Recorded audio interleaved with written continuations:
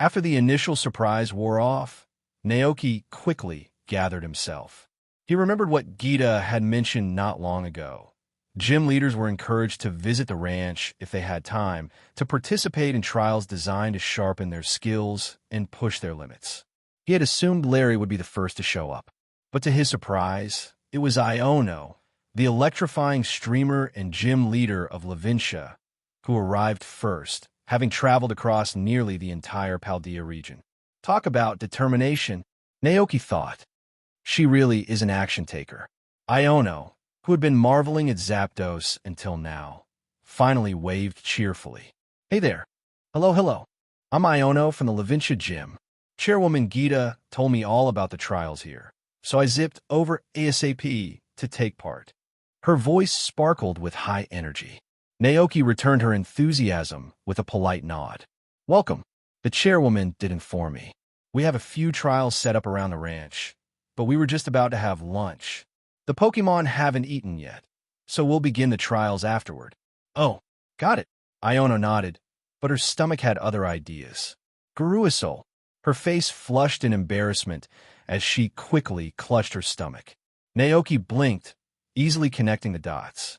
She must have flown out early, skipped breakfast, and headed straight to the ranch. You haven't eaten, have you? He asked, raising an eyebrow. If you'd like, you're welcome to join us for lunch. Really? You mean it? Her eyes lit up with hope. Of course. Iono bowed deeply, visibly grateful. Thank you so much. A few Pokémon had already gathered nearby, curious about the energetic newcomer. Turning to Zapdos, who still lingered beside them, Naoki asked, Want to stay and join us for lunch? Chewy. Zapdos let out a sharp cry and shook its head. It needed to return. Teddy Ursa and Mew were waiting. Naoki understood. All right, I'll pack something for you. Back inside, he prepared a satchel with food and medicine, ensuring Zapdos had what it needed. Once done, he handed it over with a gentle pat on the bird's feathered neck. Say hi to them for me. Chiyu. With a mighty beat of its wings, Zapdos launched skyward, vanishing into the clouds. Iono stood silent, eyes wide. Was that really Zapdos? Naoki turned. You recognized it? I've never seen one in person, she admitted, but every electric-type specialist dreams of meeting one. Naoki. Oh, right, he realized, she's an electric-type gym leader. It's nothing special, he replied modestly. Zapdos wasn't his Pokémon, just a frequent guest, a companion of Mew and Teddy Ursa. Iono beamed. Still, to have a Zapdos just casually dropping by, that's next level. Naoki said nothing, choosing not to explain the full story. No need to mention the hero team or Zapdos' role. Just then, Sister Ndidi appeared in the doorway. Ai, she called sweetly. Lunch is ready. Coming. Iono chirped, following Naoki inside. The dining room was warm and inviting, the table overflowing with dishes. Wow, this looks amazing. Iono said, eyes sparkling. We're celebrating, Naoki replied. He placed a photo, and Pokeball Zapdos had delivered onto a nearby cabinet. 2 new Pokémon joined the ranch today. He set down a small bowl of berries near the fireplace. A Slugma peeked out from the hearth, its lava body flickering with joy as it began to nibble. There are so many Pokémon here, Iono murmured, scanning the room.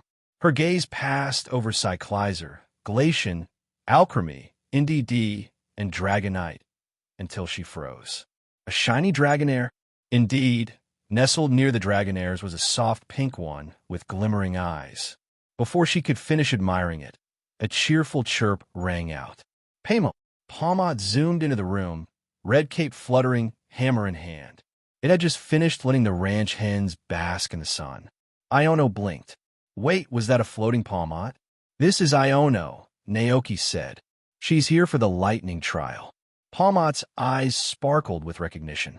It gripped its hammer and stared with playful challenge. Palmot. Iono was immediately charmed. You're so adorable. She dashed forward, arms outstretched, but Palmot squeaked, slipped out of her grasp, and hid behind Naoki. Hee sorry. Iono laughed nervously. I've never seen a shiny Palmot before. She paused, blinking. Wait, why is it floating? Naoki smiled. Electromagnetic levitation. Palmot's mastered its electric energy. Iono's jaw dropped. Even as an electric-type leader, I've never seen anything like that. Naoki continued. One of the trials on the ranch is the lightning trial. You'll face Palmot in battle. I'm in. Iono grinned. This is going to be so fun. Naoki pulled out a chair. Let's eat first. Iono didn't need to be told twice. Time to dig in. Naoki, she's had a lot of energy. Despite her chaotic style, her cheerfulness was contagious. Naoki found himself smiling. Still, his gaze kept drifting toward the two Magnemite orbiting her head. Are those real? He asked. Of course. Iono giggled. They've been with me since day one. The Magnemite lifted, spun once in unison, and returned to position. Naoki stared. Each one weighs 6 kilos. She's been walking around with 12 kilograms on her head. He blinked, then shrugged. If Ash could carry Nebi, anything was possible. After lunch, Iono leaned back in her chair, satisfied. Your cooking is amazing, Mr. Naoki. It just takes practice. Hee, you're being humble again. She reflected for a moment. Before coming, she had imagined a wizened old farmer with a long beard and straw hat. But Naoki? Tall, tanned, rugged, and clearly in his early 20s. Wait a sec. Isn't this guy from that show Men Dragons? She suddenly thought. When Dragonites worked delivery routes. That show was unforgettable. Now, seeing him up close, it was surreal. Uncle Naoki, she cheered. Naoki froze mid-sip. What did you just call me? Ah, sorry. I meant Mr. Naoki. She corrected with a nervous laugh. Naoki sighed. Feed your team first. She bowed again. Thanks. As she knelt to feed her Pokémon, Watrel, Bellybolt, Luxio, Electrode, Miss Smagius, and the two Magnemite, Naoki stepped away to clean up. A quick shave and hair comb later, he looked into the mirror. The change was noticeable, less uncle, more young trainer. He returned just as Iono finished up. She turned and blinked. Whoa, Mr. Naoki? Yes. How old are you? 21. She gasped. Only 3 years older than me. No way. Naoki chuckled. Farm work will do that to you. Honestly, I believe it. He didn't linger. Are you ready to begin? You bet. Iono turned to her team. Everyone ready? Magius. What? Gummo. Iono grinned. Let's do this. Naoki raised a brow. You're not the gym leader today. You're the challenger. Oops, bad habit, she laughed. Naoki smirked and led Palmot to the other side of the ranch battlefield. Cyclizer, Fluttermane, Dragonite, Arboliva, Glacian, and a cluster of Knucklestack gathered nearby to watch. Sister Indy D stepped forward, raising her whistle. Fweed. The trial had begun. Iono struck a pose, her eyes shining. Electrode, let's go. Time to bounce through this trial like a Magnemite flying through a thunderstorm. The battlefield shimmered with tension as Electrode rolled into position, its red and white surface gleaming in the sun. Across from it stood Palmot, Naoki's electrified companion. Draped in its red cape and gripping its tiny hammer, Palmot locked eyes with its opponent, radiating an unshakable resolve. Our ball of power, let's go. Electrode, use discharge, Iono shouted, her voice brimming with energy. Electricity flared to life around Electrode, bursting out in all directions like a thunderstorm mid-eruption. Lightning arced across the field, but Palmot didn't even blink. Naoki remained still, issuing no command. The reason was simple. Palmot's volt absorbability transformed electricity into pure vitality. The discharge engulfed Palmot harmlessly, and instead of flinching, it surged forward, its fur crackling with borrowed power. Paymo, it cried, its hammer and eyes now glowing electric blue. Iono's jaw dropped. That's volt absorb, but it was more than that. Palmot wasn't just absorbing the electricity.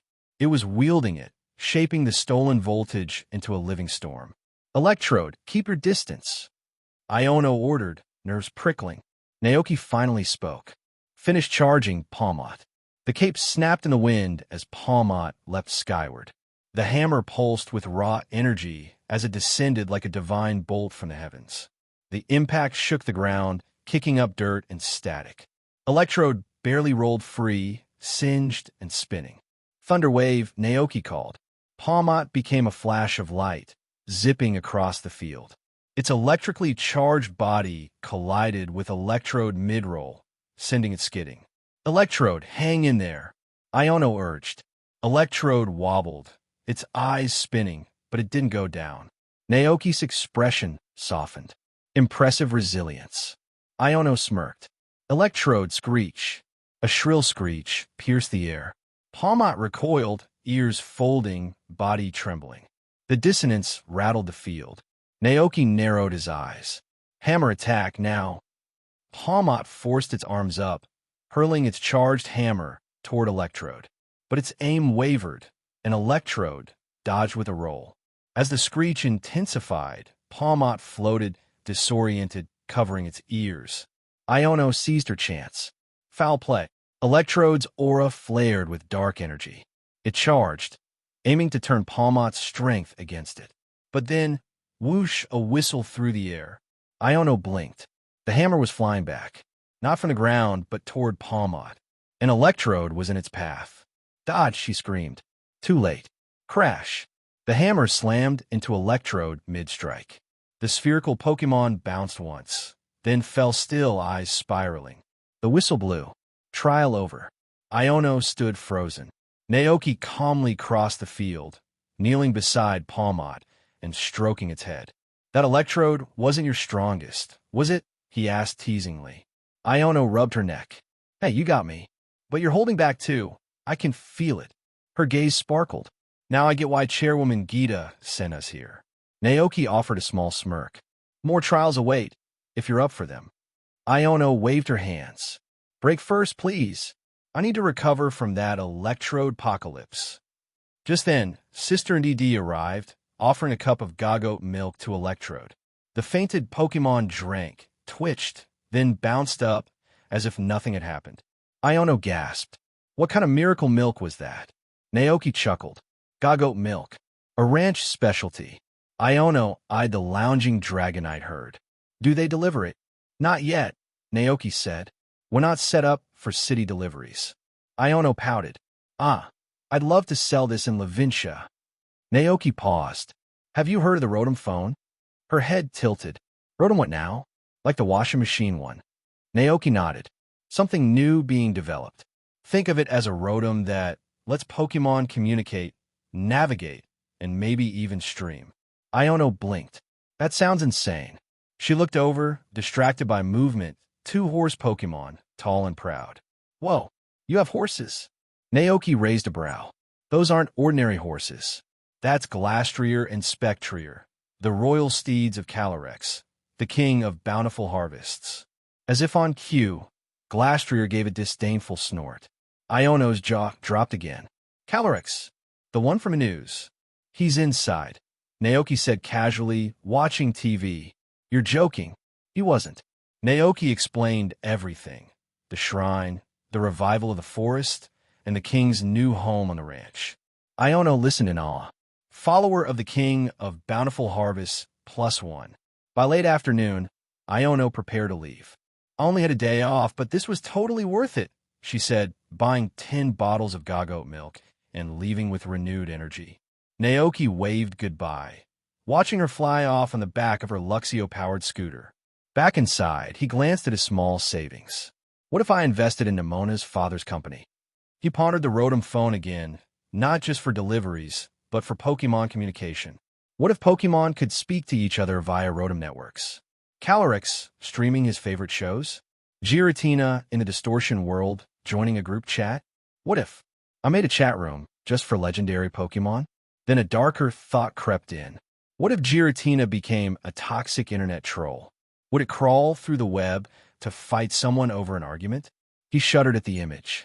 Let's not test that just yet. That evening, as the sun dipped below the hills, Naoki remembered the package Zapdos had brought. He retrieved the photo and Pokeball. On the back, he saw the familiar paw prints of Mew and Teddiursa, this time joined by a sharp talon print. Turning the photo over, a smile bloomed across his face. In a lush, sun-dappled forest, beside a winding river, stood Mew, Teddiursa, and Zapdos with its red satchel. But standing proudly in the center was a fierce-looking Farfetch'd, its grip firm on a leek blade that looked more like a legendary weapon than a vegetable. Looks like we got a new friend. Hey everyone, I sincerely appreciate your support. If you enjoy my audiobooks, I would be truly grateful if you could subscribe to the channel. And if you'd like to support even further, you're welcome to become a Patreon member, where you can access audiobooks of novels as long as they are freely available on the internet. Your kindness and support mean so much. Thank you. With a flash of white light, a brown-gray feathered Pokémon with a yellow bill appeared before Naoki. It held a long leek in its wing, its chest and abdomen covered with a layer of soft, milky white down. Its yellow webbed feet supported its confident stance. 3 distinct feathers stood on top of its head, and a black V-shaped mark on its forehead gave its expression a resolute, determined look. This is Farfetch'd. Naoki's eyes widened in disbelief. His mind raced back to the Farfetch'd that had once brought a bundle of leeks to Mew and Teddiursa during their travels last year. Could it be the same one? Naoki wondered aloud, staring at the Pokémon. The Farfetch'd before him clutched its leek firmly and gazed back with steady resolve. Naoki cautiously greeted it. Hi. Hello. The Farfetch'd nodded sharply and quacked. Quack. Naoki was taken aback. Wow, this Farfetch'd is so cool, he thought, his excitement barely contained. Are you a friend of Teddiursa and Mew? He asked curiously. Did they invite you to come live on the ranch? Farfetch'd seemed momentarily confused. It shook its feathers out and then gestured, animatedly with its leek, try to explain something. Naoki, puzzled, turned toward Calyrex, who was lounging on the sofa. Could you help me out here? He asked. Calyrex nodded, inviting the Farfetch'd to sit on the sofa. Using telepathy, the Pokémon King helped translate Farfetch'd's story. As it turned out, this wasn't the same Farfetch'd that gave a bundle of leeks to the ranch before. That had been another Farfetch'd that Teddiursa and Mew had encountered on their journey. This particular Farfetch'd had been living in a dense forest, tirelessly training near a waterfall. It had been striving to perfect a technique called the one-cut slash, aiming to sever the waterfall itself in a single strike, a pursuit it called the ultimate mastery of the leek blade skill. Unfortunately, its training had reached a bottleneck. No matter how hard it tried, it couldn't break through to the next level. 5 days ago, the Hero Exploration team stumbled across it while it was deep in thought at the waterfall. Teddiursa and Mew, noticing its troubled expression, asked why it seemed so downcast. Farfetch'd recounted its struggles. Farfetch'd, my training has stalled. I can't make any progress, no matter what I do. I'm not sure how to move forward. Moved by its determination, Teddiursa and Mew listened carefully and shared stories of their travels, including their own goals and challenges as part of the Hero Exploration team. The Farfetch'd was deeply inspired by their tales of helping those in need. Over a shared meal of berries, Mew and Teddiursa made a suggestion.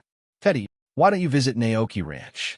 Naoki and Pokémon there will help you grow stronger. Encouraged by their words, Farfetch'd had made the journey to the ranch, determined to perfect its technique and finally slice through the waterfall. When its story ended, Naoki and Calyrex exchanged astonished glances. Slicing through a waterfall? Naoki asked incredulously. With that leak, Farfetch'd narrowed its eyes at Naoki's skepticism.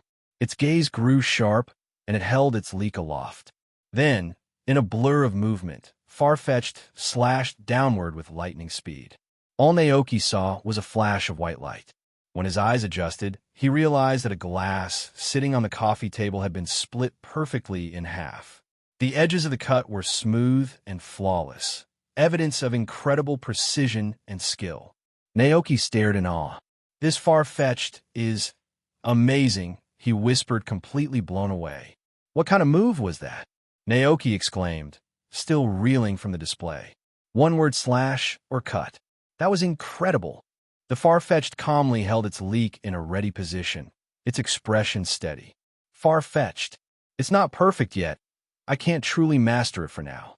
Naoki nodded, beginning to understand. So, you came to the ranch to train and improve your skills. Farfetch'd nodded earnestly. Farfetch'd. Naoki scratched his head, looking unsure. But you're already so skilled. I've never been involved in this kind of training before. I wouldn't even know where to start helping you improve your sword techniques. Farfetch'd's confident demeanor faltered slightly, disappointment flickering in its eyes. Seeing this, Naoki couldn't bear to let down the Pokémon or the trust placed in him by Mew and Teddiursa. After thinking for a moment, he offered, "All right, let's give it a shot. Show me all the moves you've mastered so far." Farfetch'd perked up at Naoki's suggestion, nodding decisively. The two headed outside, where Farfetch'd began demonstrating its arsenal of moves. It performed the following: //1 /, a single precise strike meant to take down the opponent in one move. Cut/II/, a swift and fluid draw of the leek sword, striking before the opponent has time to react. Leaf Blade/Leaf Fan/, a series of wide, arcing cuts that seem to generate gusts of wind. Fury Cutter/Continuous Slash, rapid, consecutive strikes designed to overwhelm the opponent. When Farfetch'd finished, it stood tall and proud, waiting for feedback. Naoki, however, looked completely bewildered. "That's it? Those are all the moves you?" "No." Farfetch'd nodded confidently. "Farfetch'd." Naoki was incredulous. "Do you know how to throw sand?" he asked. Farfetch'd shook its head. "What about Leer?" Farfetch'd shook its head again. "Peck at least." Farfetch'd shook its head a third time. Naoki was stunned. "You've got a serious imbalance in your skill set." But Farfetch'd didn't seem concerned. To it, moves like Sand Attack or Peck lacked the elegance and sophistication of a true swordsman. Using its beak to attack, that was far too uncouth. It was dedicated to mastering sword techniques alone. Farfetch'd stood firm, its gaze unwavering as it waited for Naoki's verdict. If this ranch couldn't help it improve, it would leave and train in the wild, pursuing its goal alone. Naoki stared back, his mind racing. Farfetch'd's moveset was limited to 4 slashing techniques, but it clearly didn't care about learning anything outside of swordsmanship. Naoki's thoughts drifted toward other sword-related moves. Some came to mind. Air Slash, a cutting move that could slice through even the sky. Night Slash, a dark move that targeted an opponent's weak points. His imagination ventured further, recalling the exclusive moves of legendary Pokémon. Spatial Rend is the move used by Palkia to rend dimensions.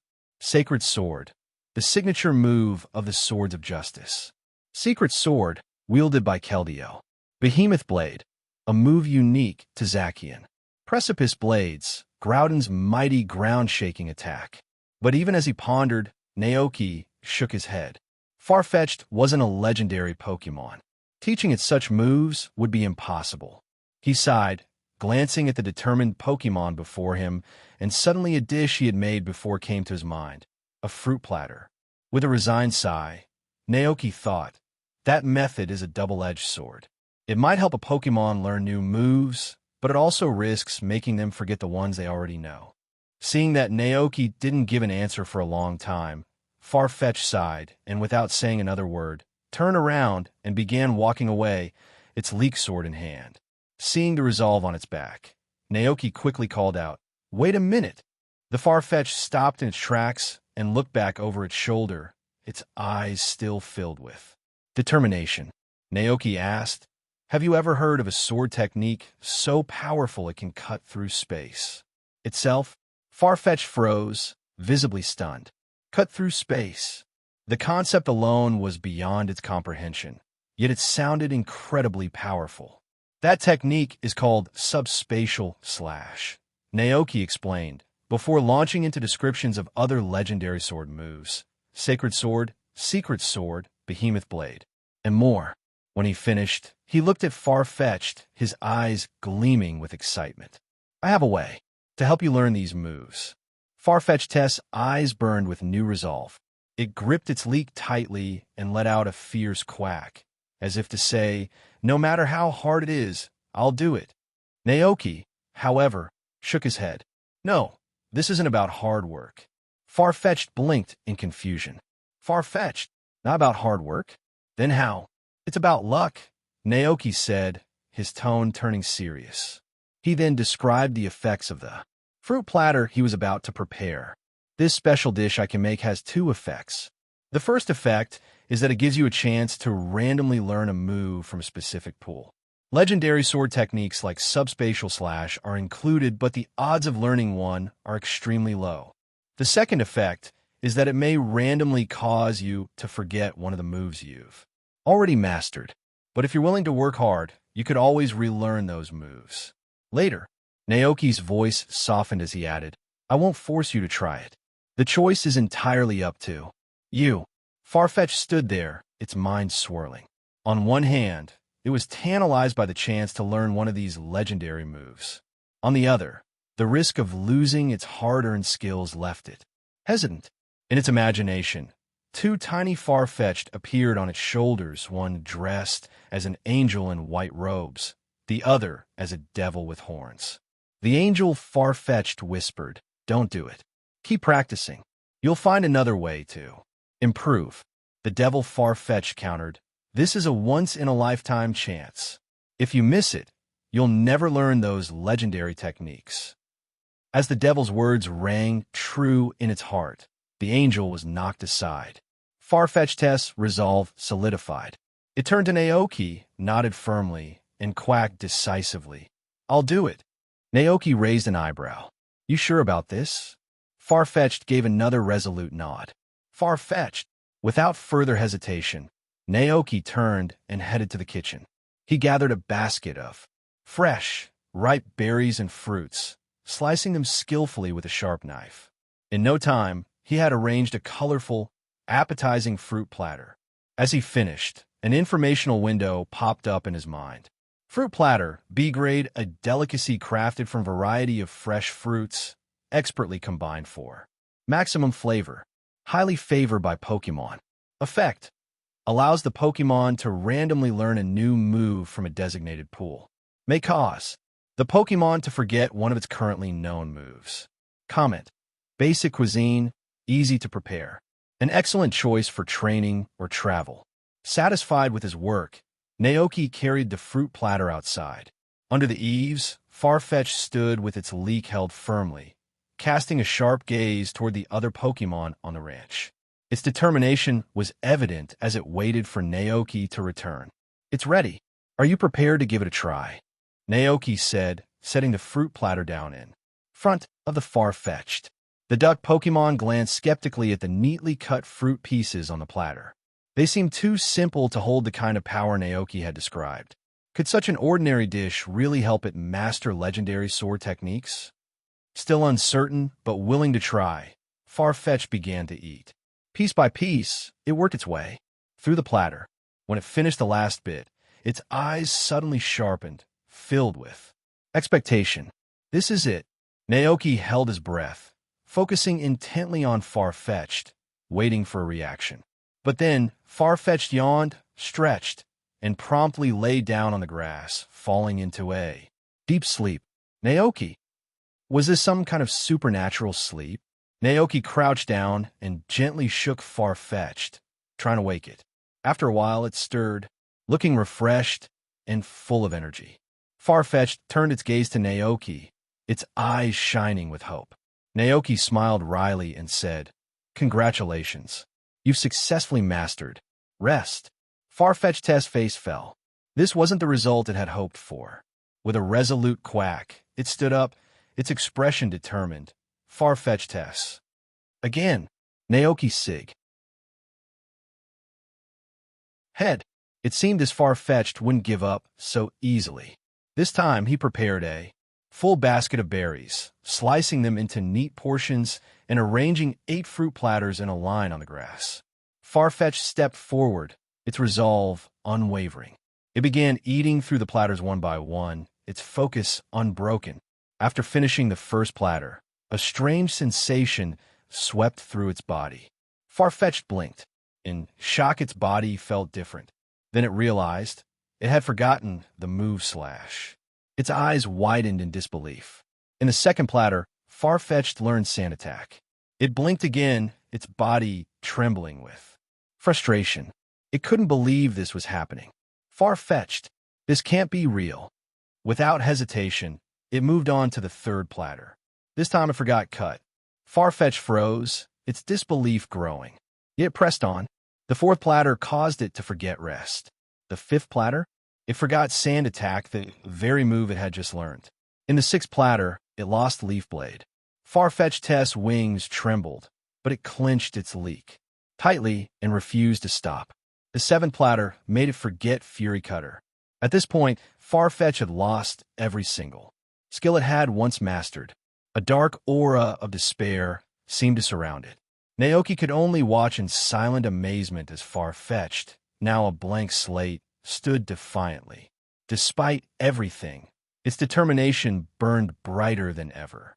It refused to give up. With a determined expression and a belly that was painfully bloated, Farfetch'd staggered to the last platter of fruits. It had nothing left to lose. Farfetch'd, the onion duck, let out a fearless cry, lowering its head to devour the final serving of the fruit platter. As it consumed the last piece of berry, its aura suddenly surged. Its eyes sharpened intensely, and it began to wave its leek, performing a fierce war dance. The move was unmistakable sword's dance. When the performance ended, Farfetch'd felt a rush of strength course through its body. However, its overstuffed stomach quickly reminded it of the consequences. Overcome with discomfort, it collapsed onto the grass, staring blankly at the darkening sky. F.A. It groaned weakly. Suddenly, its vision was filled with curious faces. Pokémon like Alchemy, Palmot, Glacian, and Arboliva had gathered around, leaning in to examine the Farfetch'd that had recklessly eaten 9 platters of fruit. Alchemy! It ate so much, even more than Dragonite. Glacian, buoy, it looks like it's about to pass out. Alarmed by this, Arboliva reached out with its small hands to check Farfetch'd's breathing. After confirming it was still alive, it sighed in relief and chirped cheerfully, "Arbo, it's okay, it's still breathing." Farfetch'd's dull eyes stared up as its bloated body rendered it immobile. Naoki approached, smiling despite his concern. "Are you okay?" Farfetch'd didn't respond. Worried, Naoki gently touched Farfetch'd's rock-hard belly. Pokémon getting sick from overeating wasn't unheard of, and he realized the ranch wasn't equipped to handle such emergencies. Without hesitation, he recalled Farfetch'd into its Pokeball and mounted Koraidon, racing toward the Pokémon Center in town. When Nurse Joy heard that Farfetch'd had consumed nearly 40 berries in one sitting, her face paled in shock. "Ow, how did this happen?" She immediately ushered the Pokémon onto a stretcher, assisted by her Audino helper, and wheeled it into the emergency room. Holding Farfetch'd's leek in his hands, Naoki couldn't help but feel conflicted. How could this Farfetch'd be so reckless? He waited anxiously in the Pokémon Center lobby for nearly an hour before the doors of the emergency room finally swung open. Nurse Joy stepped out, looking relieved. "It's okay now," she assured him. "I induced vomiting, and Farfetch'd has expelled all the fruit it ate." Naoki let out a deep sigh of relief. "Mr. Naoki," Nurse Joy continued, "is this Farfetch'd a new Pokémon you've caught?" Naoki shook his head. "No, it came to the ranch on its own." "I see," Nurse Joy said thoughtfully. "I was wondering because Farfetch'd aren't native to the Paldea region." "Oh, it's awake now. You can go see it," she added with a smile. Naoki nodded and walked into the ward with Koraidon trailing behind. On the hospital bed, Farfetch'd lay in a daze, its feathers slightly ruffled. Hearing footsteps, it turned its head to see Naoki approaching. "Feeling better?" Naoki asked gently, guilt evident in his voice. "I'm sorry, I shouldn't have let you eat so much all at once." At the time, his focus had been entirely on helping Farfetch'd unlock new moves, and he hadn't considered the toll it would take. Farfetch'd's eyes regained their clarity. It recalled Naoki's frantic concern. Touched it shook, its head lightly and quacked softly, Far-fetched. It's not your fault. I wanted to eat it. Naoki smiled, handing back the leek. Here, your weapon. Far-fetched grasped the leek tightly, instantly feeling a sense of security. Exhausted from the ordeal, Far-fetched was still in a low mood. Naoki, noticing this, decided not to rush back to the ranch. Instead, he stayed by Far-fetched's side, pouring it a cup of warm water to sip slowly. Don't worry, Naoki reassured it softly. We'll head back together later. I promise I'll help. You relearn the moves you've forgotten. To help Far-fetched with its training, Naoki immediately visited Kelly's workshop after leaving the Pokémon Center and ordered 9 wooden dummies. Kelly nodded in understanding, explaining that other trainers had ordered similar dummies from her in the past for Pokémon training. I'll bring them over when I come by tomorrow to install the heating pipes for the Slugma, Kelly added. Good, Naoki replied, satisfied with the arrangement. He then rode Koraidon back to the ranch. Evening at the ranch. Exhausted from days of traveling, Naoki leaned back on the sofa to rest and asked Sister Nddd to prepare dinner. Outside, the night enveloped the ranch, with only the occasional calls of bird Pokémon breaking the silence. Inside the warm living room, the atmosphere was lively. The Slugma enjoyed a plate of poffins by the fireplace, occasionally letting out cheerful chirps as it ate. Glacian and Cyclizer lay nearby, watching the Slugma with curious expressions. Palmot and Alchemy were tired from their daytime adventures. They lay on the sofa, flanking Calyrex, who was watching television, their bodies completely at ease. On the coffee table, Sinistia and Polteageist dozed lightly. Flutter Mane hovered near the ceiling, drowsy due to its adjusted schedule. Meanwhile, Arboliver rested on the sofa with its eyes closed. Naoki's gaze swept over his Pokémon family, and a sense of contentment filled him. Ogerpon sat obediently beside him, its eyes sparkling like stars as it glanced around. Okay, Ogerpon whispered, its voice soft with wonder. Everything about this ranch seemed like a dream to it. The warm camaraderie of the Pokémon, the kindness they showed. Glacian taking it to pick flowers, Alchemy sharing its sweet cream, Palmot showing it the chicken coop, and Cyclizer sneaking at berries. All these acts made Ogerpon feel deeply welcome. For the first time, Ogerpon didn't feel the need to wear a mask to conceal itself.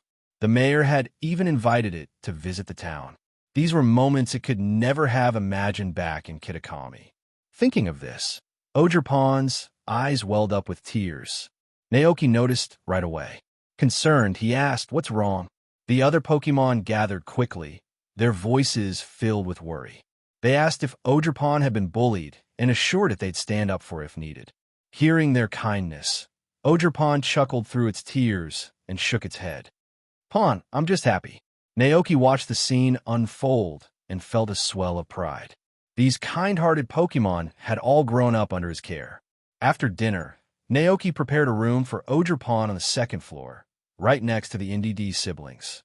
As the house quieted, Ogerpon lay on its soft bed, listening to the faint sounds of Pokémon settling in downstairs. The quiet eventually gave way to sleep, but Ogerpon couldn't rest. It got up and approached the bookshelf, where 4 masks were displayed. Its gaze lingered on the green grass mask, adorned with a shard of terrestrial energy that Naoki had salvaged from a crystal pool. "Oge," it murmured softly, its emotions a mix of gratitude and hope. The next morning, at 9 o'clock, Kelly arrived at the ranch in her truck. Her workers quickly unloaded square heating pipes and the wooden dummies. After ensuring all the materials were accounted for, Kelly turned to Naoki and asked, "Where should we set up the wooden dummies?" "Let me check," Naoki replied, scanning the ranch. However, no suitable space seemed available. Most of the ranch was already occupied, leaving little room for new installations. The chicken coop, the large Pokémon house, the former salt storage house, the stable, the orchard, the world tree, the flower field, the sheepfold for Gago, the glass greenhouse, the Pokémon tavern, and the sprawling farmland. Naoki looked around the ranch, suddenly realizing just how much it had grown. Unconsciously, it had developed into something much bigger than he had ever anticipated. Naoki hesitated, unsure of where to place the new equipment. Kelly, who hadn't visited the ranch in some time, glanced around and smiled. It looks like your ranch is getting busier and more prosperous. Naoki's gaze fell on the empty space next to the stable. He pointed and said, "Let's put it there." That was the only remaining open space. Other areas, like the grasslands, were reserved for the Glastrier, Spectrier, and Miltank to roam and roll freely. Losing that space would deprive them of their freedom to run, an essential part of their happiness and health. Without exercise, they would grow restless and despondent. Got it, Kelly nodded, directing her workers to move the materials to the designated area. Under Kelly's supervision, the workers hammered and secured the wooden dummies. When everything was done, a dedicated practice zone for Farfetch'd was completed. The setup consisted of 9 wooden dummies arranged neatly in 3 rows of 3. Naoki recalled the agreement he made with Farfetch'd the previous night. To prevent it from overeating and risking its health, Naoki had limited it to 6 servings of the fruit platter daily - 2 servings, each in the morning, noon, and evening. However, Farfetch'd had objected vehemently, fluffing its feathers and insisting it could handle more. Naoki reluctantly increased the limit to 9 servings per day. Even so, Farfetch'd couldn't stop thinking about the fruit platters. After the ordeal it went through the previous day, it was determined to master a god-level sword skill. Otherwise, all its suffering would have been for nothing. Calling Farfetch'd, who was staring intently at a piece of fruit, Naoki gestured toward the practice zone. "You can practice your moves here." Farfetch'd, holding its leek with a look of fierce determination, nodded. After a night of rest, it had regained its usual swordsman-like demeanor. Without hesitation, it raised its leek high and struck a wooden dummy with precision. The satisfying thud reverberated in the air as Farfetch'd tested its strength against the sturdy dummies. Pleased with the setup, Farfetch'd nodded at Naoki and continued to dart skillfully between the dummies, delivering swift and calculated strikes. Naoki watched silently, his lips parting as though to say something, but he stopped himself. He wanted to suggest that Farfetch'd wait until it had mastered some new moves from the fruit platter before resuming its rigorous training. After all, it currently only knew the move sword dance, so there wasn't much to lose if it forgot it temporarily. But seeing the intensity and dedication in Farfetch'd's actions, Naoki decided against interrupting. Let practice, he thought. Repeated training would only enhance its proficiency. Once it mastered these techniques to perfection, relearning them, even if forgotten, would be far easier. Kelly, watching from the side, commented with admiration, "That's one hard-working Pokémon." Naoki smiled, and knowingly thinking back to the previous day. This determined Farfetch'd had consumed nearly 40 berries in a single sitting, all in its quest to learn powerful moves.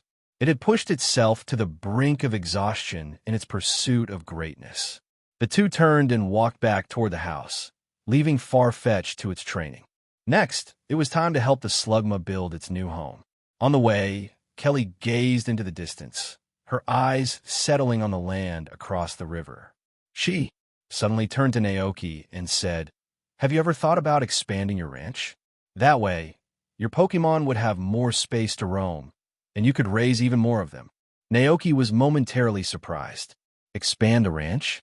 How would I do that? He followed Kelly's gaze and saw the open fields on the other side of the river.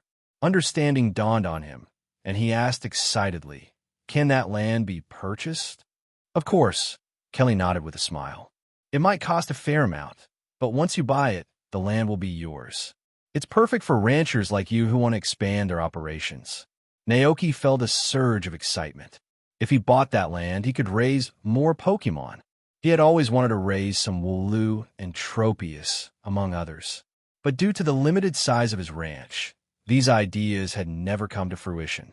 And now, Naoki's excitement was evident, but he soon calmed down as he considered some important details. "What about property rights?" Naoki asked. "Property rights?" Kelly looked puzzled.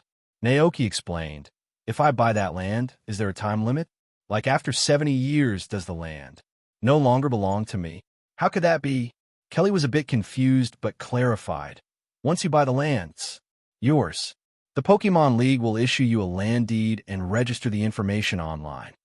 Even when you're older, you can pass it on to your descendants. It will always be yours. If someone tries to take over your land, you can report to the League, and they'll help you. Handle it. Permanent ownership? Naoki felt his heart skip a beat.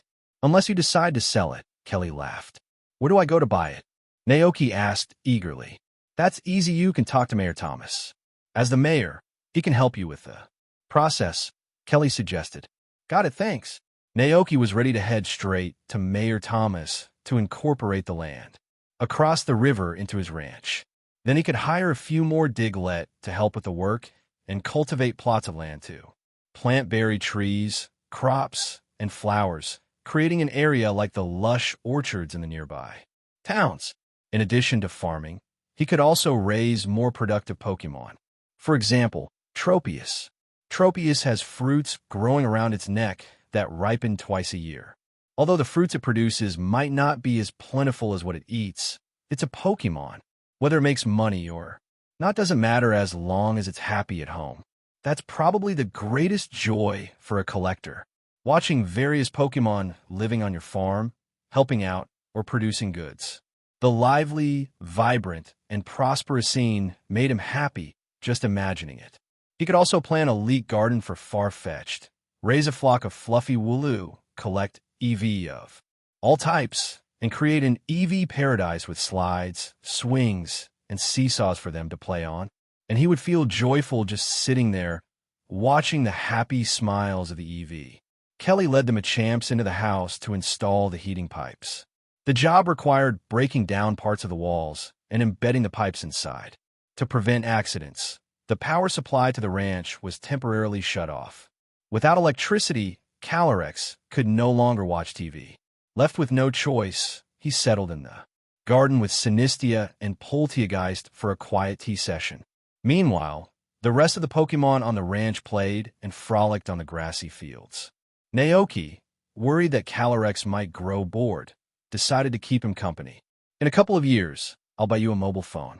Then you'll be able to watch whatever shows you want whenever you want, Naoki said enthusiastically. Calyrex, startled by the mention of a mobile phone, used telepathy to ask, "Mobile phone? What is that?" Naoki, momentarily caught off guard by his own excitement, paused to think before replying. It's a human invention, kind of like a combination of a small television and a video phone, Naoki explained. With a mobile phone, and as long as there's internet, you can connect with people from all over the world. You can even use it to search for cartoons and watch whatever you like without being interrupted by ads. Naoki hoped the video software in this world wouldn't require membership. But even if it did, he resolved to buy a lifetime membership for Calyrex. Hearing this, Calyrex's eyes lit up with excitement. A device like that exists? Naoki nodded. That's right. For example, if Zacian and Zamazenta also had mobile phones, you'd be able to video call them from here in Paldea to check in on how they're doing. It's incredibly convenient, don't you think? Calyrex nodded, impressed by the concept. A faint blush of embarrassment crossed his face as he admitted, I want a mobile phone. Seeing Calyrex's eagerness, Naoki chuckled softly and cleared his throat. Well, this kind of phone hasn't been invented yet. It'll probably take another 2 years for it to be developed. Calyrex's eyes dimmed slightly with disappointment, but his spirits quickly lifted. I've lived in this world for thousands of years. What's 2 more? I can wait. Naoki smiled warmly and promised, all right then, as soon as it's available, I'll make sure. You're the first one to have it. Calyrex's heart swelled with gratitude for Naoki's kindness, while Naoki himself sank into deep thought. There was so much to do. He needed to finalize the plan to expand the ranch, raise more Pokemon, and check on the progress of Nemona's father's company to potentially invest and offer research suggestions for developing mobile phones. Just as his thoughts were spiraling, the ground beneath Naoki's feet suddenly began to shake. Startled, he looked down to see Doug Trio poking their heads out of the soil, chittering anxiously. Naoki crouched down to their level and asked, "What's wrong?" The Doug Trio squeaked in their characteristic high-pitched tones, their little bodies twitching. With urgency, Calyrex, sensing their distress, translated their words through telepathy. They found something strange in the underground cave, he explained.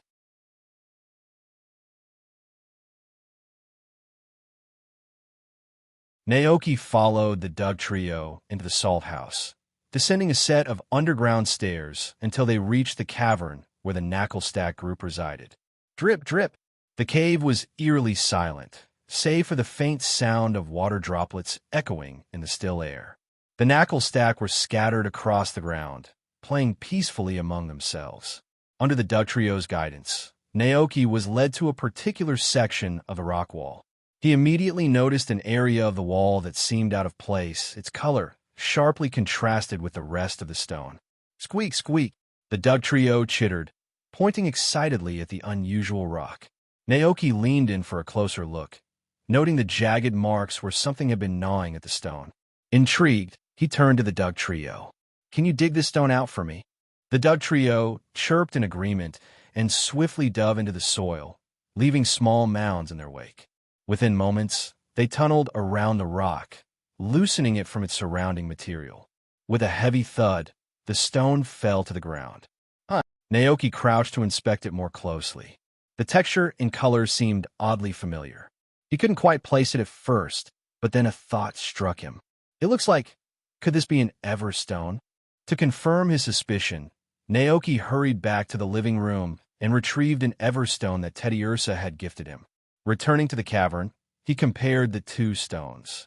His heart skipped a beat when he realized his guess was correct. This was a raw, unpolished vein of Everstone. Looking closer, Naoki noticed the gnaw marks on the surface and felt a wild theory forming in his mind. Could it be, with a Knucklestack nibbling on this stone? He gathered the Knucklestack group and pointed to the large Everstone. Did you eat this? He asked. The Knucklestack surrounded the stone, examining it curiously before nodding enthusiastically. Stack! Naoki's jaw dropped. You did? Why would you? Through Calyrex's telepathic translation, Naoki learned the full story. One of the Knucklestack had stumbled upon the Everstone and, out of curiosity, chipped off a small piece to taste it. Finding it bland and unpleasant, it decided to play a trick on the others, claiming it was delicious. Naturally, the other Knucklestack were intrigued. One by one, they took bites of the Everstone, only to realize they'd been tricked. This led to a playful but chaotic chase around the cavern, with the mischievous Knucklestack being punished by its peers. Eventually, they all grew tired and fell asleep, leaving the Everstone largely untouched. As Calyrex translated this, Naoki could only hold his forehead in exasperation. So that's why none of you evolved into Garganacl yet. He straightened up and crossed his arms, putting on a mock serious expression. All right then, who was the first to discover this stone? The Knucklestack froze, their earlier playfulness replaced by sheepish guilt. Heads drooped, and they avoided Naoki's gaze like children caught in the act.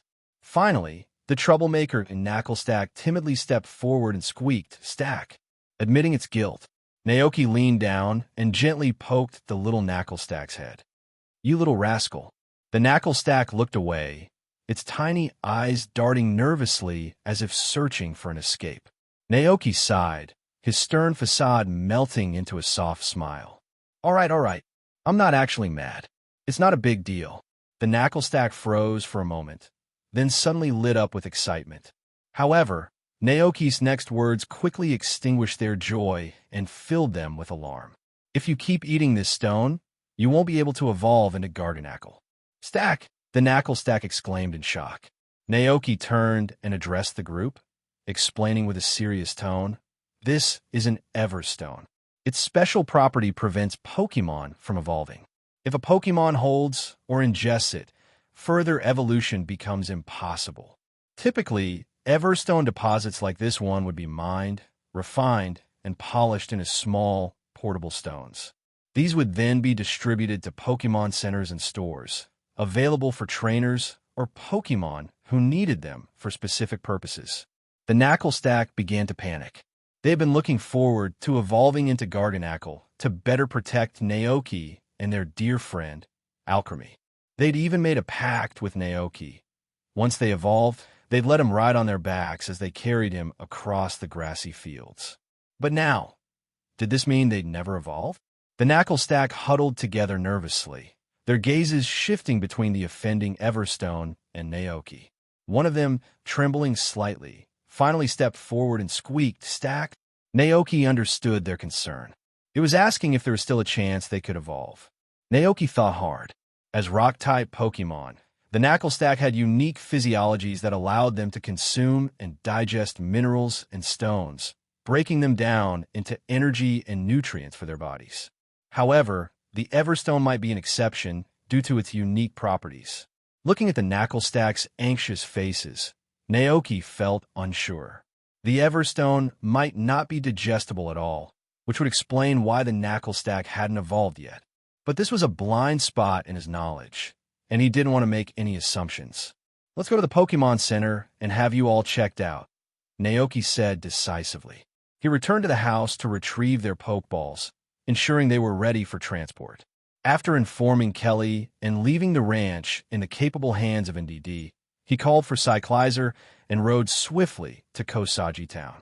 The Pokémon Center was quiet when Naoki arrived, with only a few trainers lingering from the previous night. Behind the counter, Nurse Joy was taking a rare moment of relaxation. She perked up upon seeing Naoki. "Oh, Mr. Naoki, what brings you here today?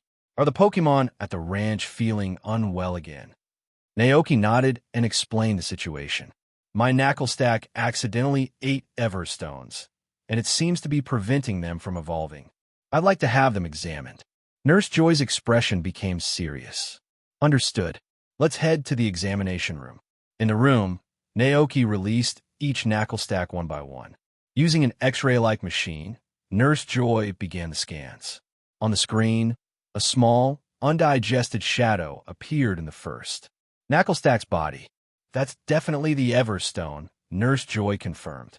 "Its unique properties make it indigestible, even for rock-type Pokémon. Some trainers even intentionally have their Pokémon swallow Everstones to prevent unwanted evolutions during battles." She sighed, clearly disapproving. "But I've seen several cases where the Pokémon ended up with stomachaches. We always had to induce vomiting to remove the stones." Naoki's face twitched. "That's incredibly irresponsible." Nurse Joy continued the scans for the remaining knuckle stack, finding Everstones of various sizes in each of them. She turned to Naoki with a gentle but firm tone. "In this case, inducing vomiting is the only solution." Hearing this, the knuckle stack perked up, realizing that the stones could be removed. Their earlier panic faded, replaced with visible relief and even a hint of excitement. Naoki sighed, exasperated but amused. "No more eating random things, understood?" "Stack." The knuckle stack nodded in unison, their voices earnest. Naoki felt a weight lift off his shoulders. Turning to Nurse Joy, he said, "I'll leave them in your care, Miss Joy." Nurse Joy gave a gentle smile. "It's the duty of every Joy to care for Pokémon. Don't worry, Mr. Naoki. Please wait outside for a moment." Nodding, Naoki turned to the knuckle stack. "Listen to Nurse Joy, all right?" The knuckle stack responded with a cheerful stack as Naoki left the room, accompanied by a Cyclizer, to wait in the Pokémon Center's lobby. A short while later, Nurse Joy emerged from the treatment room with 5 pale but noticeably relieved knuckle stack following her. Her assistant Pokémon carried a tray holding the removed Everstones. "All done," Nurse Joy said with a reassuring smile. Naoki paid the consultation fee and retrieved the Pokeballs, calling the knuckle stack back to rest. "Thank you for your help, Miss Joy," he said sincerely. Nurse Joy handed him the Everstones, now wrapped neatly in tissue. "These might still be useful. Everstones are worth about 3,000 Poke Dollars each in the market." Naoki accepted the bundle, thinking he might frame them later as a light-hearted reminder of the knuckle stack's dark history. With a polite goodbye, he hopped on Cyclizer and rode back to the ranch. As they returned, Alchemy rushed out to meet them, circling the knuckle stack and inspecting them with evident concern. It moved from one to another, carefully checking for any signs of harm. Only after confirming they were all intact did Alchemy visibly relax. Placing its tiny hands on its hips, it puffed out its chest with pride. "What's this?" Naoki teased with a grin. "Worried they might have been bullied?" "Alchemy." Alchemy responded, its tone confident as it declared it would protect the knuckle stack from all harm. After all, just the other day, it had used its metronome to perform an incredibly powerful move. Naoki chuckled at Alchemy's endearing bravado, and the knuckle stack seemed to share in the cheer. Their spirits lifted. Then, suddenly, a brilliant white light enveloped the knuckle stack. Naoki froze, wide-eyed as the Pokémon began to glow, their forms shifting and growing within the radiant light. The knuckle stack were evolving. Their bodies stretched and expanded. They stood upright, their forms growing tall and imposing. As the light faded, what stood before Naoki were 5 towering garganacles, majestic, sturdy, and exuding an aura of strength and protection. Their clean, glistening bodies emitted a faint, pleasant salty aroma, and the golden sunlight, streaming down, made them appear almost divine. Naoki snapped out of his astonishment, a warm smile spreading across his face. "Congratulations," he said, his voice filled with pride. It seemed the knuckle stack had met all the conditions needed for evolution. "Garganacle." The garganacle rumbled joyfully, their deep, resonant voices akin to the sound of rocks colliding. Their happiness was palpable.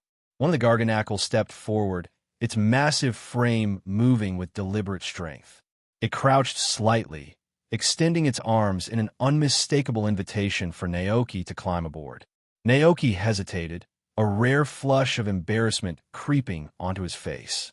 After their evolution, the towering garganacle stood proudly, their new height of over 2.5 meters making them truly imposing.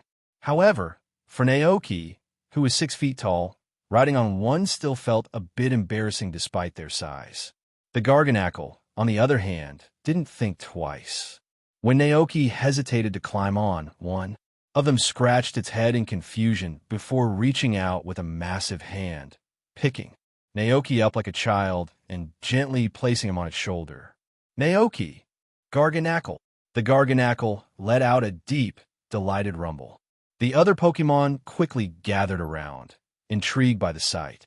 Naoki turned his head, just in time to see Alchemy perched confidently atop another garganacle, striking a commanding pose like the captain of a grand ship.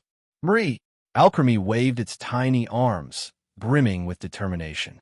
To everyone's surprise, a purple, blade-like light began to form at Alchemy's fingertips. It shimmered ominously before slicing through the air with an intense force. The sheer power distorted the space around it, leaving faint ripples. Boom! The energy blade struck the ground, leaving a sizable crater in its wake. "Marie!" Alchemy froze, panicked by its own power. "Naoki, that's not how you use Sacred Sword." He scanned the area and was relieved to see Farfetch'd still immersed in its training with the wooden dummies. Good, he thought. If it saw that, I'd never hear the end of it.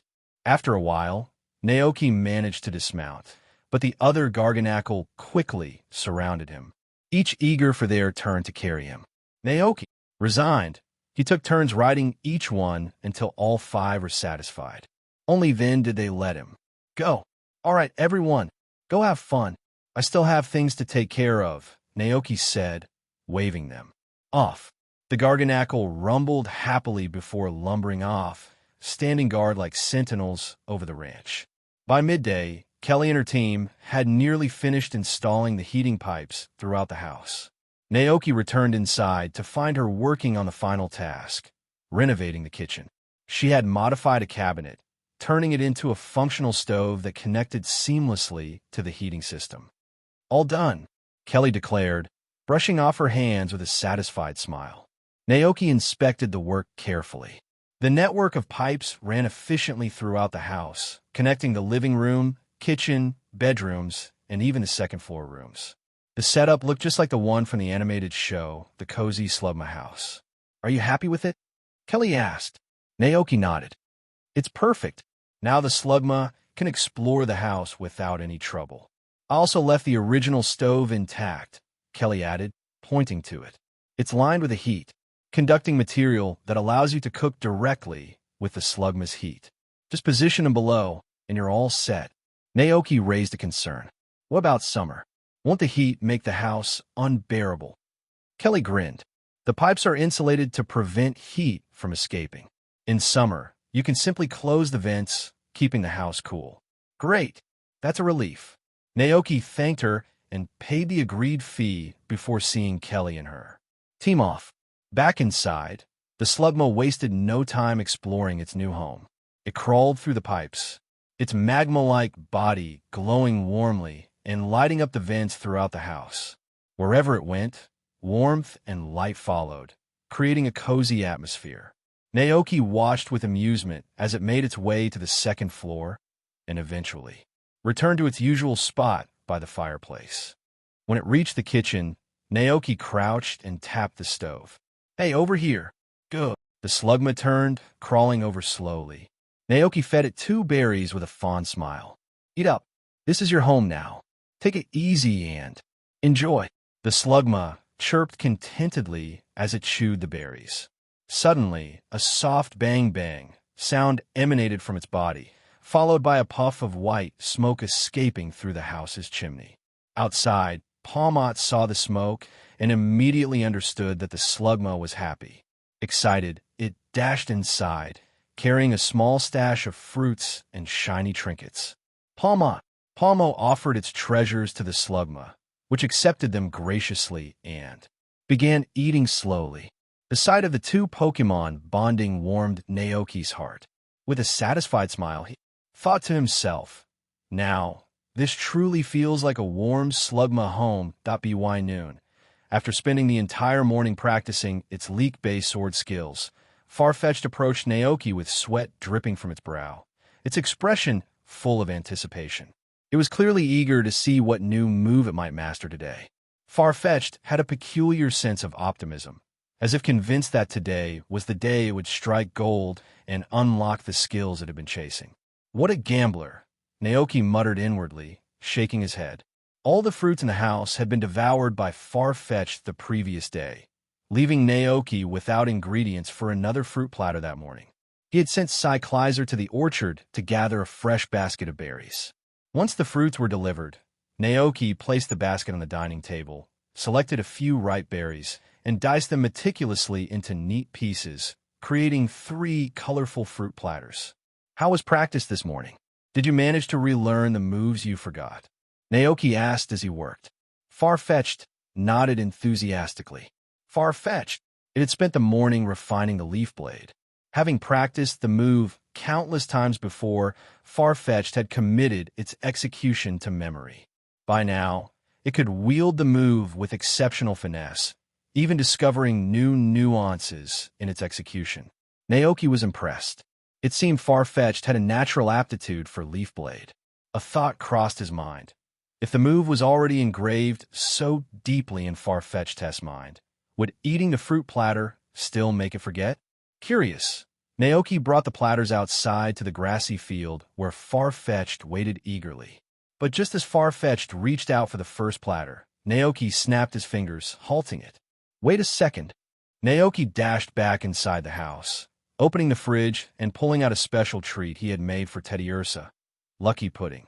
As he held the pudding, information about it surfaced in his mind. Lucky Pudding, a dessert crafted with joy and care, made from whipped cream, moo milk, and natural sweetness. Effect: enhances luck slightly for a short period.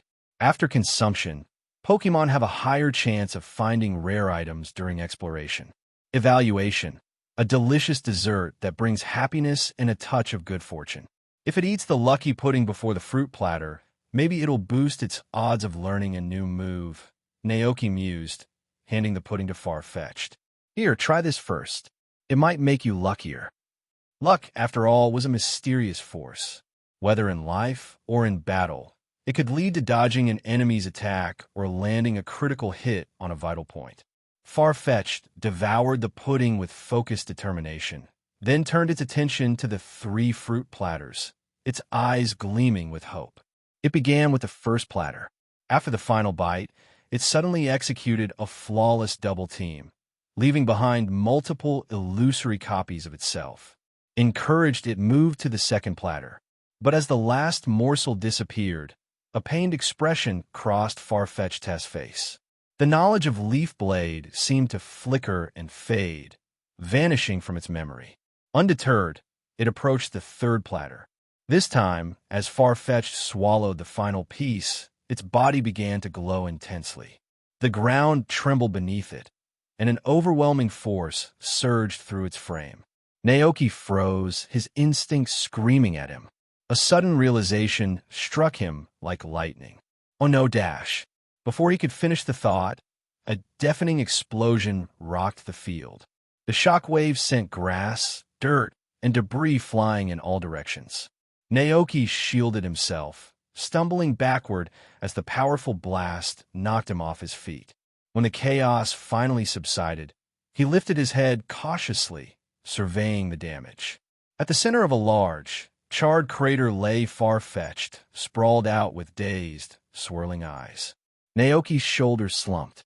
He pinched the bridge of his nose, sighing deeply. That move, its explosion.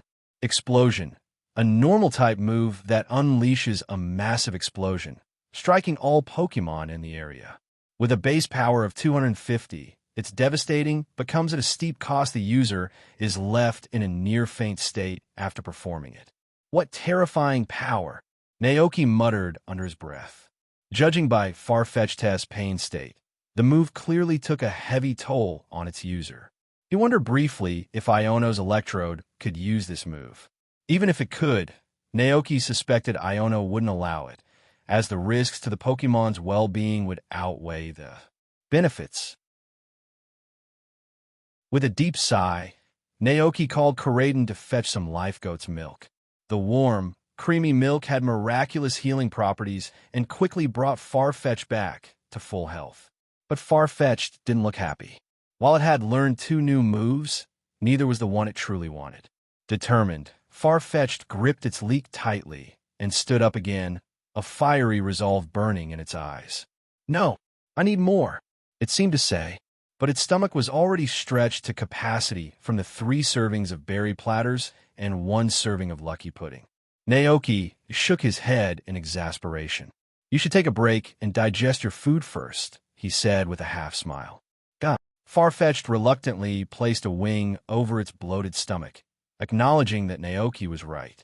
However, resting wasn't in its nature.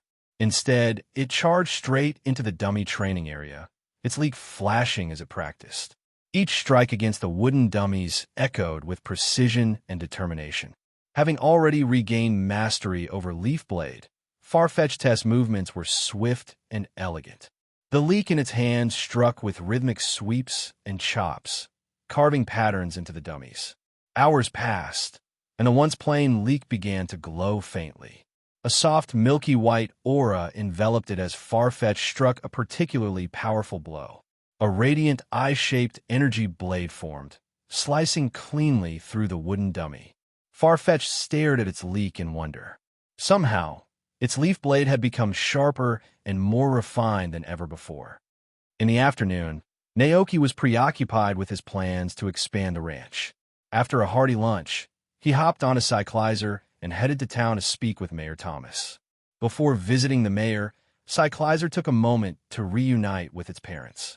Cyclizer nuzzled affectionately against its father and mother, sharing tales of its life on the ranch. It conveyed how much it loved its new home, its joy evident in every gesture. Meanwhile, Naoki sat in the mayor's cozy living room.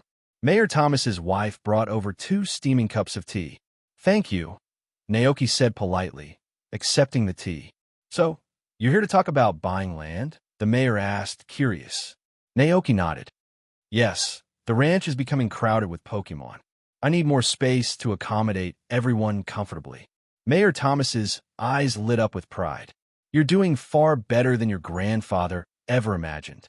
If he could see the ranch thriving like this, he'd be overjoyed." Naoki chuckled softly, but said nothing. The ranch's legacy was something he intended to honor and build upon. Where are you planning to buy land? Mayor Thomas inquired, leaning forward. The stretch across the river, Naoki explained. It's a flat, open expanse perfect for expanding the ranch. If we construct a bridge to connect the two areas, it'll feel like one unified space. Mayor Thomas immediately understood which piece of land Naoki was referring to and nodded in acknowledgement. He then began to explain the details of purchasing land.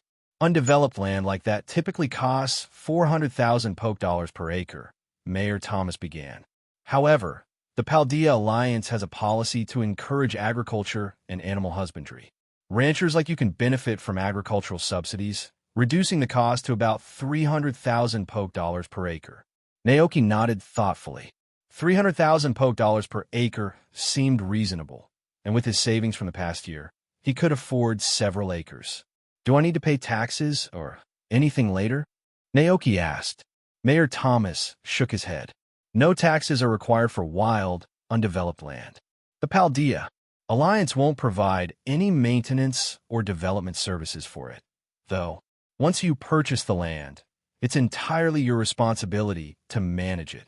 He elaborated, you'll need to handle everything yourself, from land maintenance to dealing with wild Pokémon that might intrude, things like Pokémon destroying farmland, knocking down fruit trees, or stealing crops. Mayor Thomas then smiled knowingly. But given the strength of your Pokémon, I don't think these issues will pose a problem. Naoki grinned. Any Pokémon wandering onto the ranch wouldn't want to leave once they experience it. An old saying popped into his mind. Wild Pokémon will never be rivals unless they're given a better home and food. If you're ready to proceed, I can accompany you to the town's Land Administration Bureau to file the application, offered Mayor Thomas. They'll then measure the land and give you a final price. No need to trouble you, Naoki replied warmly. I can handle it myself. Besides, I brought you a little something from the ranch. He placed a bundle of Moo Moo milk bottles on the table. These are from the milk tanks on my ranch. I hope you enjoy them. Though the goat's milk produced at his ranch was more prized, Moo Moo milk from his milk tanks was still of excellent quality. Given how much Mayor Thomas had helped him over the years, even gifting him a cyclizer was only fitting to show his gratitude. Mayor Thomas smiled kindly. You didn't have to bring gifts, but I appreciate it, child. Naoki called out to Cyclizer, who had been saying goodbye to its parents in the yard. Cyclizer? Gah! Cyclizer responded immediately, bounding back to him. Naoki patted its head affectionately, then turned to the mayor. Thank you for everything, Mayor Thomas. We'll be on our way now. See you soon. The mayor waved warmly. Take care, and if you encounter any trouble, don't hesitate to reach out. With that, Naoki and Cyclizer left, heading toward the Land Administration Bureau. Mayor Thomas watched their retreating figures, a soft smile on his face. This boy has truly grown up, he thought, a tinge of nostalgia in his heart. At 20-something, Naoki was old enough to start a family. Mayor Thomas felt sure Naoki's parents and grandfather would be proud of him, wherever they were. The Land Administration Bureau operated with remarkable efficiency. Upon learning Naoki's intention, they immediately sent staff to the ranch to measure the land.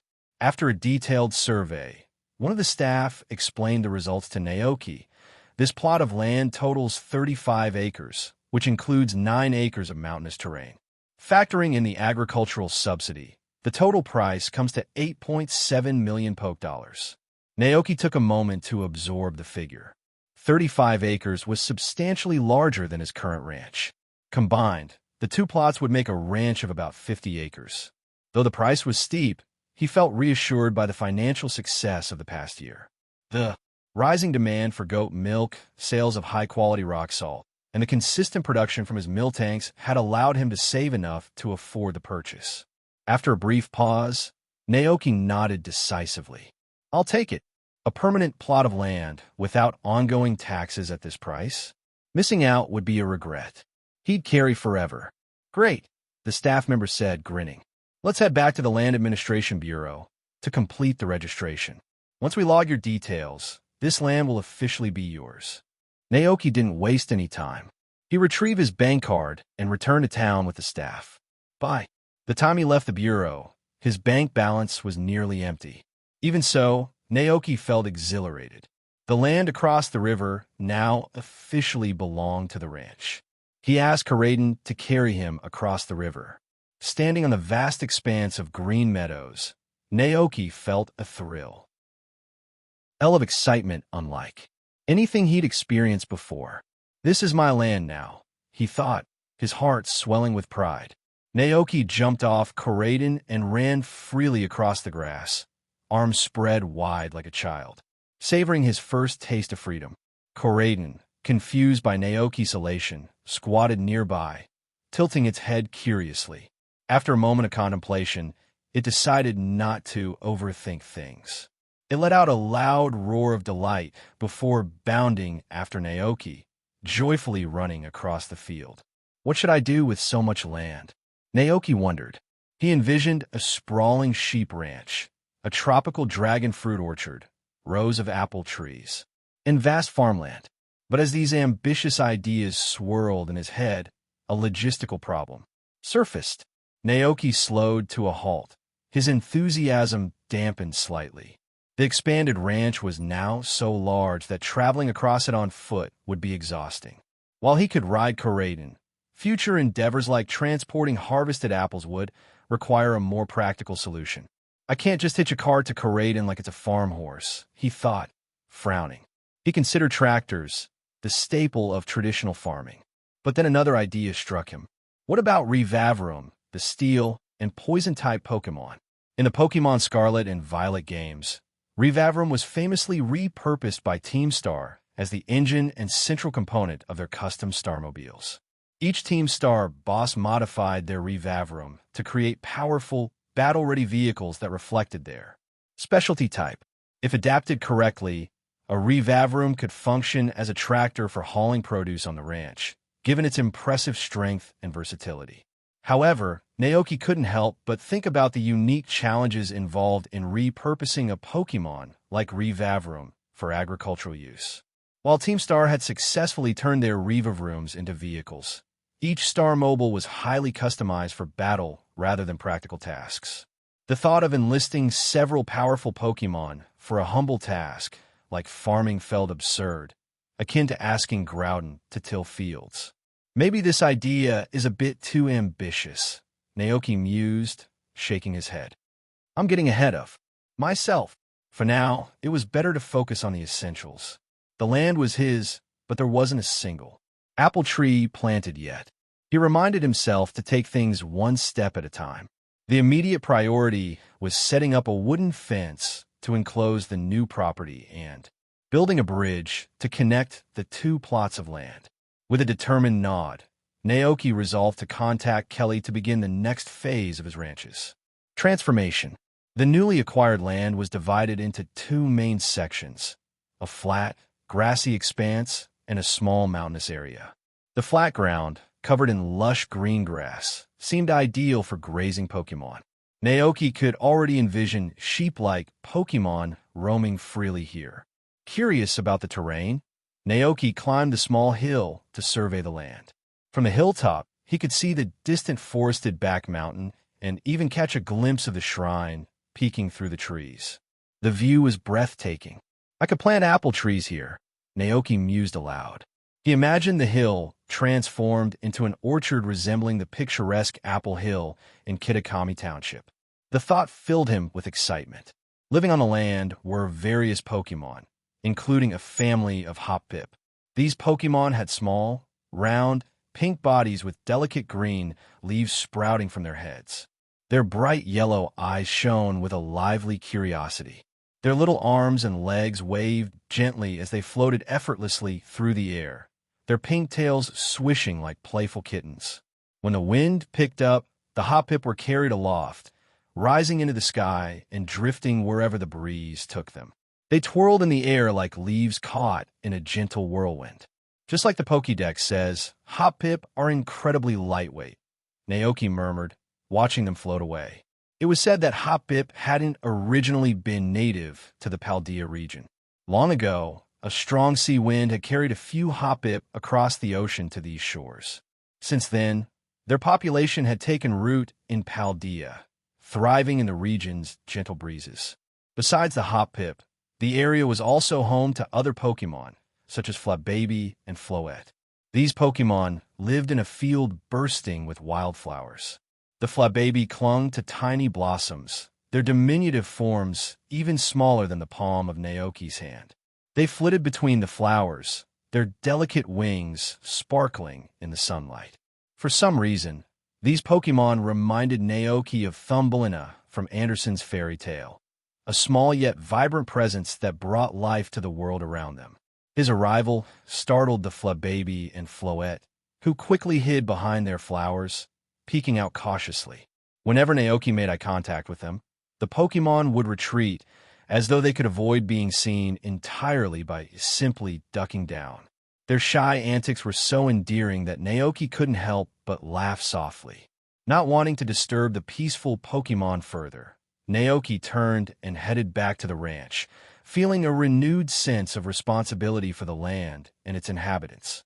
The next morning, Naoki met with Kelly and placed an order for a wooden fence to enclose the new property. He also asked her to help construct a bridge over the river to connect the two sections of the ranch. Kelly, having no pressing projects, agreed readily. She loaded her truck with supplies, wood, stone, and cement, and offered Naoki a ride back to the ranch. In the back of the truck sat her team, ready to get to work. The tools clinked softly against the materials as the truck rumbled along the road. Naoki, seated in the passenger's seat, asked curiously, "Do you need a license to drive a truck like this?" "Of course," Kelly replied with a smile. "You need a license to drive any kind of vehicle. Why, are you thinking of getting one?" Naoki nodded. "The ranch is bigger now, and I've been thinking about getting a vehicle to haul goods." Kelly thought for a moment. "In that case, you don't need a large truck like mine. A pickup truck would be perfect. It's great for transporting things like fruit, crops, or supplies. They're not too expensive either," she added with a grin. "Plus, if you ever want to take your Pokémon on a trip, you can load them into the back and hit the road. It's convenient." Naoki chuckled, picturing himself driving a pickup truck loaded with Pokémon. The idea had a certain rustic charm. While he had initially considered enlisting Revavroom as a makeshift tractor, the logistics and ethical concerns had made the idea feel impractical. For now, a pickup truck seemed like a more straightforward solution. Naoki expressed his doubts about obtaining a driver's license, voicing his uncertainty about where to start. Kelly answered patiently, her tone reassuring. "You don't need to go all the way to the Pokémon League headquarters for something like this. There's a vehicle management office right in Koziji Town where you can take the driving test. It's much simpler than the breeder's license exam. If you pass, they'll issue your certificate right there." "That's a relief," Naoki said, exhaling deeply. He felt thankful that he didn't need to attend a driving school.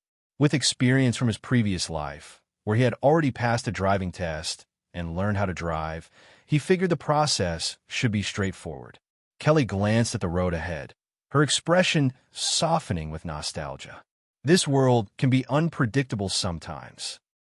Naoki raised a curious eyebrow. Kelly smiled wistfully.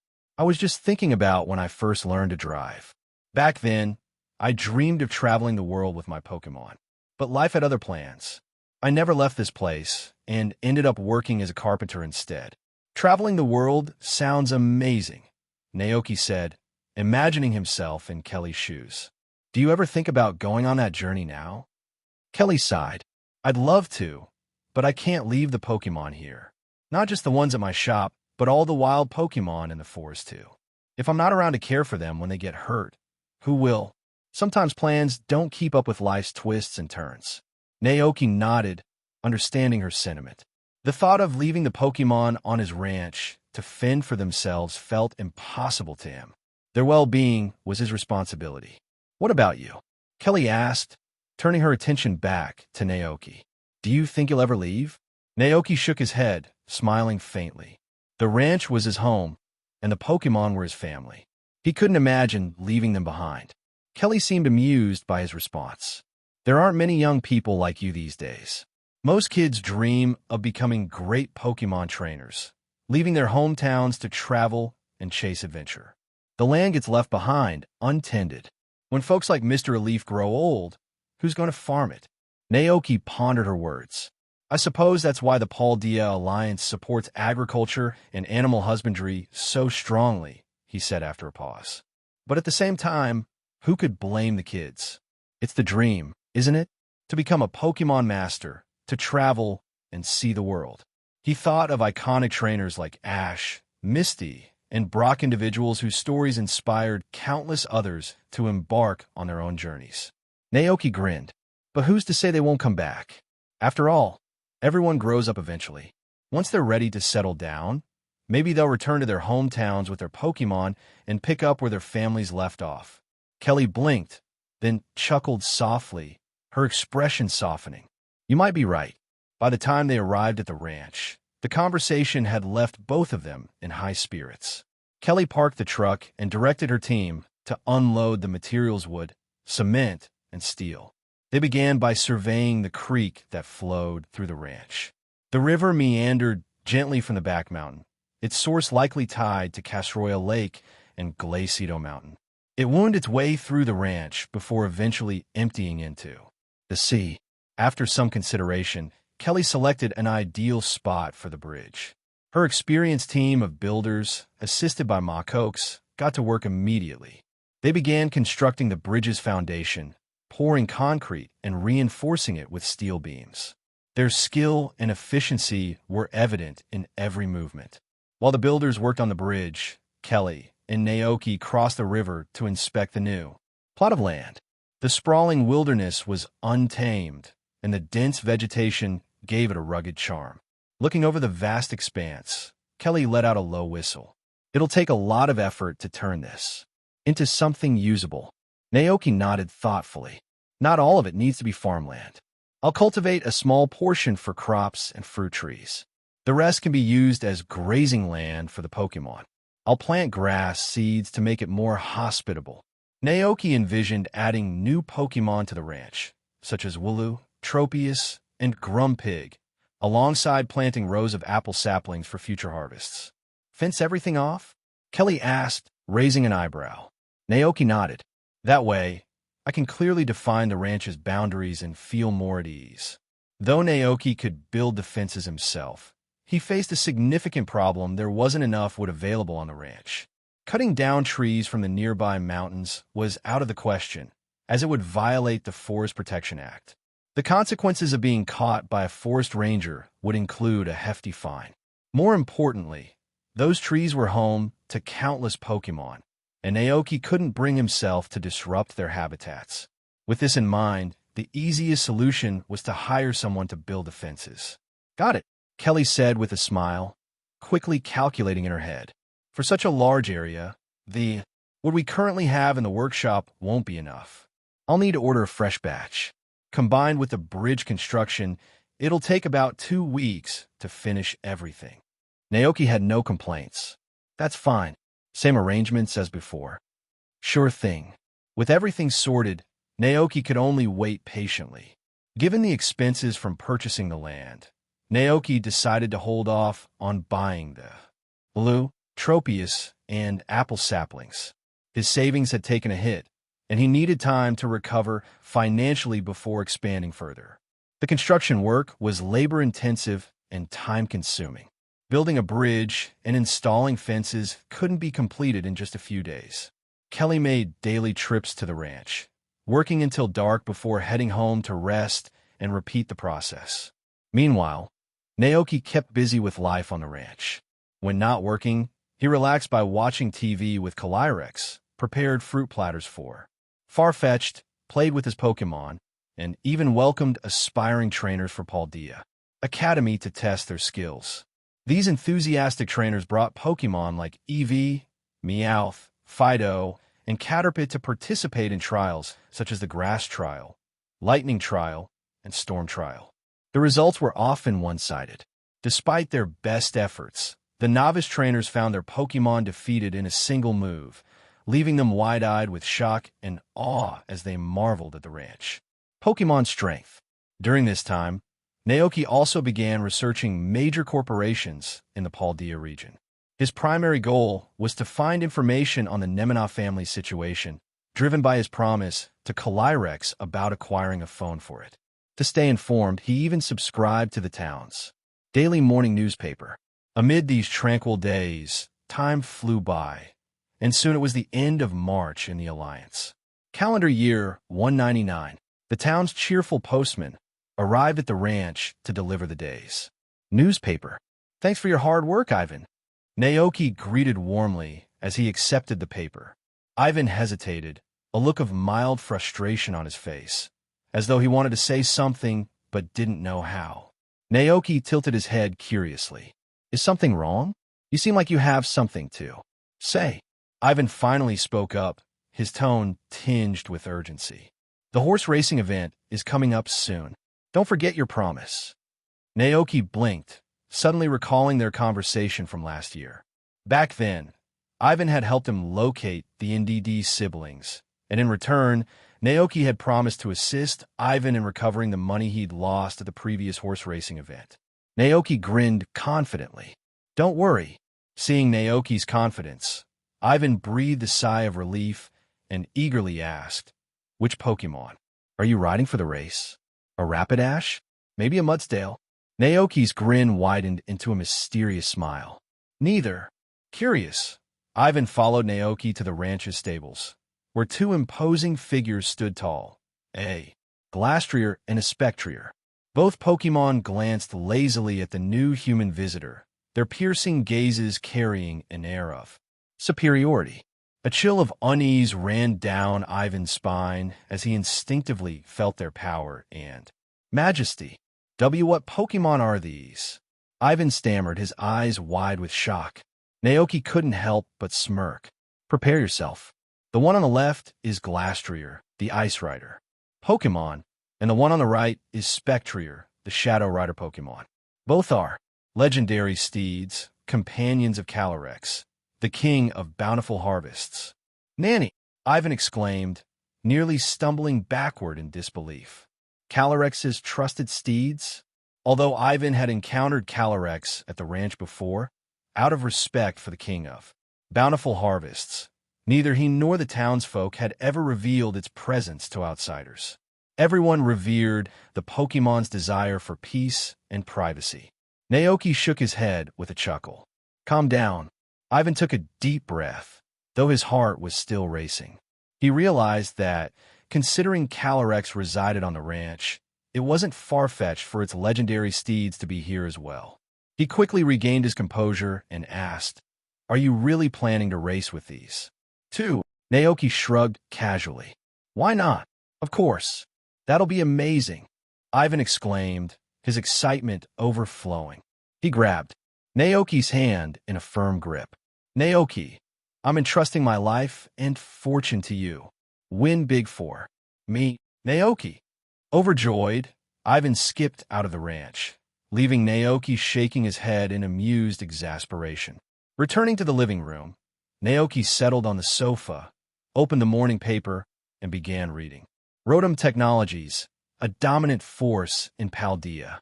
From what Naoki had gathered, the Nemona family, based in Paldea, owned a huge business. In the Paldea region, Rotom Technologies specialized in developing devices enhanced by Rotom's unique abilities. Innovations such as Rotom Wash, a washing machine Rotom, and Rotom Frost, a refrigerator Rotom, had revolutionized domestic life. The foundation of this technology reportedly dated back to the ancient Hisui region, where humans first learned to integrate Rotom with appliances.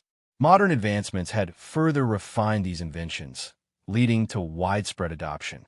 Rotom-powered devices were exported not only throughout Paldea, but also to distant regions like Galar, Unova, and Kalos. Rotom Technologies had firmly established itself as a leader in the industry. The Nemona family's wealth and influence were undeniable, making them one of the wealthiest families in Paldea. Nemona herself was every bit the rich heiress. Rotom Technologies also extended its reach to communication infrastructure. Video phones, used by the Paldea Alliance, bore the company's logo, showcasing its monopoly over key sectors. As a rancher in the countryside, Naoki realized his chances of directly engaging with such a massive corporation were slim. Even investing in such an enterprise seemed out of reach. More importantly, he wasn't interested in founding his own smartphone company. Such a venture would demand significant resources and time that he'd rather spend on his Pokémon and ranch. His thoughts shifted to the region's technological landscape. Based on his research, Paldea's tech capabilities were already advanced enough to support smartphones, yet the industry had oddly skewed toward ROTAM-based appliances. The concept of ROTAM-powered mobile devices was within reach. It just needed a final push. But how could he approach ROTAM technologies? Through Gita's recommendation? Or perhaps seek help from Professor Sada and Arvin? Naoki circled ROTAM Technologies' name in the newspaper with a pen and added a question mark beside it, pondering his next steps. While deep in thought, Naoki was startled by a knock at the door. The NDD siblings had already gone to check, and one of them soon announced, "Hey, there's someone here to see you." Curious, Naoki put down the newspaper and stepped outside. Standing at the entrance to the ranch was a tall, weathered man with dark skin, fiery red hair, and a strikingly strong build. His regular yet commanding features were framed by thick eyebrows and sharp eyes. Naoki's heart skipped a beat as he recognized the visitor. Alder, the former champion of Unova. Alder looked at the young man in front of him, suppressing the hope and nervousness bubbling within, and asked politely, "Excuse me, is this Naoki Ranch?" Naoki snapped out of his thoughts and, recognizing the man, immediately nodded. "Yes, it is. Welcome, Mr. Alder. You know me?"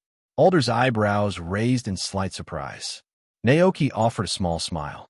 "The champion of the Unova region is quite famous, even in far-off places like Paldea." Alder's face turned red.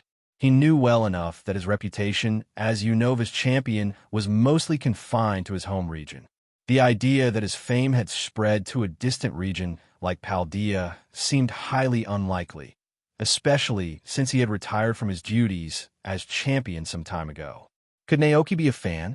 That would explain why he had reached out through Leon, Galar's champion, to invite Alder to the ranch. Unaware of Alder's internal musings, Naoki thought about the reason for his visit to Alder's injured Volcarona. Gesturing toward the door, he said, "Please, come inside so we can discuss this properly." "Of course," Alder agreed, gripping the strap of his backpack tightly. He followed Naoki into the house, his emotions a jumble of anticipation and fear. While he hoped beyond measure that this rancher could heal Volcarona's lingering injuries, he also feared the worst, that the hidden damage might be irreparable. As they entered the living room, Alder's thoughts wandered back to the events that had led him here. Not long ago, while traveling across Unova, he had received a surprising call from the Unova Pokémon League. The staff informed him that Leon, the champion of the Galar region, wanted to speak with him. Alder, puzzled by the request, had called Leon back, only to learn that there might be hope for Volcarona.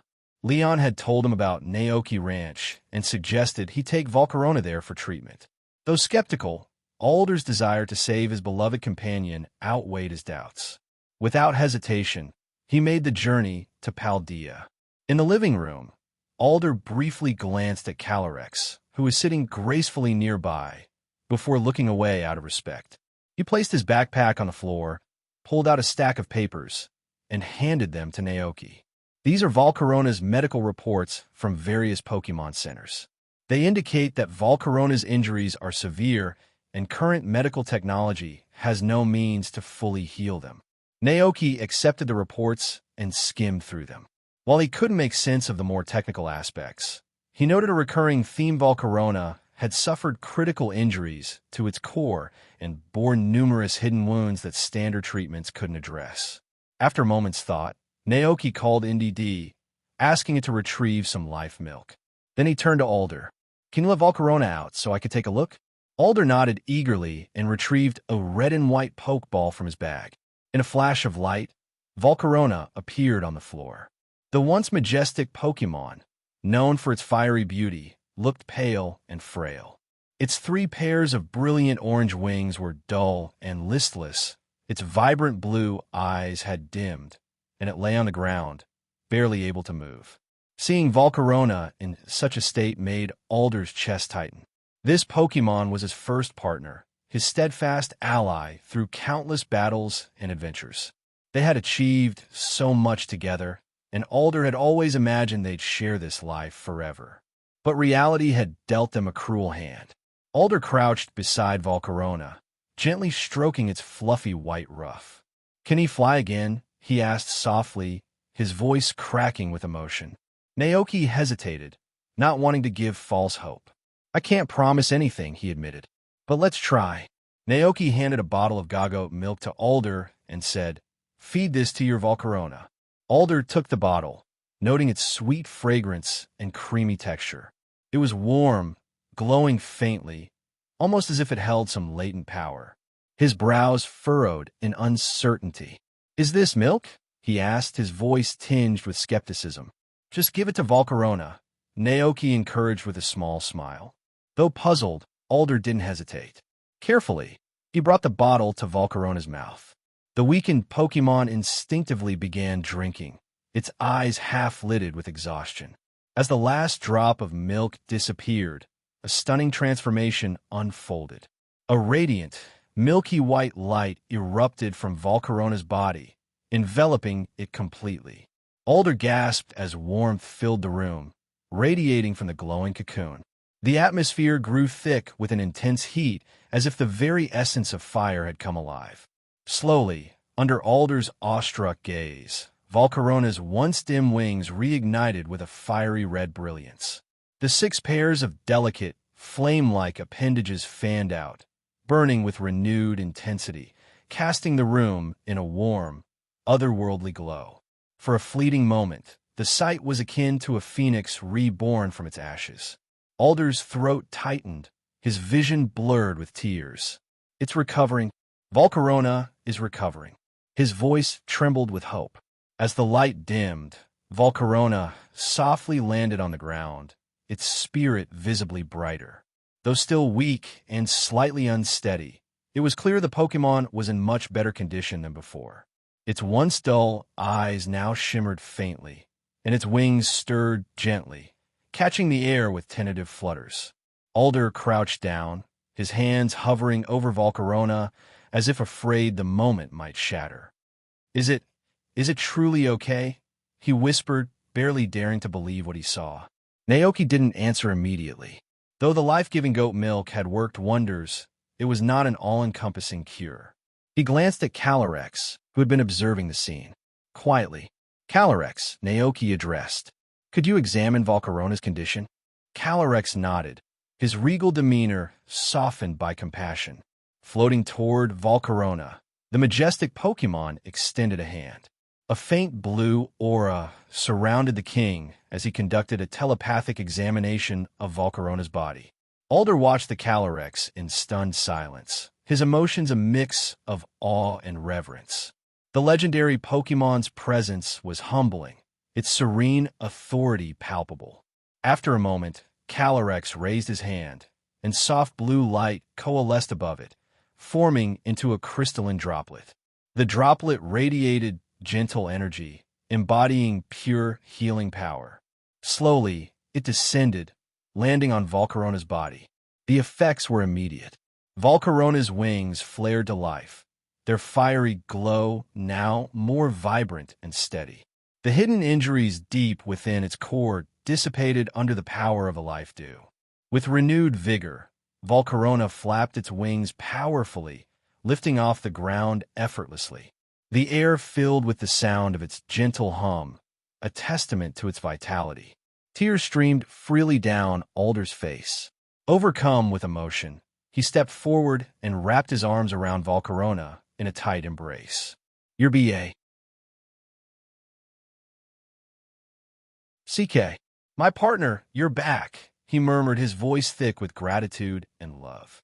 Volcarona responded by lowering its body temperature to make itself a warm, soft cushion for Alder, its antennae brushing against his shoulder in a tender display of affection.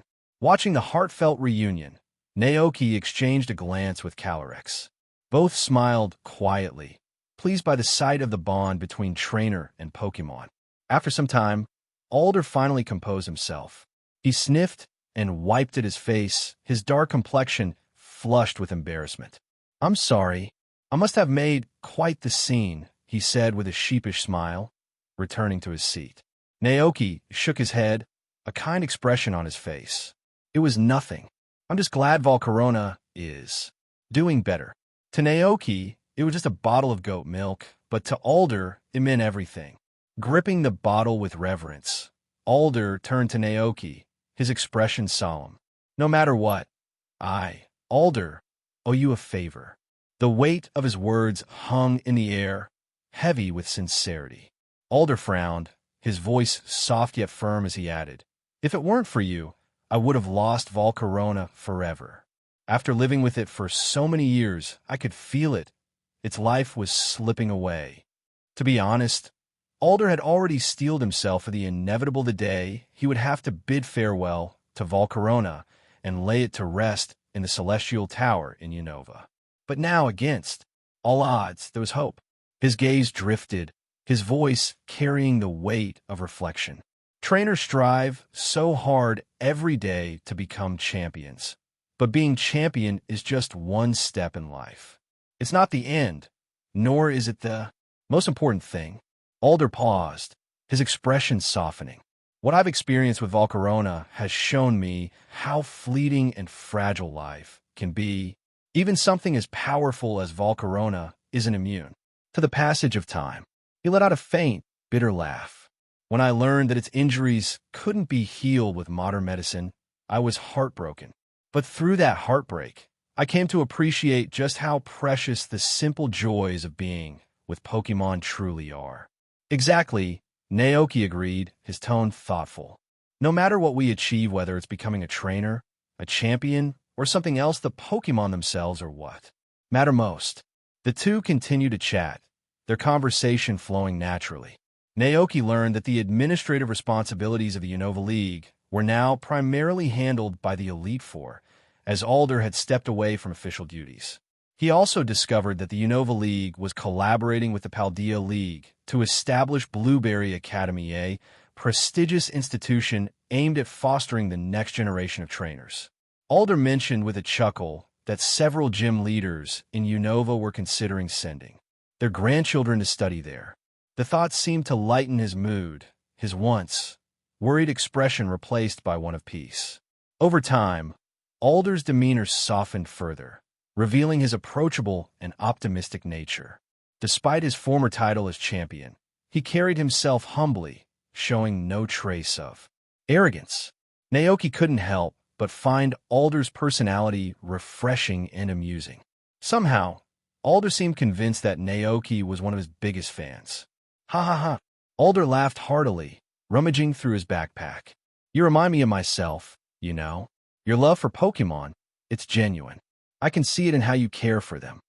Before Naoki could clarify, Alder pulled out a Pokeball and asked for a pen. With a flourish, he signed his name on the ball. "Here," Alder said, grinning. "These little gifts are for you. Use them as decorations or mementos." Naoki blinked, holding the signed Pokeball in his hand, momentarily speechless. It quickly dawned on him why Alder had come to this conclusion. From Alder's perspective, Naoki must have seemed like an avid fan who had gone to extraordinary lengths tracking down Leon, connecting through Gita, and ultimately helping Volcarona. Surely, no one would go to such trouble unless they admired him immensely. Naoki sighed inwardly. "I'm not even a fan of Alder." Alder was visibly moved. He placed the signed Pokeballs on the coffee table, patted Naoki's shoulder with a broad smile, and said, "If you ever need help in the future, don't hesitate to find me. I, Alder, will be there as soon as I can." Naoki hesitated, but eventually swallowed the words of explanation he had been preparing. He couldn't think of another way to explain how he knew about Alder and the condition of Volcarona. Letting Alder assume he was just a fan seemed simpler. However, Alder still seemed unsatisfied. "Are you sure there's nothing you want? Anything at all? If it's within my power, I'll do it." "No, really, there's nothing," Naoki replied, shaking his head. His mind briefly wandered to the legendary dragons of the Unova region Zekrom, Reshiram, and Kirim. However, he doubted even Alder, despite being the region's champion, had any real information about them. Before Naoki could think further, Alder's gaze fell on the newspaper lying on the table. His eyes narrowed slightly as he noticed the article Naoki had marked about Rotom Technologies. "You seem interested in Rotom Technologies," Alder remarked. Naoki was caught off guard.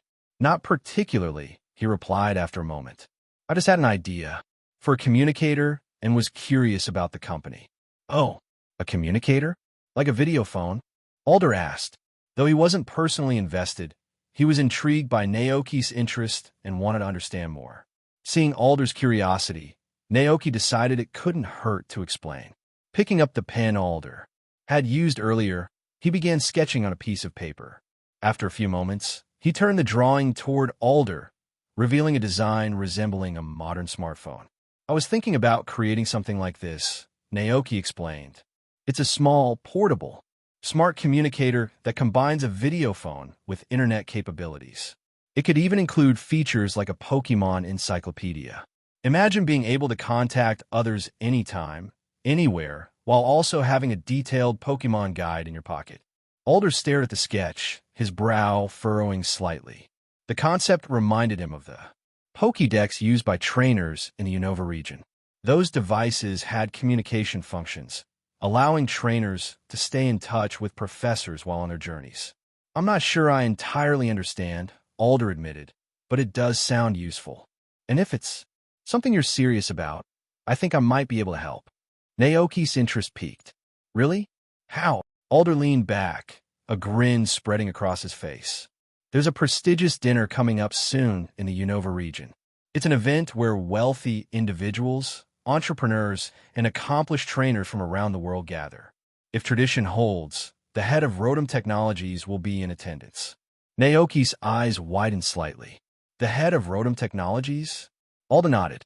"That's right. I attended the event a few years back. I even remember meeting the company head's daughter. She's a spirited young girl who loves Pokémon battles. At the dinner, she was challenging everyone, trainers, gym leaders, even the Elite Four." Naoki's mind raced. That spirited young girl had to be Nimona.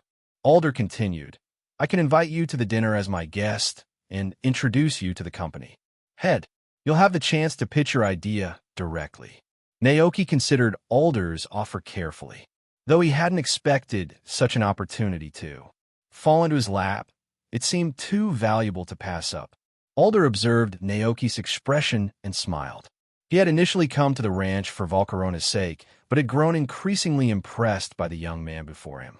Alder's champion's intuition told him that the scarlet Pokémon in the living room and the Pokémon that had just used the life due to heal the Volcarona must be extremely powerful.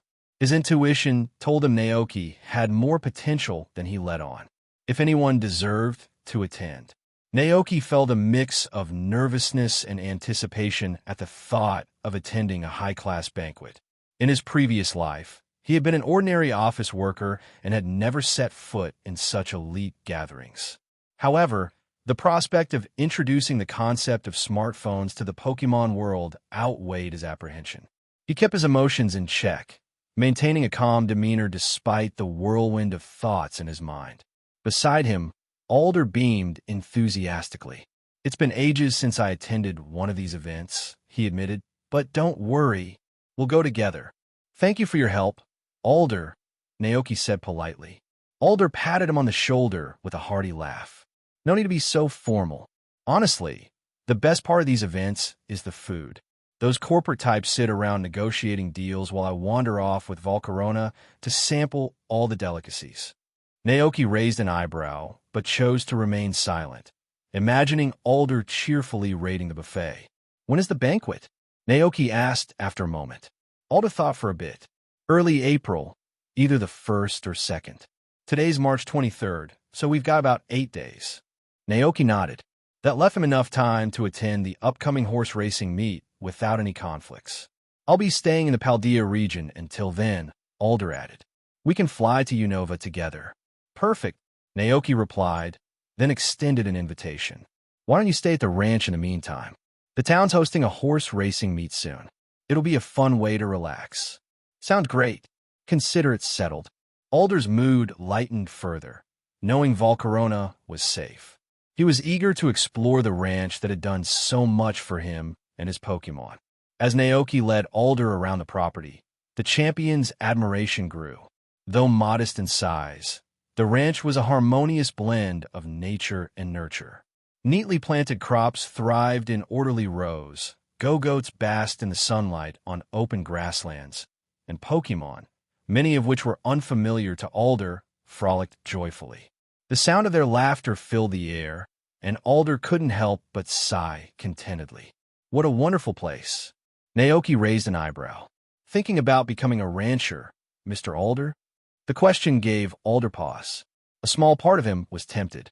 There was a profound joy in seeing humans and Pokémon coexisting so peacefully, creating memories worth cherishing. But Alder's expression darkened slightly. I envy you, but as the champion of the Unova League, I have responsibilities. It's my duty to ensure the happiness of humans and Pokémon alike.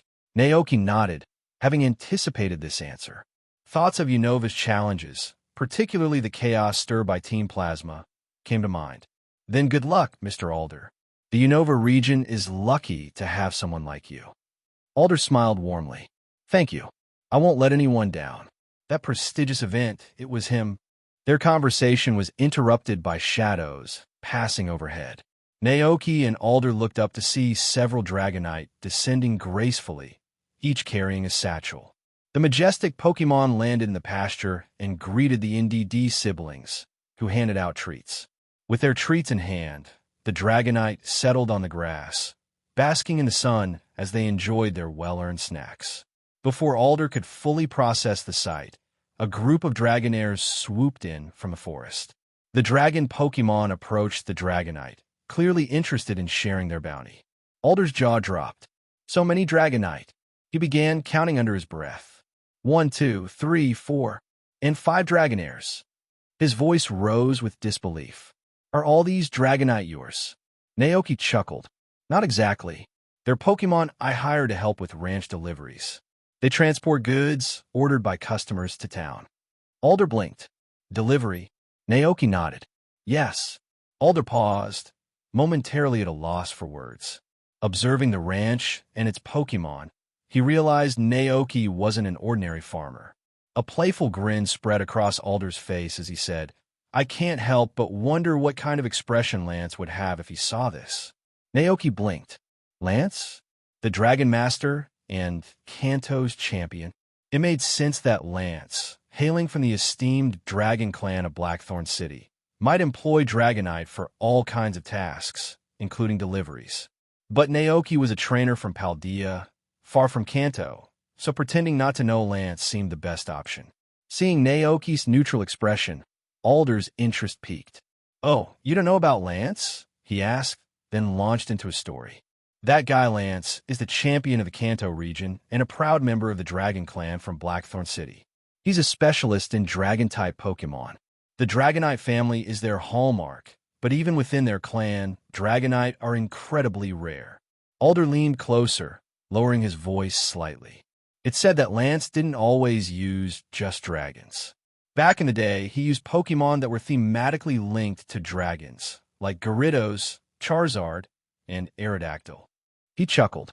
If the elders of the Dragon Clan saw how many Dragonite you've got on this ranch, they'd be floored. Honestly, this place feels more like the true dragon sanctuary.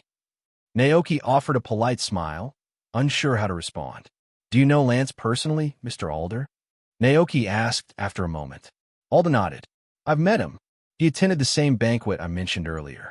We had a brief chat. He's a good guy, though a little intense about his dragons. Naoki nodded thoughtfully. I see. Alder's gaze drifted back to the Dragonite basking in the sun. But honestly, he said, shifting gears, you must be a champion too, right? Naoki shook his head. No, the champion of the Paldea region is still Gita. Alder looked puzzled for a moment, but quickly pieced things together. The Paldea League system differed from other regions. In addition to the champion rank, There were numerous champion-level trainers scattered across the region. It dawned on Alder that Naoki might have once been among them, a powerful trainer who chose to step away from the spotlight to lead a quieter life with his Pokémon. The idea resonated with Alder, and he felt a growing camaraderie with Naoki. Their shared perspective on Pokémon not as tools for battle, but as partners for life further strengthened his admiration. At that moment, a young trainer approached the ranch, carrying a Piku cradled in her arms. She looked around nervously before spotting Naoki. "Excuse me," she called out, her voice tinged with both excitement and uncertainty. "Is this Mr. Naoki's ranch?" Naoki turned, noting the familiar uniform of Naranja Academy. "Yes," he said. "I'm Naoki." The girl's face lit up with determination. "Great. Mr. Naoki, Piku, and I are here to participate in the green grass trial at the ranch." Naoki wasn't surprised by the situation. With students frequently challenging the trials, it was only a matter of time before the news spread widely across the academy. He asked, "How many badges have you collected?" The girl hesitated, her expression tinged with embarrassment. Piku and I just started school this year, so we haven't earned any gym badges yet. But don't worry, Mr. Naoki. We've been through intense special training at the academy, so we're totally prepared." Naoki maintained a serious expression. "No, you're not qualified to participate in the trial." The girl deflated instantly, her enthusiasm wilting like a sun-scorched plant. Ever since last year, the green grass trial at Naoki Ranch had steadily gained fame within the academy, eventually becoming the subject of campus legend. Rumors described a remote countryside location known as Naoki Ranch, run by a mysterious and powerful trainer rumored to be champion level. According to whispers, this trainer had established trials at the ranch that were even more challenging than the Paldea League Championship Gauntlet.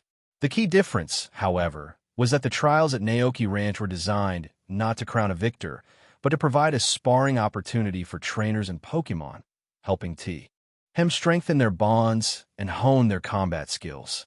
It was also said that anyone who managed to pass the trials would receive a mysterious reward from the ranch's master. Naturally, the rumors attracted students eager to test their skills, but the trials were notoriously difficult, and no one had succeeded yet. In response to the growing interest, Naoki eventually set participation requirements. Trainers had to collect a certain number of gym badges before being eligible. These trials soon became a badge of honor for students, even if they failed. Just attempting then became a source of pride. I took on the green grass trial and lasted 30 seconds against that Gagote. 30 seconds? I held out for a whole minute. Well, I participated in the lightning trial and dodged several attacks from champion level Pokémon. Beat that. Despite the boasting, many students still found themselves turned away by Naoki for not meeting the minimum requirements. Some were disheartened, but resolved to earn gym badges so they could return and try again. However, a few clever trainers discovered a loophole. They realized that if they acted pitifully, expressing their determination to battle powerful Pokémon and their deep desire to experience the legendary green grass trial, Naoki's resistance might waver. Sometimes he would relent and allow them to try, even if their strength wasn't quite up to par. With this in mind, the girl clasped her hands together, her eyes shimmering with determination. "Please, Mr. Naoki, just one chance. Piku, and I want to see the strength of your champion-level Pokémon. We'll give it our all and use this as motivation to grow stronger." Naoki sighed inwardly. This was becoming a common occurrence. Softening his tone, he explained, "It's not that I'm against you challenging the trial, but if the gap in strength between Pokémon is too great, your Pokémon could get seriously hurt." Though he could remedy injuries with his life goat milk, he worried that trainers might take this attitude into wild battles, where such safety nets didn't exist, leading to potential disaster. The girl's enthusiasm, however, was undeterred. "Don't worry, I brought plenty of medicine for injuries," she declared confidently. Her Piku jumped from her arms onto the grass, clenched its tiny paws in determination, and a faint electric current crackled from its cheeks. Piku! It squeaked energetically. Naoki stared at the duo in silence for a moment before sighing. All right, fine. I'll let you try. But remember, don't push yourselves beyond your limits. Got it. Thank you so much, the girl beamed, high-fiving her Piku. Naoki led them to the battlefield. He called out to a Gagoat from the pasture. Play with this. Little Piku for a while, he said to the goat Pokémon. The Gagoat looked at the Piku and let out a soft bleat. Meow. The girl's determination shone brightly as the battle began. The girl sent out Piku. Gagoat summoned grassy terrain, blanketing the field with restorative energy. Piku blinked. In confusion, lost in the tall grass. Determined, the little Piku launched a thunder shock, but the attack missed entirely. Gagoat countered with a playful vine whip, gently sending Piku tumbling through the air. As Piku hurtled toward the ground, Gagoat caught it with its vines, softly bouncing it back into the fray like a trampoline. This playful cycle repeated several times. Naoki watched silently, giving no commands. Beside him, Alder observed the scene with keen interest. You're helping these rookie trainers build their Pokémon strength, Alder remarked. Naoki gave a polite smile, though inwardly he thought, not exactly. His main goal was for challengers to help his Pokémon hone their practical battle skills. However, most of the challengers who showed up were beginners. It was like a level 8 Piku squaring off against a level 60 Gagotakin to challenging a final boss immediately after leaving the tutorial zone. The battle reached its inevitable conclusion. With one last gentle flick of Gagoat's vine, Piku was knocked unconscious. The girl ran forward, scooping up her Piku. To her relief, it was unharmed simply. Exhausted from the battle, Naoki approached them, a thought forming in his mind. Recently, every trainer seemed to use the same reasoning to justify their challenges. He decided to investigate. Mind if I ask something? Naoki began. The girl bowed awkwardly before answering. Well, it's because everyone at the academy thinks battling champion-level Pokémon is super impressive. None of us have seen a champion before, so we all want to witness their Pokémon in action. Plus, those who attempt the green grass trial get bragging rights back at school. Naoki immediately understood the situation. With a sigh, he said, I don't mind visitors coming to see Gagoat or other Pokémon, but using battles with champion-level Pokémon as a way to show off is not the right mindset. The girl blushed deeply, clearly feeling ashamed. Alder stepped forward and added, he's right. If you want to challenge champion-level Pokémon, train hard with your own Pokémon. One day, you could become a champion yourself. The girl stared at Alder in awe before nodding earnestly. You're right. I'll do my best. Naoki smiled and handed her a few bottles of Moo Moo milk, each bearing the Naoki Ranch logo. Here, take these as a gift from the ranch. Really? Thank you. The girl looked both surprised and grateful. Naoki's tone grew serious as he said, when you return to school, can you help me spread the word? Trainers need to collect at least 6 gym badges before attempting the trials. The difference in strength could lead to injuries or worse. In extreme cases, a Pokémon might lose its ability to battle entirely. The girl froze, holding the milk tightly. After a moment, she looked down at the Piku in her arms. Understand, she said quietly. Naoki softened his voice. Do you love your Pokémon? The girl looked up, meeting his gaze. Yes, I love Piku, and I want to be with it forever. Naoki's smile returned. Then keep moving forward. Take Piku with you to every corner of the world. When you've grown strong enough, I'll face you in a serious battle. Until then, work hard. The girl's determination flared anew. She hugged the bottles of milk and nodded firmly. I will. Thank you, Mr. Naoki. On March 24th, 199 of the Alliance calendar, the day before the horse racing competition, construction on the ranch was finally completed. The ranch's boundaries had been greatly expanded, enclosed by freshly built wooden fences that gleamed under the sunlight. This new addition was now officially part of the ranch, marking a significant milestone for Naoki. A river ran through the ranch, neatly dividing it into 2 distinct areas. A solid stone bridge now spanned the river, connecting the two sides and serving as a functional and scenic addition to the landscape. The Psyducks, who normally resided on the far side of the river, were fascinated by the new bridge. They waddled across it with their usual dazed expressions, clutching their heads with their stubby wings. One particularly curious Psyduck trotted across the bridge on its webbed feet. It paused at the other side, seemingly amazed that it had crossed the river without getting wet. "Quack!" it cried in delight, then scurried back across the bridge to test its newfound discovery. The Psyduck repeated the action, running across the bridge, then jumping into the river to wade back to the other side. Its antics quickly caught the attention of the other Psyducks, who eagerly joined in, treating the bridge as their latest toy. Naoki, inspecting the new land with Alder, paused and rubbed his temples when he saw the Psyduck's antics. "Ha ha ha!" Alder laughed heartily. "These Psyducks are hilarious." Naoki could only sigh, though a faint smile tugged at his lips. The two continued their patrol, eventually reaching a grassy slope. Alder looked around, admiring the picturesque view. Overhead, a vast expanse of blue sky stretched endlessly, while the grassland below swayed rhythmically in the breeze, like a rolling green ocean. Naoki studied the slope thoughtfully. He decided it would be perfect for raising Wooloo, a Pokémon known for its love of rolling around. The gentle incline would let them roll to their heart's content. The town's ranch did sell Wooloo, so he made a mental note to purchase some later. However, raising a Pokémon like Tropius would be more challenging. Tropius weren't available for sale in town because they weren't considered profitable for ranchers. Their bananas only ripened twice a year, making them a slow-yield investment. If Naoki wanted a Tropius, he would need to find one in the wild and tame it himself. That task, however, would have to wait until after the horse racing competition and his upcoming trip to the Unova region. In the afternoon, Naoki began special riding training to prepare for the horse racing competition. Upon hearing about the plan, Calyrex graciously offered its beloved steeds for Naoki's use.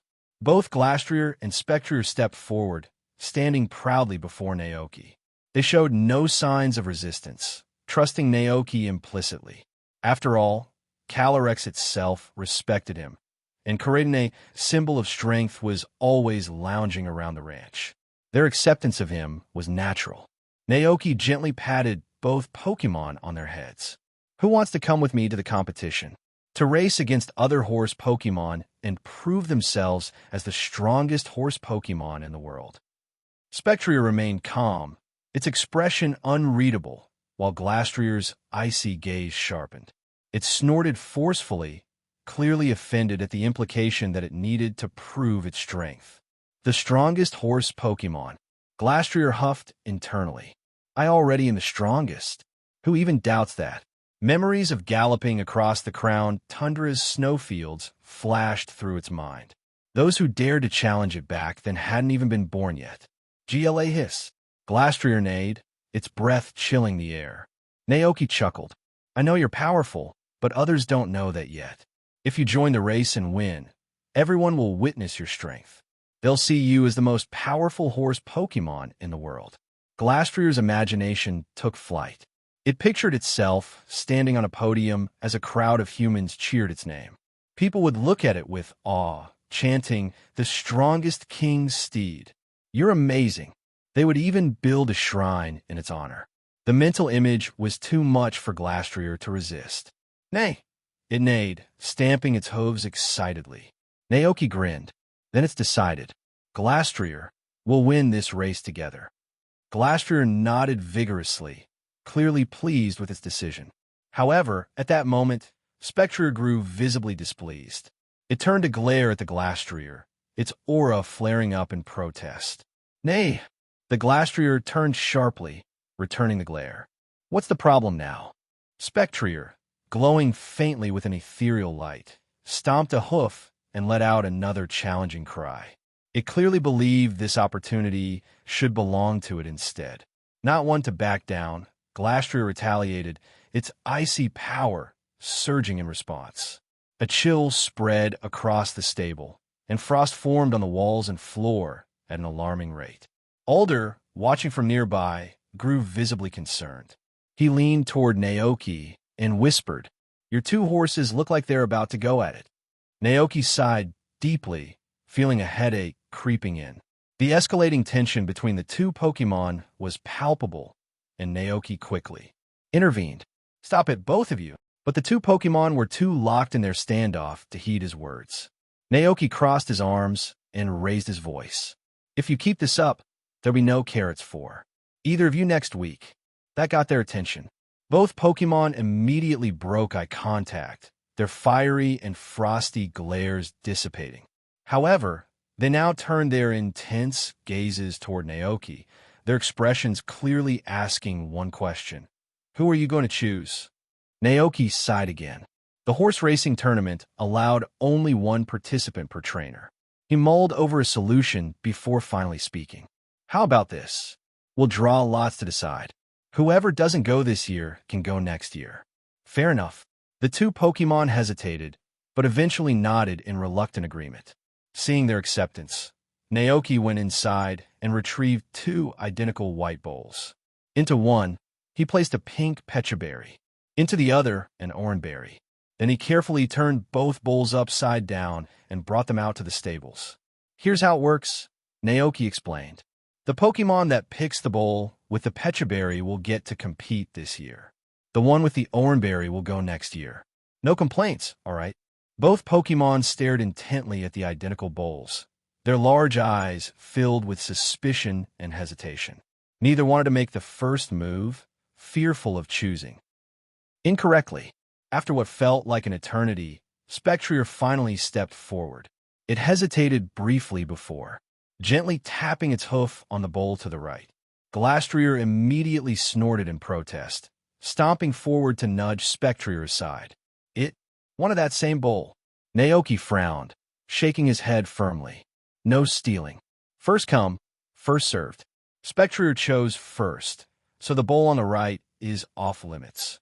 Glastrier grumbled, but begrudgingly backed off, its frosty demeanor cooling slightly. Naoki crouched down and carefully lifted the right-hand bowl. Beneath it sat the pink pecha berry, glinting softly in the sunlight. "Well, there you have it," Naoki declared. To confirm the result, he lifted the left-hand bowl as well. The blue-orange berry sat within, signaling Glastrier's turn would have to wait until next year. Glastrier huffed in frustration, but didn't protest further. Spectrier, meanwhile, stood a little taller, a faint, satisfied glow surrounding it. "Congratulations, Spectrier. Don't be discouraged, Glastrier. It'll be your turn to shine next year," Naoki said warmly. "Nay." Spectrier couldn't contain the excitement in its eyes. Glastrier, however, was furious. It snorted loudly, turned his head, and pointed his butt at Naoki, and flicked its tail in defiance, refusing to acknowledge him anymore. Naoki sighed. Alder, observing the scene, tried hard to stifle his laughter. "Your Pokémon sure have some big personalities," he chuckled. For a moment, Naoki was at a loss for words. He picked up the bowls and returned them to the kitchen. As he walked past the living room, Calyrex, who was comfortably watching television, glanced over and casually asked, "So, who did you choose?" "Spectrier," Naoki replied simply. Calyrex nodded approvingly. The speed of Spectrier surpasses that of Glastrier. It's a good choice for a race. You can trust its ability. Naoki paused mid-step, a flicker of curiosity crossing his mind. He turned back and asked, "By the way, when you and your steeds roamed the lands of Galar, did the other one ever get upset when you chose to ride just one of them?" Calyrex appeared slightly surprised by the question. He pondered for a moment, then shook his head. "I never encountered such behavior. When I rode one, the other would simply stay at my dwelling and patiently await my return." Naoki nodded thoughtfully. "Well, Spectre won the lot and got the chance to race, and now Glastrier's throwing a tantrum." Calyrex chuckled heartily. "It seems my beloved Glastrier has grown quite attached to you. Such behavior is unusual. It truly shows how much it cares for you." Naoki rubbed the back of his neck awkwardly, unsure how to respond. Calyrex gaze softened, and his voice grew nostalgic. Each of my horses has a distinct temperament. Spectrier is quiet, solitary, and aloof, rarely interacting with others. Glastrier, on the other hand, is direct and forceful. It will seize anything it desires without hesitation. For it to merely sulk instead of acting out aggressively, that surprises even me. Naoki silently speculated whether Karaden's calming presence nearby might have influenced Glastrier's behavior. Still, the sight of Glastrier's sulky defiance left him feeling a twinge of guilt. Determined to make amends, he headed to Glacian's ice cellar and filled a basket with chilled ice carrots. He poured them in a Glastrier's feeding trough as a peace offering. Glastrier was still angry. It was fine at first, but when it saw him coming, it immediately turned around and turned its butt towards him. Naoki sighed deeply. Never mind. Deciding it was best to leave Glastrier be for now, Naoki led Spectrier to the open meadow on the far side of the river. Mounting the sleek, ghostly steed, he held the reins steady, allowing himself to adjust to the new experience. Riding a horse felt noticeably different from riding Karaden or Cyclizer. Spectrier's tall, graceful frame moved with a fluidity that required balance and focus. If it were to sprint at full speed, even a small misstep could send an experienced rider tumbling. While humans in the Pokémon world had remarkably resilient physiques able to endure falls and other physical impacts far better than in Naoki's previous life, minor injuries like scrapes and bruises were still a concern. Naoki couldn't help but reflect on his inexperience. Before this, he had never ridden a horse. In his previous life as a corporate slave, his days were spent navigating the gray urban jungle of concrete and steel. He'd never had the chance to experience the vast, open prairies or the exhilaration of horseback riding. Naoki had learned all his riding skills from the Calyrex. The techniques had been passed on when the two legendary steeds first arrived at the ranch. Now, with his legs firmly gripping Spectrier's sides and the reins steady in his hands, the spectral horse moved gracefully, breaking into a gallop across the open grasslands. The horse racing competitions in the Pokémon world were unique. Unlike traditional races, participants were allowed and often encouraged to use their Pokémon's moves during the event. As Naoki rode, he explained the rules to Spectrier. There will be a lot of horse Pokémon competing in the race, Naoki said, gently stroking Spectrier's mane. The participants are allowed to use their moves during the race. It won't just be about speed, you'll need to be strategic. Spectrier neighed in acknowledgement, its luminous blue mane flowing like a stream of light. As it ran, he began running through the list of moves Spectrier had mastered. Double Kick, Hex, Stomp, Confuse Ray, Haze Shadow Ball, Agility, Tackle, Freeze Dry, Dark Pulse. Double Kick can fend off Pokémon trying to get too close. Confuse Ray can disorient the others, and Stomp will slow down anyone in your way, Naoki mused aloud. Haze will be useful to nullify stat boosts from other Pokémon. As he strategized, confidence began to grow in his heart. With Spectrier's speed and its arsenal of moves, their chances of winning were high. The afternoon passed quickly as Naoki and Spectrier practiced tirelessly. They worked on maneuvers to avoid incoming attacks and combinations of moves that would maintain their momentum while disrupting their opponents. When their training session finally ended, Naoki led Spectrier back to the stable. As he approached, he noticed that the basket of ice carrots he had left for Glastrier earlier had Glastrier, however, was still irritable. It snorted loudly and stamped its hooves as if demanding more. Shaking his head, Naoki fetched another basket of frozen carrots from the ice cellar. The frosty treat immediately pacified Glastrier, whose demeanor softened as it munched happily on the new snack. This one, Naoki sighed. I swear you eat more than all the other Pokémon combined. With Glastrier content, Naoki returned to the living room. After dinner, he prepared a fruit platter for Farfetch'd, who had been diligently practicing its leek swordsmanship. As Naoki settled on the sofa with Alder, they flipped on the television to relax for the evening. Farfetch'd sat nearby, balancing its leek with an intense focus as it pecked at its fruit platter. Naoki couldn't help but smile ruefully as he observed the determined Pokémon. It had been a rough journey for Farfetch'd.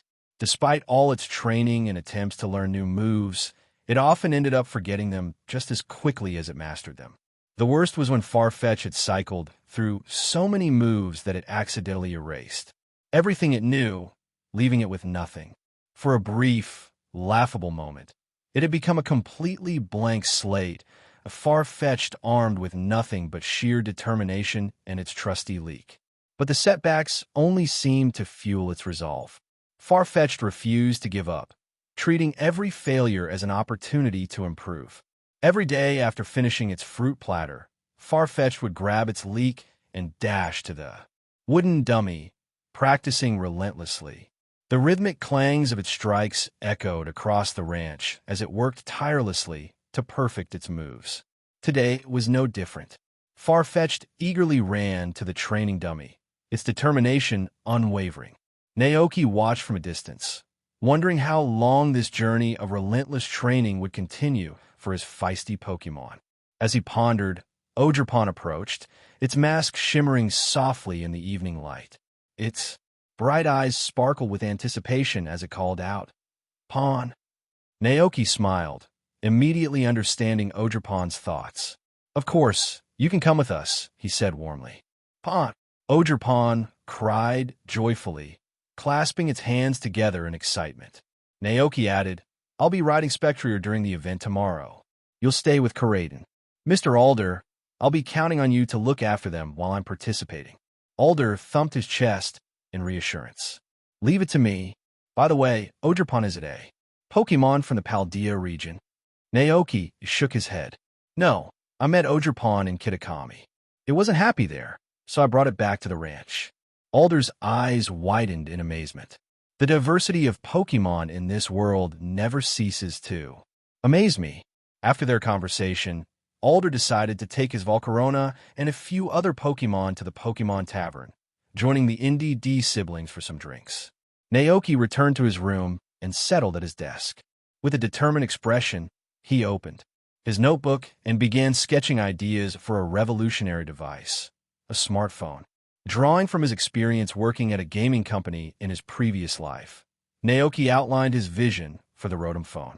On a piece of paper, he carefully illustrated the phone's design, marking the locations for essential features like the smart touchscreen, camera, and other components. He also detailed the potential functions of the phone, emphasizing its utility for trainers. The old-fashioned Pokémon encyclopedia is destined to be replaced, Naoki murmured as he sketched. The Rotom phone will be indispensable for trainers. He envisioned a device that went far beyond the capabilities of the traditional Pokémon encyclopedias, combining functions like Pokémon data storage, photography, online forums, navigation, and seamless communication. The Rotom phone would transform the way trainers traveled and interacted with the world. March 25th, 199 of the Alliance calendar. The Horse Racing Festival begins. The day of the horse racing competition had finally arrived. Early in the morning, Naoki arrived at the venue accompanied by several of his Pokémon and Alder. Despite the early hours, the grassy field was already bustling with activity. Trainers from all over, including wandering adventurers resembling Ash, students donning the uniforms of Paldea Academy, and townsfolk eager to spectate, filled the area. The field was decorated festively, with lights strung up and a vibrant energy in the air. A large ribbon at the entrance proudly displayed the words, "Kosagi Town Spring Horse Racing Festival." Nearby, a ticket booth offered passes for the races, and behind it were various prizes and props that could be exchanged for tickets. Alder let out a whistle of admiration. "Wow, this is quite the event." Naoki nodded, smiling. The Kosagi Town Horse Racing Competition is famous. It draws trainers and spectators from far and wide every year around this time. The festive atmosphere was reminiscent of the bug-catching contests held in other small towns. Alder looked wistfully at the participants preparing their Pokémon. What a shame.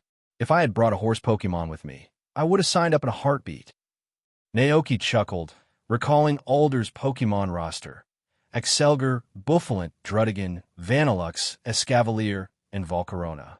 Sadly, none of them fit the bill for this type of competition. Naoki joked silently to himself that if there were ever a bull racing competition, Alder's Buffalent would dominate the field. Nearby, Ogerpon clutched its mask tightly and shuffled nervously. "Pon," it murmured, glancing around at the crowd. Naoki gently patted its head, his voice calm and reassuring. "Don't worry, Ogerpon. No one here will think badly of you." As if to prove his point, a group of young trainers spotted Coraden and Ogerpon, their eyes lighting up with curiosity. "Whoa, I've never seen Pokémon like these before." One trainer pulled out their Pokédex, scanning the pair eagerly. But the device returned an error message: no data available. Another trainer held up their Pokédex and scanned the red-caped Palmot, who was hovering slightly above the ground. The Pokédex beeped before providing an entry. Palmo, the mouse Pokémon. Electric/fighting type. Palmo's first stores static electricity, which it releases to energize its powerful punches.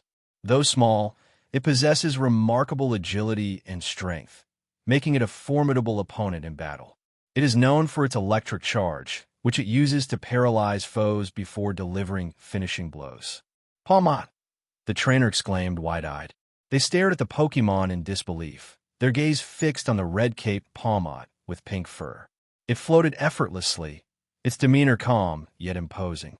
This is Palmot," the trainer stammered, struggling to reconcile the entry in the Pokédex with the commanding presence of the Pokémon before them. More surprisingly, Palmot suddenly leaped into action. With a cheerful cry of "Palmot," it clenched its tiny fists and rocketed skyward, its cape billowing behind it like a superhero's. "Amazing!" the trainers gasped, their excitement bubbling over. They had never seen anything like it before. One of the young trainers turned to Naoki with wide, admiring eyes. "Excuse me, sir, are these Pokémon yours?" Naoki nodded, a faint smile tugging at his lips. "Yes, this one is Coraden," he said, gesturing to the tall, muscular, crimson-scaled Pokémon standing nearby. "And this little one here is Ogerpon, a grass-type Pokémon." "K. Coraden," the trainer stammered, his voice tinged with awe. The other trainer hesitated, muttering, "And Ogerpon?" Their gazes shifted to Coraden, whose imposing stature and fierce expression radiated raw power. The creature's strong, sinewy form seemed to exude the aura of a primordial beast. Sensing their stares, Coraden turned its sharp eyes toward them, its feral presence dominating the air. The trainers froze, wide-eyed. What an intimidating Pokémon!" one whispered, his voice trembling. Naoki was momentarily puzzled as he turned to look at Coraden. He reached out his hand toward it.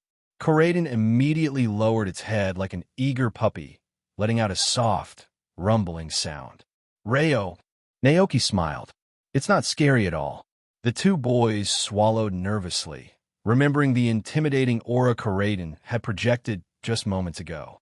To them, it had felt nothing like the gentle demeanor it was showing now. Alder, standing nearby, couldn't contain himself and burst out laughing. "Ha ha! This Coraden of yours is something else." The boys, still uneasy around Coraden, shifted their attention to Ogerpon, who stood shyly behind Naoki. Noticing their gaze, Ogerpon quickly hid itself further behind Naoki, peeking out hesitantly. Naoki glanced down at the boys. "Do you think this Pokémon is scary?" Both teenagers shook their heads vigorously. "Not scary at all." Naoki asked again. "You're not afraid of it, are you?" The boys exchanged confused looks, unsure why he seemed so concerned. Finally, one of them hesitated before asking, "Why would we be afraid?" Naoki's smile softened. "It's nothing." He then turned to Ogerpon and said gently, "See, they're not afraid of you. No one here hates you either." "Pon!" Ogerpon's masked face brightened, and its glowing eyes darted around at the lively crowd. A wave of warmth spread through its body. Feeling reassured, it jumped twice high. Excitement. "Pon!" The boys, growing bolder, lit up with enthusiasm. "Sir, can we have a Pokémon battle with you?" Naoki glanced at the registration desk. The competition wouldn't begin for a while, and he figured there was time to indulge them. All right, he agreed with a small nod. Which Pokemon would you like to battle against? Both boys pointed eagerly at Koraidon. That one. It looks really strong. Naoki chuckled softly. All right then. He gestured for Koraidon to step forward. The legendary Pokemon let out a low, amused growl, stepping into the makeshift battlefield. The boys each released their Pokemon, a Crocoler and a Floragato, both clearly evolved from their starter Pokemon. Despite their confidence, Naoki could tell these trainers had only been on their journey for a short time. Koraidon was in a playful mood, and Naoki decided not to overwhelm them. The battle unfolded more like a friendly sparring session. Instead of pushing for a quick victory, he allowed the match to follow a slower, turn-based pace, giving the trainers a chance to strategize and enjoy the experience. The boys gave it their all, but Koraidon's strength was undeniable. By the time their Pokemon were exhausted, they were grinning ear to ear, delighted to have battled such a powerful opponent. After the match ended, Naoki offered a friendly farewell. Thank you for the battle. Train hard, and maybe next time you'll last even longer. The boys waved enthusiastically. We will. Thank you, sir. Naoki then turned to Alder. I'm heading to register now. Can I count on you to watch over the others? Don't worry about a thing. I'll keep Palmot and the rest in line. Naoki smiled and nodded before making his way to the registration desk. On the way, he spotted Ivan weaving through the crowd, searching for him. There you are. Ivan called out breathlessly, hurrying over. Have you signed up yet? Not yet. I'm on my way now, Naoki replied. Ivan clapped him on the shoulder with a grin. Good. I'm counting on you. Naoki, how many horse racing tickets did you buy? Ivan chuckled sheepishly. Not too much, just 100,000 poke dollars worth. Naoki's expression froze. Aren't you afraid of losing everything? Ivan straightened up, suddenly serious. That's because I believe in you. Then, with an exaggeratedly pitiful look, he added, You wouldn't let me down, right? Naoki sighed, exasperated. He pushed Ivan's face away. Stop it already. Ivan stepped back, laughing. All right. Good luck. With that, Ivan bounded off, leaving Naoki to shake his head in exasperation. This guy. Naoki sighed, then turned and entered the registration office. The white-bearded official behind the counter looked up. Name. Naoki. The Pokemon you'll be racing with? Spectrier. The old man paused mid-note, raising an eyebrow. Spectrier. Never heard of it. What kind of Pokemon is that?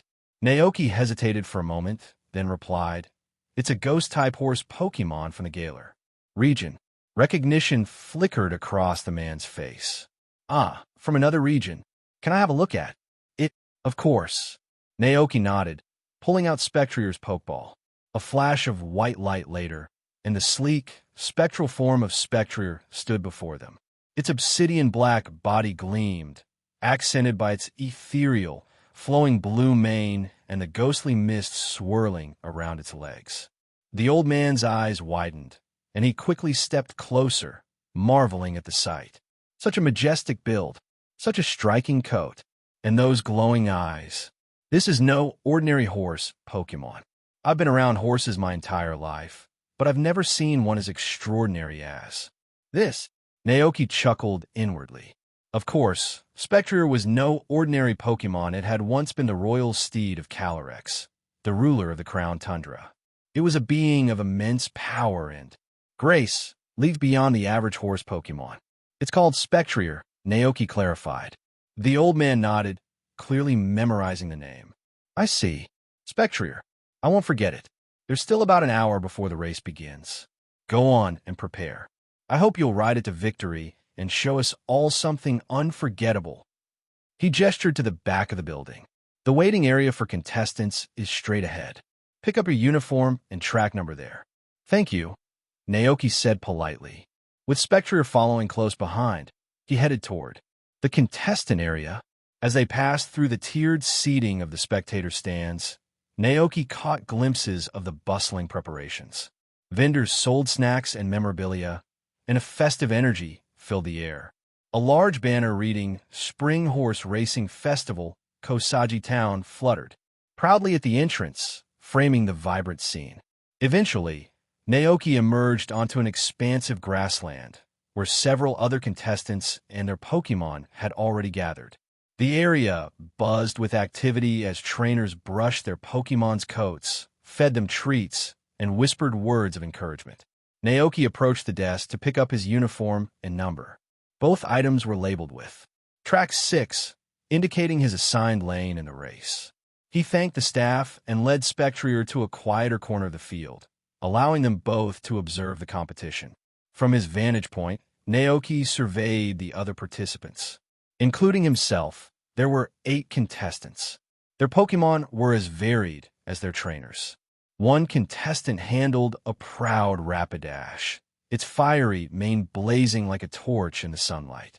Another had a Zebstrika, its black and white stripes crackling faintly with static electricity.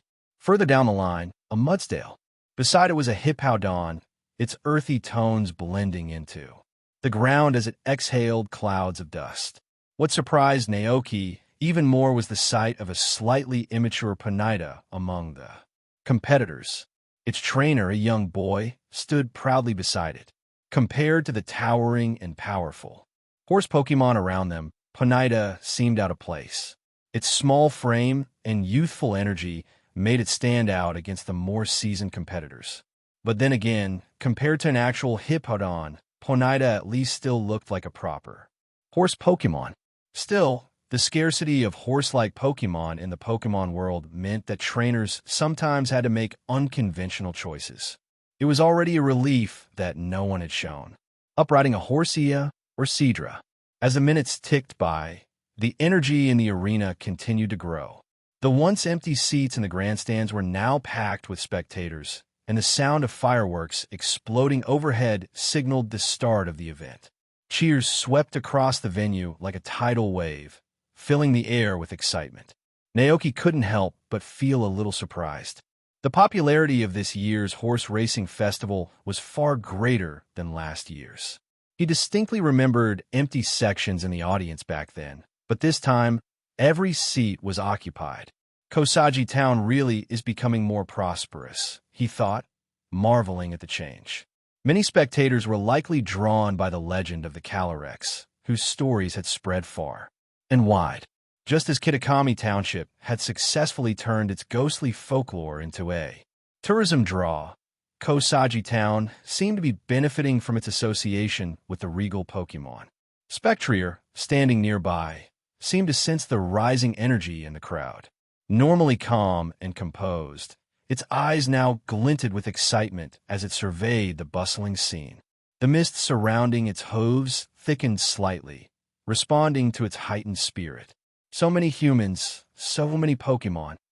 Spectrier thought. Soon, it would seize the opportunity to prove itself the king of horses before them all. Naoki adjusted his protective gear and turned toward Spectrier.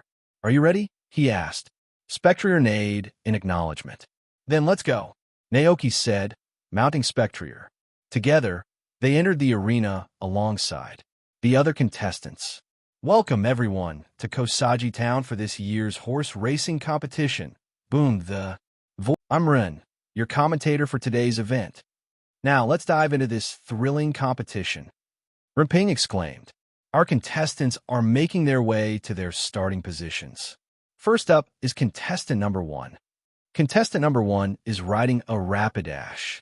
Just look at its fiery mane and graceful form. The flames seem to burn as brightly as the crowd's enthusiasm. Once contestant number 1 took their position, contestant number 2 followed. Next, we have contestant number 2, Rin continued. "This one's an interesting choice, say. Mudsdale. It might be a slower-moving Pokémon, but Mudsdale's power and stamina are unmatched. Let's see how they perform." A ripple of laughter ran through the crowd. It was clear they weren't expecting much from the slow and steady Mudsdale. After that, contestant number 3, number 4, and number 5 entered the arena, each riding a unique horse Pokémon. Finally, it was Naoki's turn. Riding Spectrier, he approached the starting area. "And now, we have contestant number 6, Rin announced before pausing. "Wait a second. What kind of Pokémon is that?"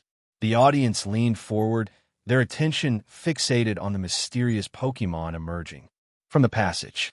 A sleek black horse strode confidently into the arena, its mane glowing a luminous blue and a faint mist swirling around its legs. Most striking of all were its closed eyes, which gave it an enigmatic, otherworldly aura.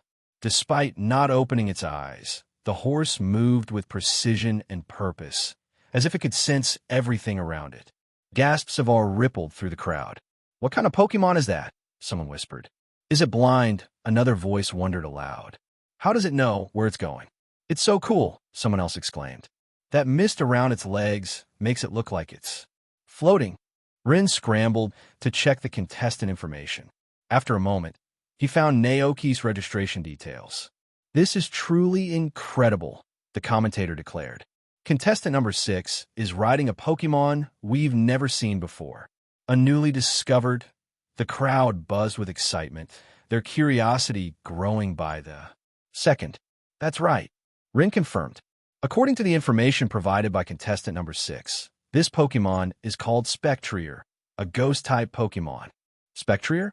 Is it a Pokémon from the Paldea region?" "I don't think so. I've never heard of anything like it around here." "Then it must be from another region." "Wow, I can't believe there are Pokémon like this out there. It's so cool.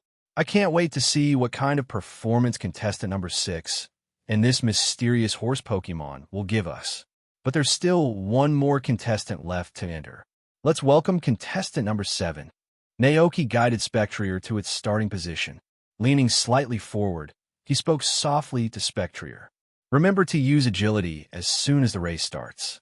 Rush forward as fast as possible and create some distance between us and the others." Spectrier neighed lightly in acknowledgement, its misty legs pawing the ground in anticipation. Seeing that it understood, Naoki didn't elaborate further. Their strategy would have to adapt as the race progressed. If they got too far ahead, they'd become an obvious target for the other racers. Everyone would do whatever it took to drag them down. 3 minutes later, all 8 contestants were lined up at the starting line. A staff member with a starting gun approached, signaling for the participants to get ready. Once everything was set, the starting gun fired with a sharp crack. Spectrier bolted forward instantly, mist swirling around its legs as it activated agility, its speed surging as it moved like a blur across the field. A shimmering blue light flickered in its spectral eyes, its ethereal body seeming to glide effortlessly across the ground. The commentator's voice rang out, filled with excitement. "Incredible. Contestant number 6 has taken the lead right from the start. Look at the speed of Spectrier. It's using agility, but the other contestants aren't falling behind. Contestant number 1's Rapidash is also using agility to close the gap." Suddenly, the ground began to tremble. "Wait a second," the commentator exclaimed. "Contestant number 7's Mudsdale just used Stomp. The ground is shaking, and it's slowing down some of the other competitors." Despite the disruption, Spectrier remained firmly in the lead. Naoki glanced back quickly to assess the situation. The Rapidash was gaining on them, but they still had a significant lead. Thinking fast, he gave a new command. "Spectrier, use Haze." Without missing a beat, Spectrier unleashed a thick, dark mist that rolled out across the racetrack. The sinister fog spread quickly, shrouding the course behind them in an eerie, impenetrable haze. The Rapidash and another horse Pokémon, caught off guard by the sudden obscurity, panicked. Their trainers struggled to maintain control, but the chaos sent them barreling off the track, eliminating them from the race. Spectrier galloped ahead, unbothered by the commotion it left in its wake. "Darn it, that Pokémon is too fast," growled contestant number 1, frustration etched across his face. Rapidash used Flame Charge. He wasn't the only one reacting. Seeing their chances slip away, other trainers joined forces. "Zebstrika, use Thunder Wave," shouted another trainer. Several Pokémon launched their attacks simultaneously, each move converging on Naoki and Spectrier at the front of the pack. The commentator's voice rose with dramatic urgency. "Oh no, contestant number 6 has drawn everyone's attention. It looks like the other contestants are teaming up." Can contestant number 6 and Spectrier escape this dangerous situation? Naoki noticed the flurry of attacks converging from behind. After a quick assessment, he issued a sharp command. Spectrier, use Phantom Force. In an instant, Spectrier shimmered, vanishing into the shadows with Naoki on its back. The combined barrage of ATT, axe flames, electricity, and shock waves whizzed harmlessly through the air, hitting nothing but open space. A moment later, Spectrier reappeared further down the track, leaving the competitors in its dust. It dodged, the commentator exclaimed, his voice brimming with astonishment. Contestant number 6 Spectrier used Phantom Force to evade the incoming attacks and create even more distance from the pack. But the respite was short-lived. Oh no, it seems the other contestants aren't giving up just yet. A second wave of attacks is incoming. Naoki remained composed, analyzing the situation. Timing was key. Spectrier, use Phantom Force again when the moment is right. Spectrier obeyed with precision, fading into the shadows once more to evade the assault. When it reappeared, the gap between it and the rest of the competitors had widened significantly. Despite this, the determined contestants behind them continued their pursuit, their strategies shifting to counter Spectrier's speed and evasiveness. Naoki let out a quiet sigh, recognizing the inevitable. He had hoped to rely solely on Spectrier's unmatched speed to secure victory, but it was clear that the constant targeting would require a different approach. Spectrier, Naoki called firmly, use Stomp. Spectrier neighed loudly, its spectral mane flaring as energy gathered at its hooves. With a mighty motion, it stomped the ground with immense force. The resulting impact sent a powerful shockwave rippling across the racetrack. The Rapidash closest to Spectrier was the first to feel the effects. Its legs wobbled under the force, and with a startled neigh, it collapsed to the ground. The shockwave continued outward, affecting one Pokémon after another. The Mudsdale stumbled and fell, its sturdy legs unable to withstand the tremor. Zebstrika, Ponyta, and the others followed in quick succession, each succumbing to the earth-shaking attack. When the dust settled, the racetrack was eerily silent. Every Pokémon except Spectrier lay on the ground, incapacitated by the devastating stomp. The commentator's voice was filled with awe. Unbelievable. Contestant number 6 Spectrier has knocked out every other Pokémon on the track with a single move. It is incredible. The audience erupted in cheers as Spectrier galloped ahead unchallenged, crossing the finish line in a blaze of triumph. It's official. The winner of this year's Kosagi Town horse racing competition is contestant number 6 and their amazing Spectrier. In the audience, Alder sat back with a broad grin, watching the scene below. As expected, Alder murmured to himself, that Spectrier is truly a legendary Pokémon. He couldn't help but reflect on the other Pokémon he'd encountered at Naoki's ranch. Koraidon, Calyrex, Spectrier, Glastrier, and even a group of Dragonites, so many powerful and rare Pokémon gathered in one place. Young trainers these days are truly remarkable, Alder said with a chuckle. For a fleeting moment, Alder wondered about his own abilities as Unova's regional champion. Would he even stand a chance against Naoki in a battle? The thought left him uncertain. Over the past few days at the ranch, Naoki had introduced Alder to Calyrex, the king of bountiful harvests. Even without witnessing its full strength, Alder could sense the immense power radiating from the Pokémon. He realized that if Naoki ever battled using both Koraidon and Calyrex, it wouldn't just be a challenge for a single region like Unova, it could potentially overwhelm an entire league. That Calyrex, Alder muttered, a Pokémon that draws its energy from belief itself. Truly extraordinary. If everyone in the world knew about Calyrex, how powerful would it become? Alder couldn't even begin to imagine. The horse racing competition officially came to an end. Amid the thunderous cheers of the audience, Naoki guided Spectrier to the championship podium. Under the admiring gazes of the crowd, Spectrier felt like it had truly become the most powerful horse Pokémon in the world. It glanced at the golden trophy in Naoki's hands, tilting its head curiously. Something about the crown felt different from the past. But Spectrier didn't dwell on the thought for long. In this moment, it was overwhelmed with pride. It was now the undisputed king of horses. Next, it was time for the coronation. The moment felt reminiscent of the ancient days, when humans worshipped the crowned Tundra King as a symbol of their unity and power. Spectrier neighed softly, turning its gaze toward Naoki. Naoki noticed the Pokémon staring intently at the trophy in his hands. Surprised, he asked, "Do you want this?" Spectrier nodded solemnly, lowering its head to gesture toward Naoki, as if asking him to place the crown upon its head. Naoki hesitated. "You want me to put this on your head?" Spectrier lifted its head regally, exuding a commanding presence that could rival a true monarch. Its blue mane shimmered under the sunlight, further adding to the air of majesty. Naoki sighed in resignation.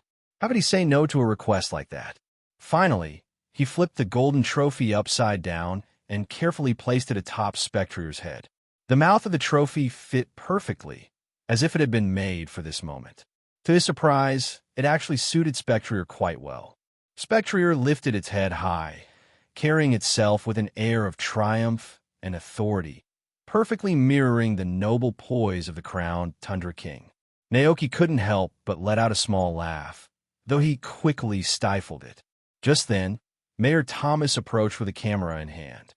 He paused when he noticed Spectrier's peculiar crown, but didn't comment. Instead, he waved at Naoki, signaling for them to pose for a commemorative photo. Naoki straightened his posture immediately. Beside him, Spectrier stood tall and proud, the golden trophy perched on its head like a crown. With a click, the scene was captured in memory, immortalized forever. The coronation ceremony was over. Spectrier, with its head held high, wore a proud expression as it trotted confidently, eager to return to the ranch and indulge in its favorite shade root carrots. Seeing Spectrier preparing to leave, Naoki politely cut his conversation short with an overly excited Ivan, murmured a quick goodbye, and hurried to catch up with Spectrier. Heading back already? Naoki asked. Spectrier lowered its head slightly, signaling its intent. All right, Naoki nodded. He walked alongside Spectrier toward the exit of the racing venue, where Alder and the rest of his Pokémon, including Koraidon, were waiting.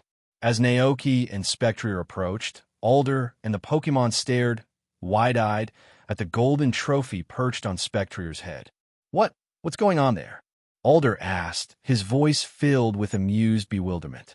Naoki shrugged casually. That's its crown.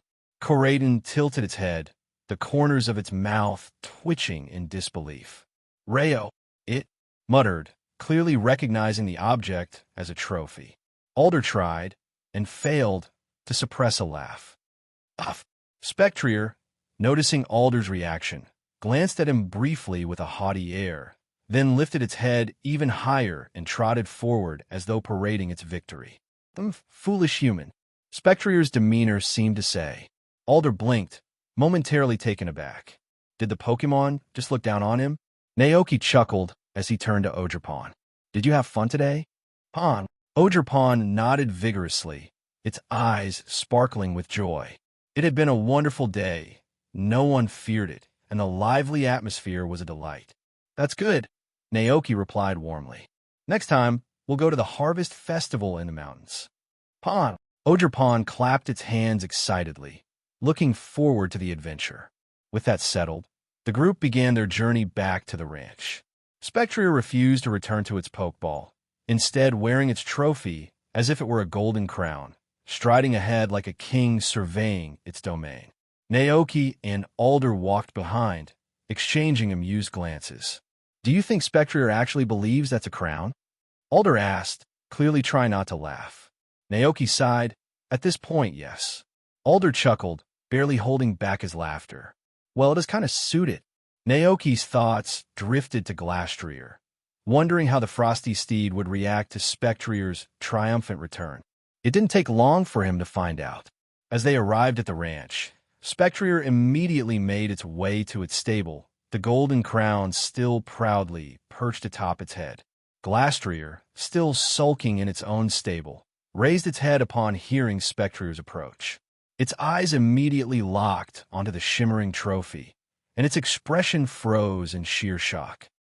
Glastrier's wide-eyed gaze followed Spectrier's every move as it strutted into its stable and casually lowered its head to munch on carrots. To Glastrier, that crown wasn't just a trophy, it was undeniable proof that Spectrier had won the race and claimed the title of the most powerful horse Pokémon in the world. A deep sense of envy and jealousy welled up within Glastrier. Its breathing grew heavier, and icy mist began streaming from its nostrils. That crown should have been mine.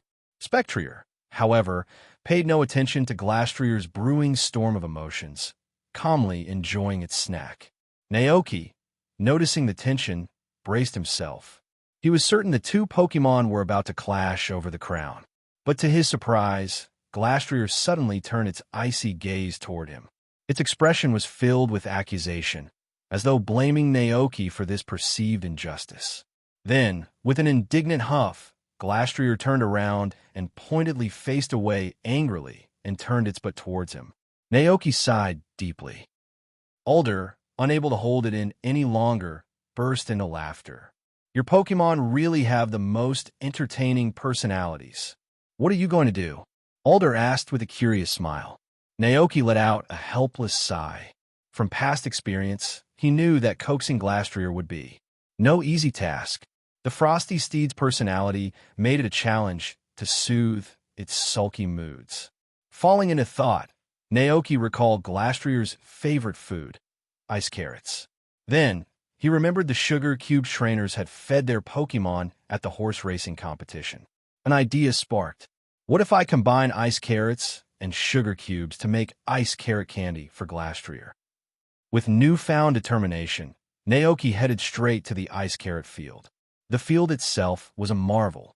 Both the ice carrot and shade root carrot fields were tended daily by Calyrex. These special carrots took a long time to grow, but thanks to Calyrex's powers, the carrot seeds were ripened daily to ensure Glastrier and Spectrier had a constant supply of their favorite food. Calyrex's efforts didn't end with harvesting. The fields were regularly fertilized to prevent depletion of nutrients from the continuous crop cycle. Naoki carried the basket of ice carrots to the kitchen, where he began his experiment. Ice carrots were unique ingredients, found only in icy climates with precise environmental conditions.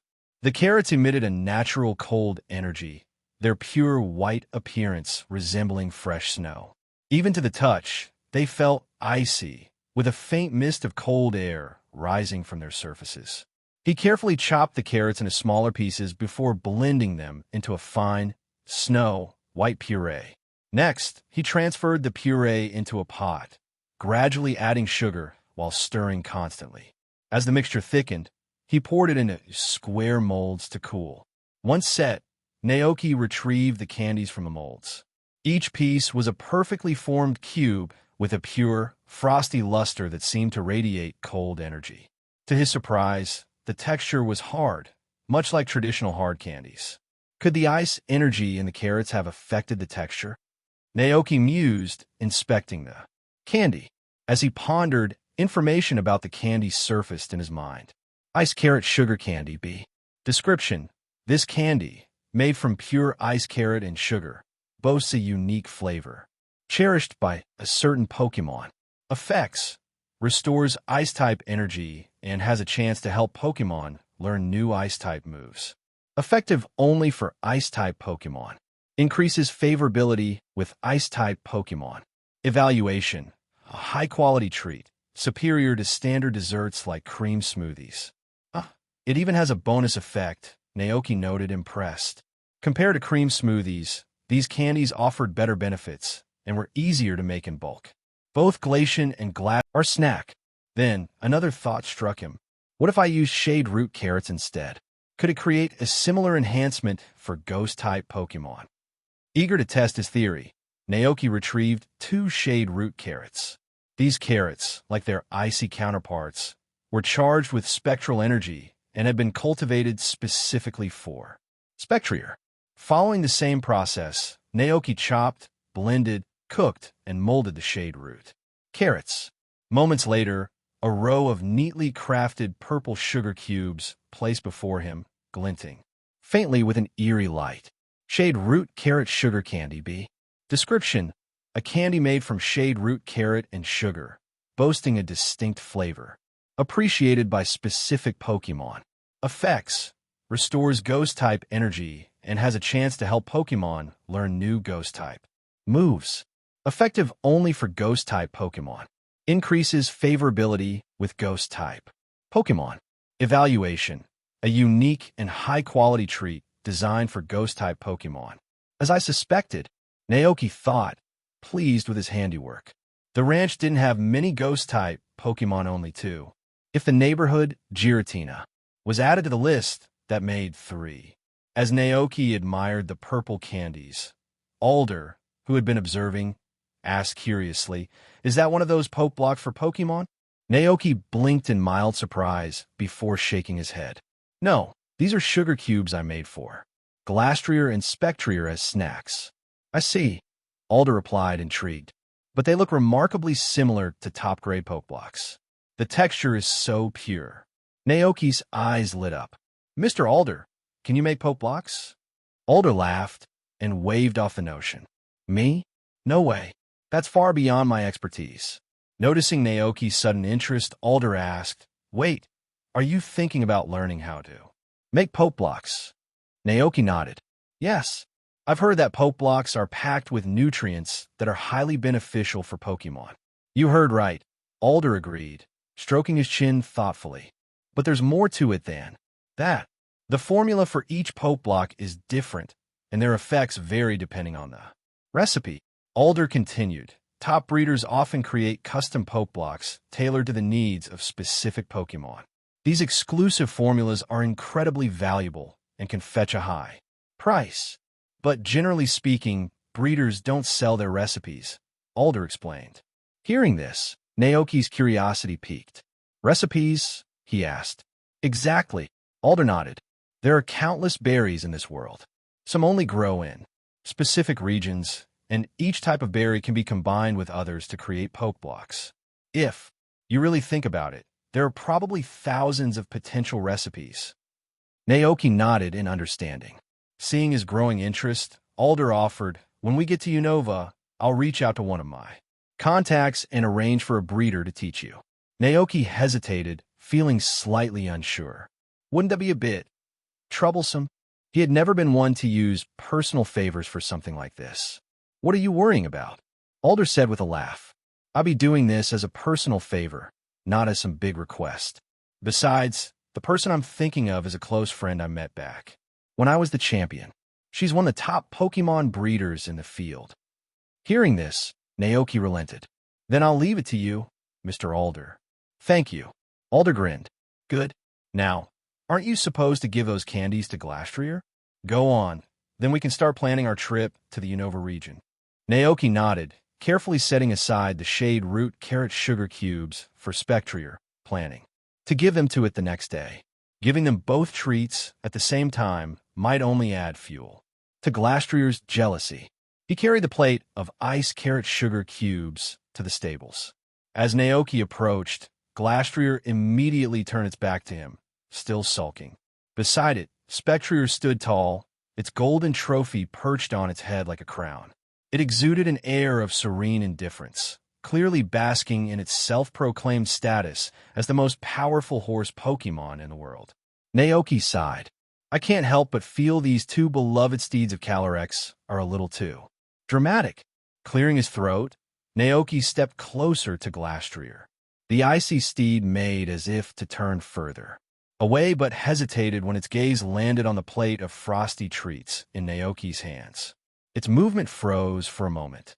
Seizing the opportunity, Naoki picked up one of the candies and gently slipped it into Glastrier's mouth. Leaning close to its ear, he whispered, "Go ahead, try it. I made this snack just for you." Spectrier doesn't get one. Spectrier, of course, noticed the exchange. With its keen senses, it heard every word. However, as the reigning Horse King, it decided such petty concerns were beneath it and didn't bother reacting.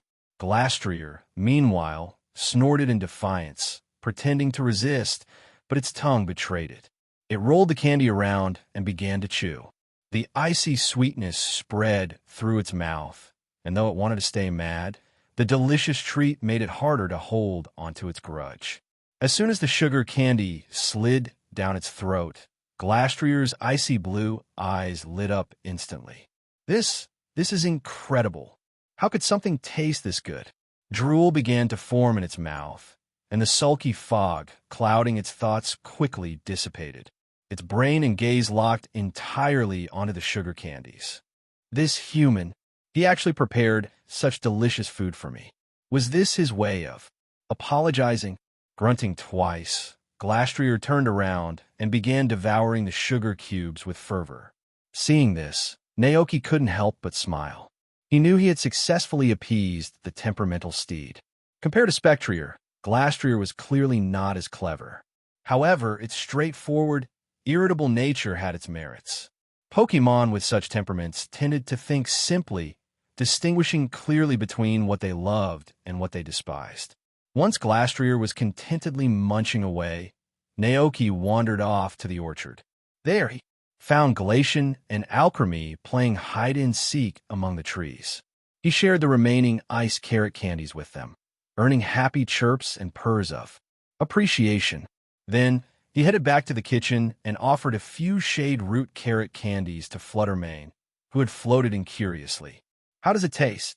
Naoki asked as Fluttermane nibbled on one. Fluttermane, mid-bite, scrunched its little face, baring its fangs in slight distaste. It was clear this type of carrot-based candy didn't suit its palate. "Mreem, I don't like it." Fluttermane grumbled softly, shaking its mane. Naoki sighed, falling into thought. Fluttermane, a Pokémon from ancient times, was evidently a carnivorous creature. Compared to carrots, fruits, or vegetables, it likely preferred chunks of meat or bone. In that case, he decided he'd need to whip up an improved recipe, perhaps something like shade root carrot stew, tailored to suit Fluttermane's taste. But this train of thought reminded him of a small problem Kosagi town didn't sell vermicelli. Last winter, he had wanted to make pork stew with vermicelli, but hadn't been able to find any. In addition to regular meats, Naoki mused over other delicacies, such as seafood lobsters and crabs, for instance. The mere thought made his stomach growl slightly. He remembered how all the fish that Dragonites and Dragonaires had brought him in the past had been devoured entirely by Giratina. He hadn't even managed to sample a single bite. When he had gone to confront Giratina about it, the massive Pokémon had smugly declared, "Anything that enters my domain is mine." Naoki had been too preoccupied with managing Kitakami and Ogerpon's affairs to think much about it at the time. But now, with some free time, his craving for lobster and crab resurfaced. Strongly determined, Naoki decided to take action.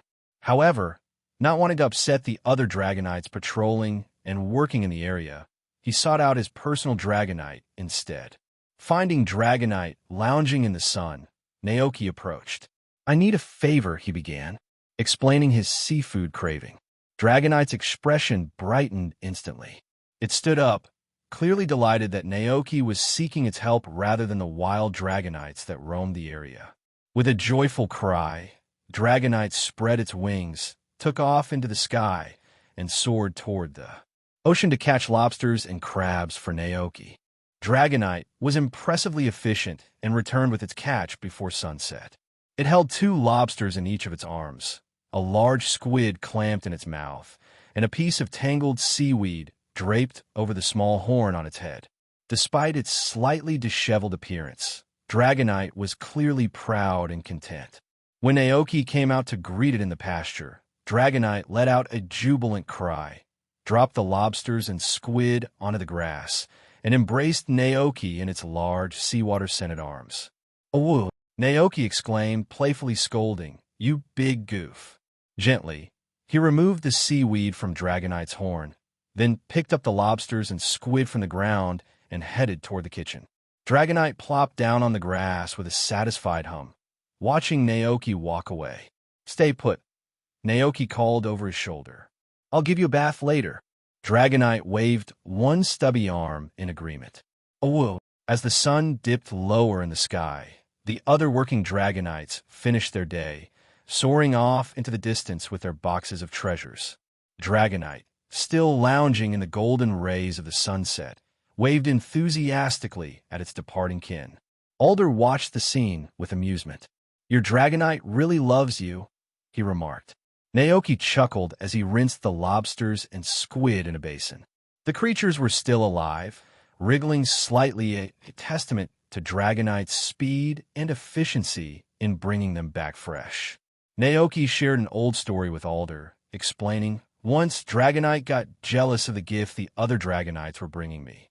It wanted to outdo them, so it ran off without a word to catch something even bigger and better." Alder laughed, his curiosity piqued. What happened next? Dragonite encountered a powerful Pokémon in the sea. Naoki continued, smiling at the memory. It was outmatched and returned home defeated. "Poor thing," Alder sympathized. "Yeah," Naoki said, patting the basin fondly. "But it's the thought that counts. For a trainer, having their Pokémon by their side is the greatest gift of all." Alder's expression softened as he thought of his own Volcarona. "You're absolutely right," he agreed. Nearby, Koraidon and Cyclizer were listening. Koraidon's usually fierce expression softened, while Cyclizer's eyes sparkled with longing. Naoki noticed and reached out to pat Cyclizer's head. "You too," he said warmly. Though Cyclizer's role on the ranch wasn't as prominent as some others, its contributions were invaluable. As the first Pokémon to join Naoki's ranch, it had set the tone for the harmonious environment that followed. Feeling inspired, Naoki asked Cyclizer to go and play while he prepared dinner. "Rayo!" Cyclizer chirped happily, bounding off. Koraidon, watching the interaction, seemed lost in thought. With dinner in mind, Naoki turned his attention to the lobsters. He decided to steam one and prepare the other with garlic sauce. The squid, being too small to divide among everyone, was set aside for another use. Naoki lit the fire and carefully placed the prepared lobsters into the steamer. While waiting for them to cook, his thoughts drifted to Cyclizer.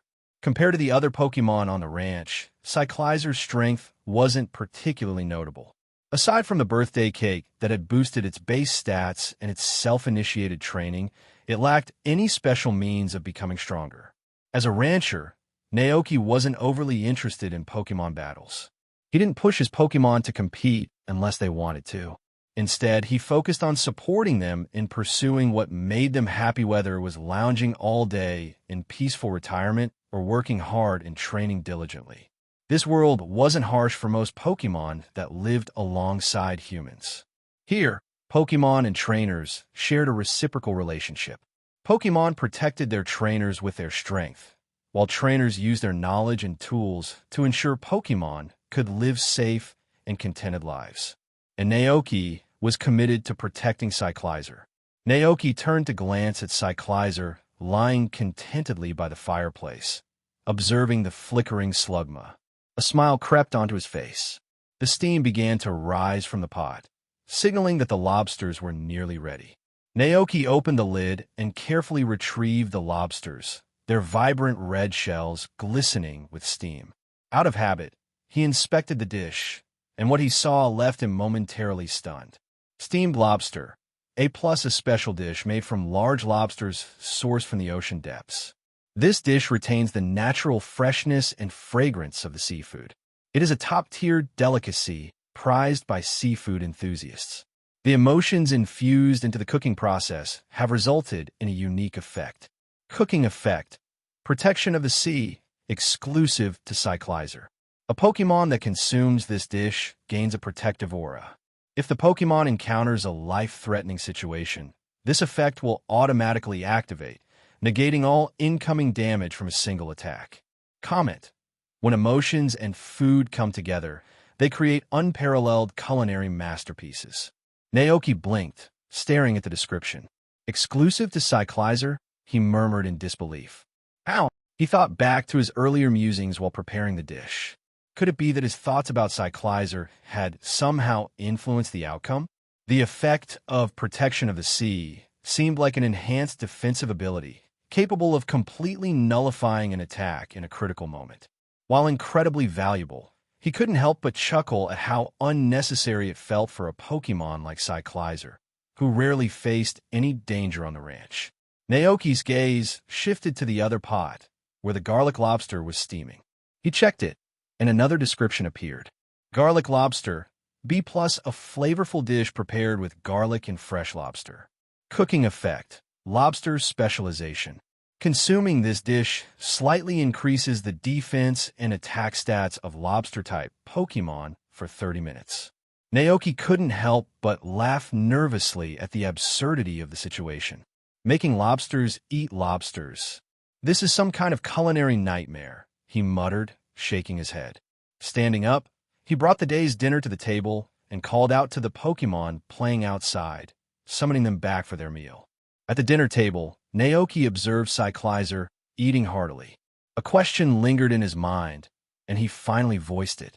Mr. Alder, for Pokémon, can emotions be considered a form of power? Of course. Alder nodded confidently. He leaned back slightly and began explaining. Some Pokémon academies even teach this concept. Beyond the elemental attributes we're familiar with, emotions can be transformed into energy.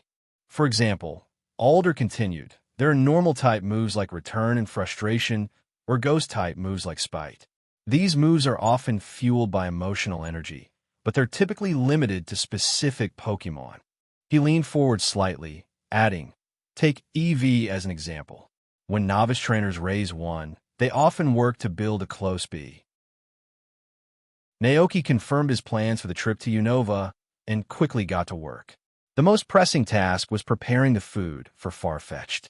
Since the trip would last at least a week, he needed to ensure that the Pokémon would be well fed in his absence. Farfetch'd required 3 meals a day, each consisting of 3 servings of fruit platters. This added up to 9 servings daily, or 63 portions for 7 days. Realizing the fruits at home weren't sufficient, Naoki headed to the orchard and picked several baskets of fresh produce. He spent the better part of the day slicing and arranging the fruits into the platters Farfetch'd liked best. In the living room, Naoki carefully stacked the platters into the refrigerator, turning to the NDD siblings standing by for instructions. I'll be gone for a few days, he began, so these platters will be Farfetch'd test meals. Remember to give it 3 servings in the morning, noon, and evening, no more, no less. He gave them a serious look. If you give it too much at once, Farfetch'd might overeat and end up becoming the first Pokémon in history to die for being too full. Let's avoid that. Aye, the older NDD replied with a nod. Aye, echoed the younger one. Satisfied, Naoki smiled. Good. I'm leaving everyone here in your care. If anything comes up that you can't handle, consult with Calyrex. And if Mew or Teddy Ursa brings home more gifts or Pokémon, let them settle here for now. We'll sort everything out when I return.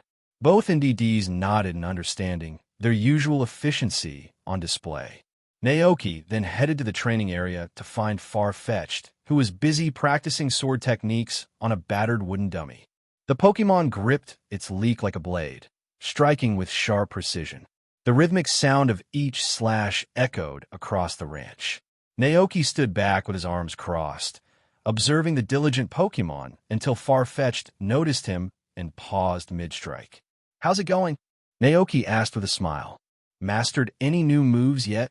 Farfetch'd nodded once, then shook its head. The nod meant that training was going smoothly, but the shake indicated that no new techniques had been mastered. Farfetch'd had been through this cycle countless times. It often learned powerful moves during training sessions, only to forget them by the next day. Still, through repetition, its mastery of fundamental techniques had improved immensely. Show me, Naoki encouraged, stepping back to give Farfetch'd room. Farfetch'd nodded with determination. Taking its leek in hand, it assumed a battle stance. Its eyes sharpened, and in the blink of an eye, it activated Double Team, creating shadowy duplicates of itself. In perfect synchronization, the clones surrounded the wooden dummies, each drawing its leek with swift precision. A dazzling white light enveloped the blades, followed by a synchronized execution of slash. The wooden dummies shuddered under the force of the attack before splintering into pieces. As the clones vanished, Farfetch'd stood tall, its leek sheathed, exuding confidence. Naoki's eyes lit up. That was incredible, combining Double Team with a precise strike, but it feels like it's missing something. Farfetch'd tilted its head quizzically. Farfetch'd, Naoki explained. After a move like that, you could follow up by rushing forward, using the momentum to leap and striking from above. Farfetch'd's eyes glimmered with inspiration. It turned its attention to the remains of the wooden dummy, gripping its leek tightly as it replayed Naoki's words in its mind. After a moment of stillness, Farfetch'd sprang into action. It rushed forward, blade glowing with energy as it executed another precise strike. This time, instead of stopping, it used the momentum to leap upward, twisting elegantly in the air. With its leek raised high, it brought the blade down in a powerful overhead slash, landing gracefully on the ground. Alder, watching from behind, clapped his hands in admiration. Beautiful. I didn't expect you to have such a unique insight into swordsmanship. Naoki stayed silent for a moment. Could he admit that this inspiration came from a certain two-word weapon he'd once read about? Probably not. Still, it was a shame that Farfetch'd didn't know how to use Detect. If it could master that skill while sheathing its leek, it might perfectly anticipate an opponent's next move and defend itself, just like the Makiri counter technique with a katana. Farfetch'd held its leek tightly and replayed the movements in its mind, clearly inspired. Its eyes sparkled with excitement as it turned to Naoki. "Quack!" it exclaimed as if to say, "This feels just right." Naoki smiled and nodded. "Keep at it." Farfetch'd responded with a determined nod, its enthusiasm palpable. Naoki glanced at the broken wooden dummies littering the ground. He made a mental note to call Kelly later to repair them. But before that, he had something important to say too. "Farfetch'd." "Oh, I almost forgot," Naoki said. "I'll need to be away for a few days. But don't worry, IVE prepared plenty of fruit platters for you, and the NDDs will make sure you're fed on time." Farfetch'd froze, momentarily stunned. "Don't worry," Naoki reassured it. "I'll be back soon. Just keep practicing while I'm gone, all right?" Farfetch'd nodded, though its expression revealed a tinge of reluctance. Having set Farfetch'd's mind at ease, Naoki returned to his room to pack for the trip. But no sooner had he started than a commotion erupted. Ogerpon and a few other Pokémon came rushing in, clearly eager to join the preparations. "Okay, Pon." Ogerpon's starry eyes sparkled with excitement as it pointed to Naoki's bag. Naoki blinked in surprise. "What's up?" Ogerpon gestured at the luggage, bouncing slightly in place. "Pon," it clicked. "You want to come with me?" Naoki asked. Ogerpon nodded enthusiastically. "Okay, well." Naoki considered for a moment before smiling. "Of course you can come." At this, Alchemy and Glacian, who had followed Ogerpon into the room, also perked up. Their longing gazes made their wishes clear. Alchemy murmured softly. "Bye." Glacian added, its bright eyes full of hope. Naoki chuckled and gently patted their heads. "You too can come as well. I'd love to bring you along." Their reactions were instantaneous. Alchemy hopped with joy, and Glacian's eyes lit up, its tail wagging slightly in excitement. Naoki resumed packing, adding, "If there's anything you'd like to bring with you, go grab it. Now, I'll pack it for you." He was referring to their favorite toys, as every Pokémon on the ranch had something special Naoki had gifted them from town. The three Pokémon scampered off to collect their treasures. Glacian darted toward its ice cave, determined to bring its prized ice stone along. But the stone was larger than it was, and Glacian soon realized it couldn't budge it on its own. Reluctantly, it turned to Cyclizer for help. Alchemy trotted over to the refrigerator, her eyes lighting up as she spotted her favorite treats inside. Shimoshio. Ned for Karaden to help her open the heavy door. Once open, she carefully pulled out several small cakes, delicately placing them in her little bag, clearly preparing for a delicious journey. Meanwhile, Ogerpon headed toward the room where the four masks were stored. This wasn't out of fear, it was because its true power lay hidden within the masks. Only when it dawned one could it unlock its full potential. Ogerpon had a quiet determination. Naoki didn't fully realize how powerful it was, but Ogerpon thought, if trouble arises during our trip, I'll wear the mask and fight for him. Before long, the three Pokémon returned to Naoki, each holding their chosen item. Naoki glanced at the enormous ice stone cradled awkwardly in Cyclizer's arms and sighed. "Are you sure you want to take that with you?" he asked Glacian, his tone laced with both amusement and concern. "Bye." Glacian nodded eagerly. The ice stone was its favorite treasure. Naoki hesitated. "But it's enormous. Carrying it around will be such a hassle." Glacian blinked, its expression shifting as it glanced at the others and then back at its precious stone. It seemed to weigh the pros and cons. "Booey." It finally admitted with a soft sigh that the stone might indeed be too large for the trip. "It'll be safe here at the ranch," Naoki reassured. "No one's going to steal it." Glacian hesitated a moment longer before reluctantly agreeing, leaving the ice stone behind. Naoki and Cyclizer both sighed in relief, especially Cyclizer, as the stone's chill had been biting through its scales. It quickly returned the stone to the ice cellar and then retreated to the warmth of the fireplace, curling up beside the slugma to defrost. Naoki tucked Alchemy's cakes safely into his bag. But when his gaze landed on the four masks Ogerpon was holding, he couldn't hide his surprise. "You want to bring those with you?" he asked. Naoki hesitated before adding gently, "The people in the Unova region won't judge you. You don't need a mask to hide yourself. And no matter what, I'm here with you." Ogerpon shook its head vigorously, realizing Naoki had misunderstood. With a determined gleam in its eyes, it pulled out a fiery red mask and placed it over its face. Naoki watched, his curiosity growing. Then, to his astonishment, Ogerpon's form began to change. A wave of intense heat radiated from the mask, enveloping Ogerpon in a blazing aura. Its vibrant green coat transformed into a fierce, flame-like red, and its entire demeanor shifted. The fiery energy that coursed through its body was palpable, filling the room with a crackling heat. "Pon." Ogerpon stood tall, exuding power and confidence in its transformed state. Naoki stared wide-eyed. "Your appearance, it's completely different," he muttered to himself. "This isn't just a change in looks.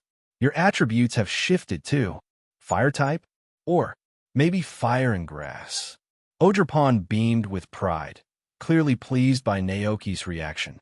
Then, as if to demonstrate further, it removed the fiery red mask and replaced it with a blue, water-themed one. Ogerpon's coat shimmered and transformed into a deep blue hue, reminiscent of flowing water. Its attributes shifted once again this time. It seemed to take on the water type. Naoki's curiosity was piqued. "What about the stone-like mask?" he thought aloud.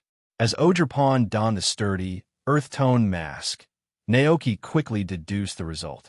Its attributes shifted yet again, this time to rock type. "What's going on?" Naoki muttered, his mind racing. His thoughts turned to the crystal, fragments he had fished out from Luminous Lake some time ago. Could those fragments be the key? "Okay."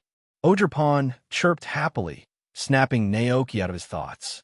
It removed the mask and handed all four to Naoki, motioning for him to pack them in his bag. Naoki reached out and took them, still processing the revelation. Until now, he had assumed these masks were mere accessories. But it turned out they held incredible power that could amplify Ogerpon's strength and even change its type. Naoki gazed at Ogerpon with newfound respect. This Pokémon truly is extraordinary. Taking a deep breath, Naoki carefully tucked the masks into his backpack. He then moved to the Pokeball rack in the living room, retrieving the Pokeballs of Alchemy, Glacian, and Ogerpon, preparing to take them along for the journey. This time, in addition to these three Pokémon, Naoki decided to bring Koraidon, Cyclizer, Fluttermane, Palmot, and Dragonite. Alder had mentioned that Lance might attend the dinner, and Naoki couldn't pass up the opportunity. If there was a chance, he wanted to test Dragonite's strength against Lance's renowned team, to see how far his own Dragonite had come and how it compared to a champion-level Pokémon. Despite living on the ranch, where battles were rare, Naoki was eager to uncover Dragonites true potential. The next morning, Naoki and Alder bid farewell to everyone at the ranch and embarked on their journey to the Unova region. They boarded a flying taxi, which whisked them away to Brewing City. As they flew, Alder turned to Naoki. "The banquet will be held in Driftvale City," he explained. "I checked beforehand and found a luxury cruise departing from Paldea that heads straight to Driftvale. We'll take that." "Sounds good," Naoki replied. Naoki had no objections to traveling by cruise ship. He much preferred it to flying, especially since it meant he wouldn't have to check his luggage. Alder chuckled. "We have a few days before the banquet. During that time, I'll introduce you to a Pokémon breeder. She'll teach you how to make Pokeblocks." Naoki nodded, his mind already wandering. The mention of Unova made him think of its iconic trio, Zekrom, Reshiram, and Kyurem. Each represented a distinct element: Zekrom's raw power, Reshiram's graceful elegance, and Kyurem's chilling indifference.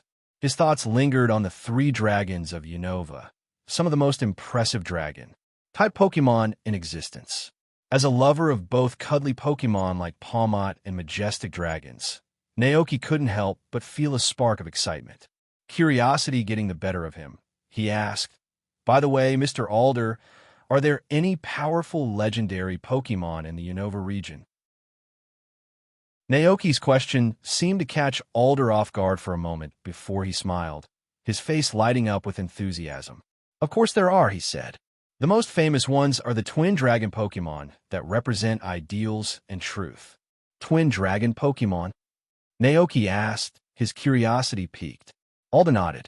"They are Zekrom, an electric type, and Reshiram, a fire type," he explained. Zekrom is a legendary Pokémon spoken of in myth. It generates powerful lightning with its tail. There's even a tale of a traveling trainer who once spotted it cutting across the sky. He paused before continuing. "As for Reshiram, its tail ignites with flames that generate intense heat, altering the atmosphere and even changing the weather. According to ancient Unovan myths, Reshiram's flames would burn down kingdoms consumed by greed and deceit." "That sounds incredible," Naoki remarked, his admiration evident. "It is," Alder said proudly. "These Pokémon have existed since before the founding of Unova itself. They embody the region's rich history and culture." However, as Alder spoke, his expression grew somber. "But their allure is a double-edged sword. Many people, blinded by greed, have sought to control their legendary power for selfish purposes." Alder's words carried weight. They hinted that Reshiram and Zekrom might not always remain dormant in their Dragonstone forms. Occasionally, they might roam freely across Unova, much like ordinary Pokémon. Naoki recalled an episode from the Pokémon anime where Ash first encountered Zekrom in Unova. Zekrom's attack had temporarily disrupted Pikachu's electrical abilities. Alder, unaware of Naoki's musings, changed the subject. Unova's unique situation made him wary of saying too much. While the region appeared tranquil on the surface, he knew all too well about the undercurrents of unrest. Months ago, a mysterious organization advocating the liberation of Pokémon had emerged. Through impassioned speeches, they stirred up public opinion, even accusing Alder of overburdening his Volcarona and causing its injuries. This ordeal had planted seeds of doubt in Alder's heart and played a part in his decision to step back from his duties as champion. But these burdens weren't Naoki's to bear, so Alder chose to keep them to himself. Instead, he steered the conversation in another direction. "By the way," he began, "just like Paldea has its shrine for Calyrex, Unova has its own shrine of abundance." "The Shrine of Abundance." Naoki echoed, the name triggering recognition. "You mean the one connected to Landorus?" Alder nodded. "Exactly. But unlike Calyrex, the Pokémon enshrined in Unova's shrine is Landorus. According to legend, Landorus absorbs wind and thunder, transforming them into energy to enrich the soil. Wherever it visits, the land flourishes and crops grow abundantly. That's why it's often called the guardian of the fields. It sounds remarkably similar to Calorex's abilities. Indeed, Alder agreed with a chuckle. Calorex excels at instantly making crops grow, while Landorus specializes in rejuvenating the soil. Together, their powers would create an agricultural utopia. Naoki nodded thoughtfully, though his mind lingered on Hiram and Zekrom. While Landorus and Kaliri's abilities were impressive, it was the allure of the twin dragons and their connection to Unova's mythology that truly captivated him. Naoki pondered Alder's earlier words and concluded that while finding Hiram and Zekrom seemed improbable due to their elusive nature, Kirim might be easier to locate. In the games, Kirim resided in the giant chasm near Lacunosa town. However, given the differences between the game's simplified geography and the vast, anime-like realism of this world, even that wasn't guaranteed. Determined to gather more information after arriving in Unova, Naoki considered visiting Dragon Spiral Tower in Isira City if time allowed, hoping to encounter the legendary Pokémon there. Such an experience would be unforgettable. The flying taxi carried Naoki and Alder swiftly to their destination. Once they arrived, they immediately headed to the bustling port. At the ticket counter, they purchased 2 direct tickets to Driftvale City in the Unova region. As luck would have it, a luxury cruise ship was about to set sail. The duo hurriedly boarded, tickets in hand, just as the ship's whistle blew. The grand vessel began to glide gracefully from the dock into the open sea. Watching the city's skyline shrink in the distance, Naoki let out a breath of relief. "We made it just in time," he remarked. Alder, ever the optimist, clapped Naoki on the back. "This ship will reach Driftvale City tomorrow morning.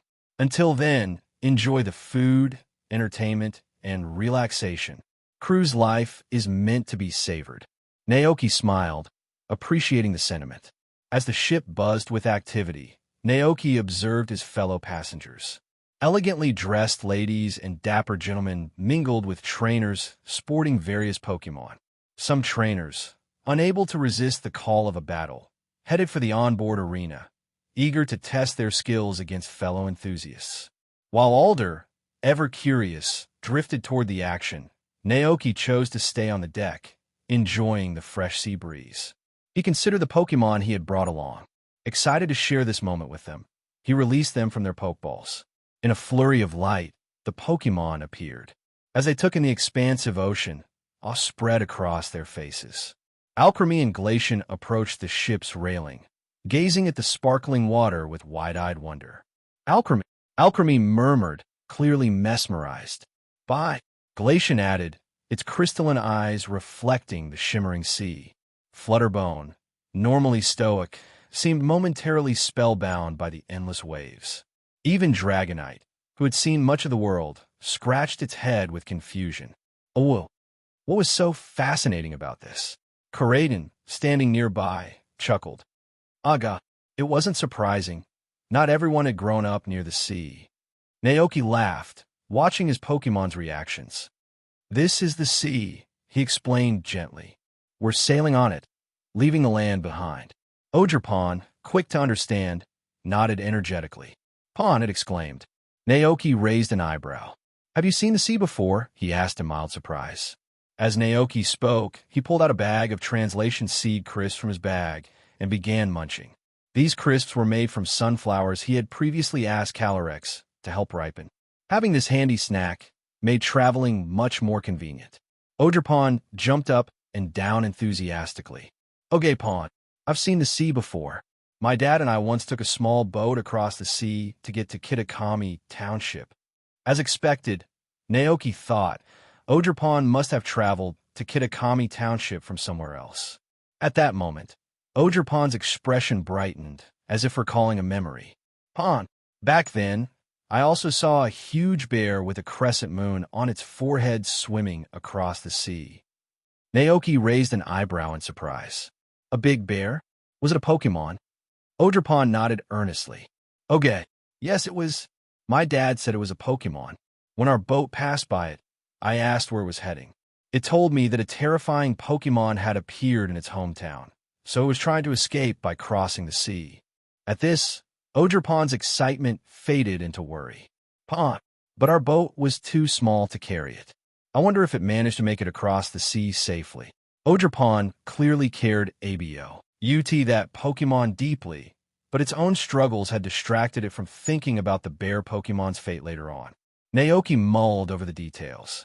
A large bear Pokémon with a crescent moon on its forehead. Could it have been an Ursaring? But Ursaring doesn't have a crescent moon. Could it have been an Ursaluna? That seemed unlikely since Ursaluna, a ground/normal type, is weak to water and shouldn't be capable of swimming across the sea. Still, Naoki didn't believe Ogerpon would lie. If it wasn't an Ursaring or an Ursaluna, then what could it have been? Could a Teddiursa really have swum across the ocean? No.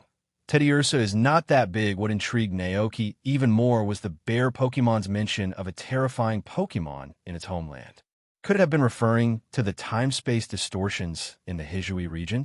The space-time rift caused by Giratina, Palkia, and Dialga created havoc, according to Professor Laventon's research. The overlapping of universes and the resulting energy saturation led to the distortion of space and time. This phenomenon brought powerful, red-eyed Pokémons to the land Pokémon that didn't belong to that era. Naoki's imagination ran wild. The bear Pokémon may have witnessed these distortions firsthand, seeing red-eyed Pokémon emerging in chaos. Fearful of its safety, it left the Hisui region and attempted to cross the sea in search of refuge. During its journey, it met Ogerpon, who was on a boat heading to Kitakami Township with its trainer. The two Pokémon exchanged words briefly. But what became of the bear Pokémon? Naoki couldn't help but wonder about its fate. As Naoki pondered the fate of the mysterious bear Pokémon, his thoughts shifted to his own Teddiursa. Judging by its behavior, it seemed to have no intention of evolving into an Ursaring. To ensure it wouldn't evolve, Teddiursa carried an Everstone with it at all times.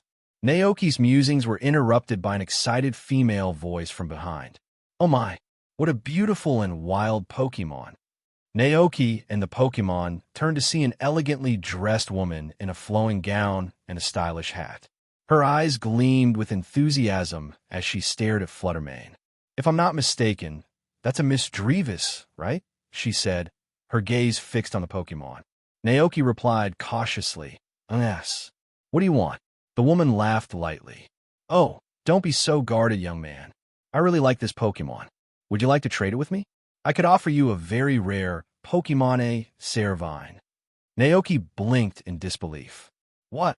The woman produced a Pokeball, releasing a small green Pokémon with a cream-colored underside and a yellow stripe down its back. Its elegant demeanor matched her own. You see, you can use the machine over there to swap Pokémon between our Pokeballs, she explained, pointing to the nearby trading machine.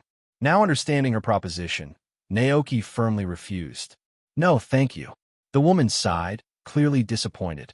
Well, if you change your mind, come find me. She gave him a playful wink before strolling away. Fluttermane, however, was seething with anger. The very idea of being traded away like an ordinary item was an insult. Its small fangs bared, it grumbled fiercely and prepared to chase after the woman. Naoki noticed Fluttermane's agitation and quickly grabbed it. No, stop, he said firmly, pulling the Pokémon back. Fluttermane squirmed, letting out a high-pitched growl of protest. Maria! Alder returned just in time to witness the commotion. What's going on here? He asked. Naoki sighed. Someone wanted to trade their Servine for Fluttermane, and Fluttermane wasn't happy about it. Alder chuckled lightly, understanding the situation. I see. You must have turned her down. Naoki nodded. Of course. I would never trade any of my Pokémon. Once Fluttermane calmed down, Naoki turned to Alder. Mr. Alder, is Pokémon trading a common practice? Alder scratched his chin thoughtfully. Not exactly, but it's not unheard of. Sometimes trainers and Pokémon aren't compatible. When that happens, if the bond isn't deep, Pokémon might feel more comfortable with a different trainer. In such cases, they might arrange a trade. Naoki tilted his head. That makes sense. Still this. Alder, understanding Naoki's thoughts, nodded. It's rare, but happens. Unfortunately, not everyone forms strong bonds with their Pokémon. For some people, Pokémon are just tools or status symbols. When a better Pokémon comes along, they'll discard the old one without hesitation. Naoki frowned at the thought. On March 28th, in the year 199 of the Alliance calendar, after a full day and night at sea, the luxury cruise ship carrying Naoki and Alder finally docked in the Unova region. The massive ship came to rest at the port of Driftvale City. Under the clear blue sky, tourists disembarked in waves, flooding into the vibrant city. Nearby, cargo ships and fishing vessels crowded the docks, with Pokémon and workers busily loading goods onto ships bound for other regions. Fishermen returning from their trips were sorting their catches, packing fresh fish into crates for delivery to the city's many restaurants. A sudden gust of wind swept through the port, causing a commotion as several ladies' hats were whisked away, prompting startled gasps from the crowd. Naoki and Alder's hair was blown every which way. Alder grinned through the gusts and shouted, "Welcome to Driftvale City. The strong winds here are one of its defining features." Naoki shielded his face from the breeze and asked, "Is the gym leader here Clay?" "That's right." Alder nodded enthusiastically. But being a gym leader is only one of his jobs. Clay's real claim to fame is that he owns a mining development company. See that tall mountain to the north? Naoki followed Alder's gesture, spotting the faint silhouette of a towering mountain in the distance. "That's Driftvale Mountain," Alder explained. "The entire mountain belongs to Clay." "Wow," Naoki murmured in admiration.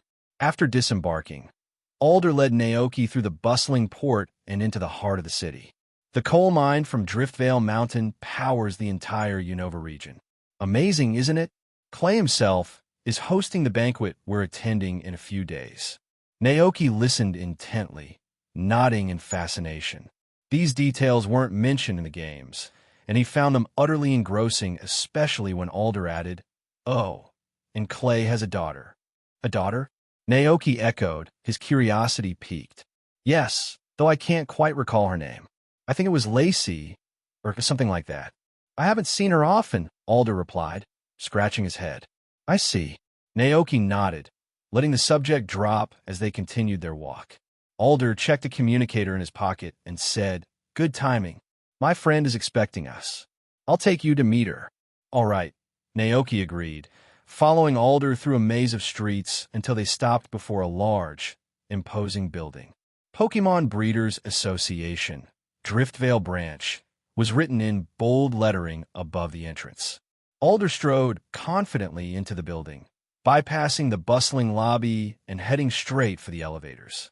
They rode to the 7th floor, and with a soft ding, the doors opened to reveal a warmly decorated room. Inside, a poised woman wearing casual attire and square-frame glasses was meticulously polishing the scales of a Gibble. The little dragon Pokémon seemed to revel in the care, its eyes half closed in bliss as its scales shimmered under her expert touch. "Hey, Marina. Long time no see." Alder greeted warmly. The woman turned to face them, her sharp eyes scanning Alder and then Naoki. A flicker of surprise crossed her face when she saw Alder's cheerful demeanor. "You're in good spirits," Marina said knowingly. "That's because a big problem that's been weighing me down is finally solved," Alder replied with a grin. "Really? Is Volcarona doing better?" Marina asked, her expression softening. Alder nodded. "All thanks to Naoki here. The Gagote he raised produces an extraordinary milk that healed all of Volcarona's injuries." "Gagote? Milk?" Marina echoed, clearly taken aback. She turned her gaze to Naoki, now thoroughly intrigued. "Naoki, right?" "Yes," Naoki replied with a polite nod. "Are you a Pokémon breeder?" Marina asked, tilting her head. Naoki shook his head. "No, I'm just a rancher." "A rancher?" Marina blinked, her confusion evident. Alder chuckled. "Naoki might be a rancher, but he's also a skilled Pokémon trainer. He's here to learn how to make Poke Blocks for his Pokémon." Recognition dawned in Marina's eyes as she recalled Alder's earlier message. A smile spread across her face.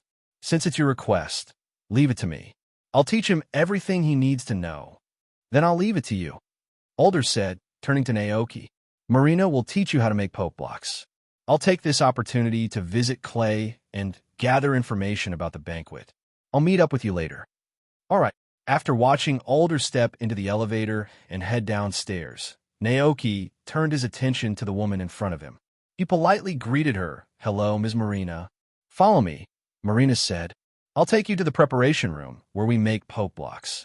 The two descended the stairs, and as they passed through the lobby, Naoki noticed several young individuals engrossed in an assessment process. That's the breeder evaluation. Marina paused to explain, gesturing toward the scene. Do you know what Pokémon breeders do? Naoki hesitated briefly before replying. They take care of and raise Pokémon? Yes, but there's more to it, Marina replied with a small smile. Pokémon breeders specialize in the training and overall health management of Pokémon. They excel in making Pokémon look radiant through grooming and in preparing specialized food tailored to each Pokémon's specific needs. Breeders also dabble in Pokémon research and medical care. It's a profession with a broad scope, she added.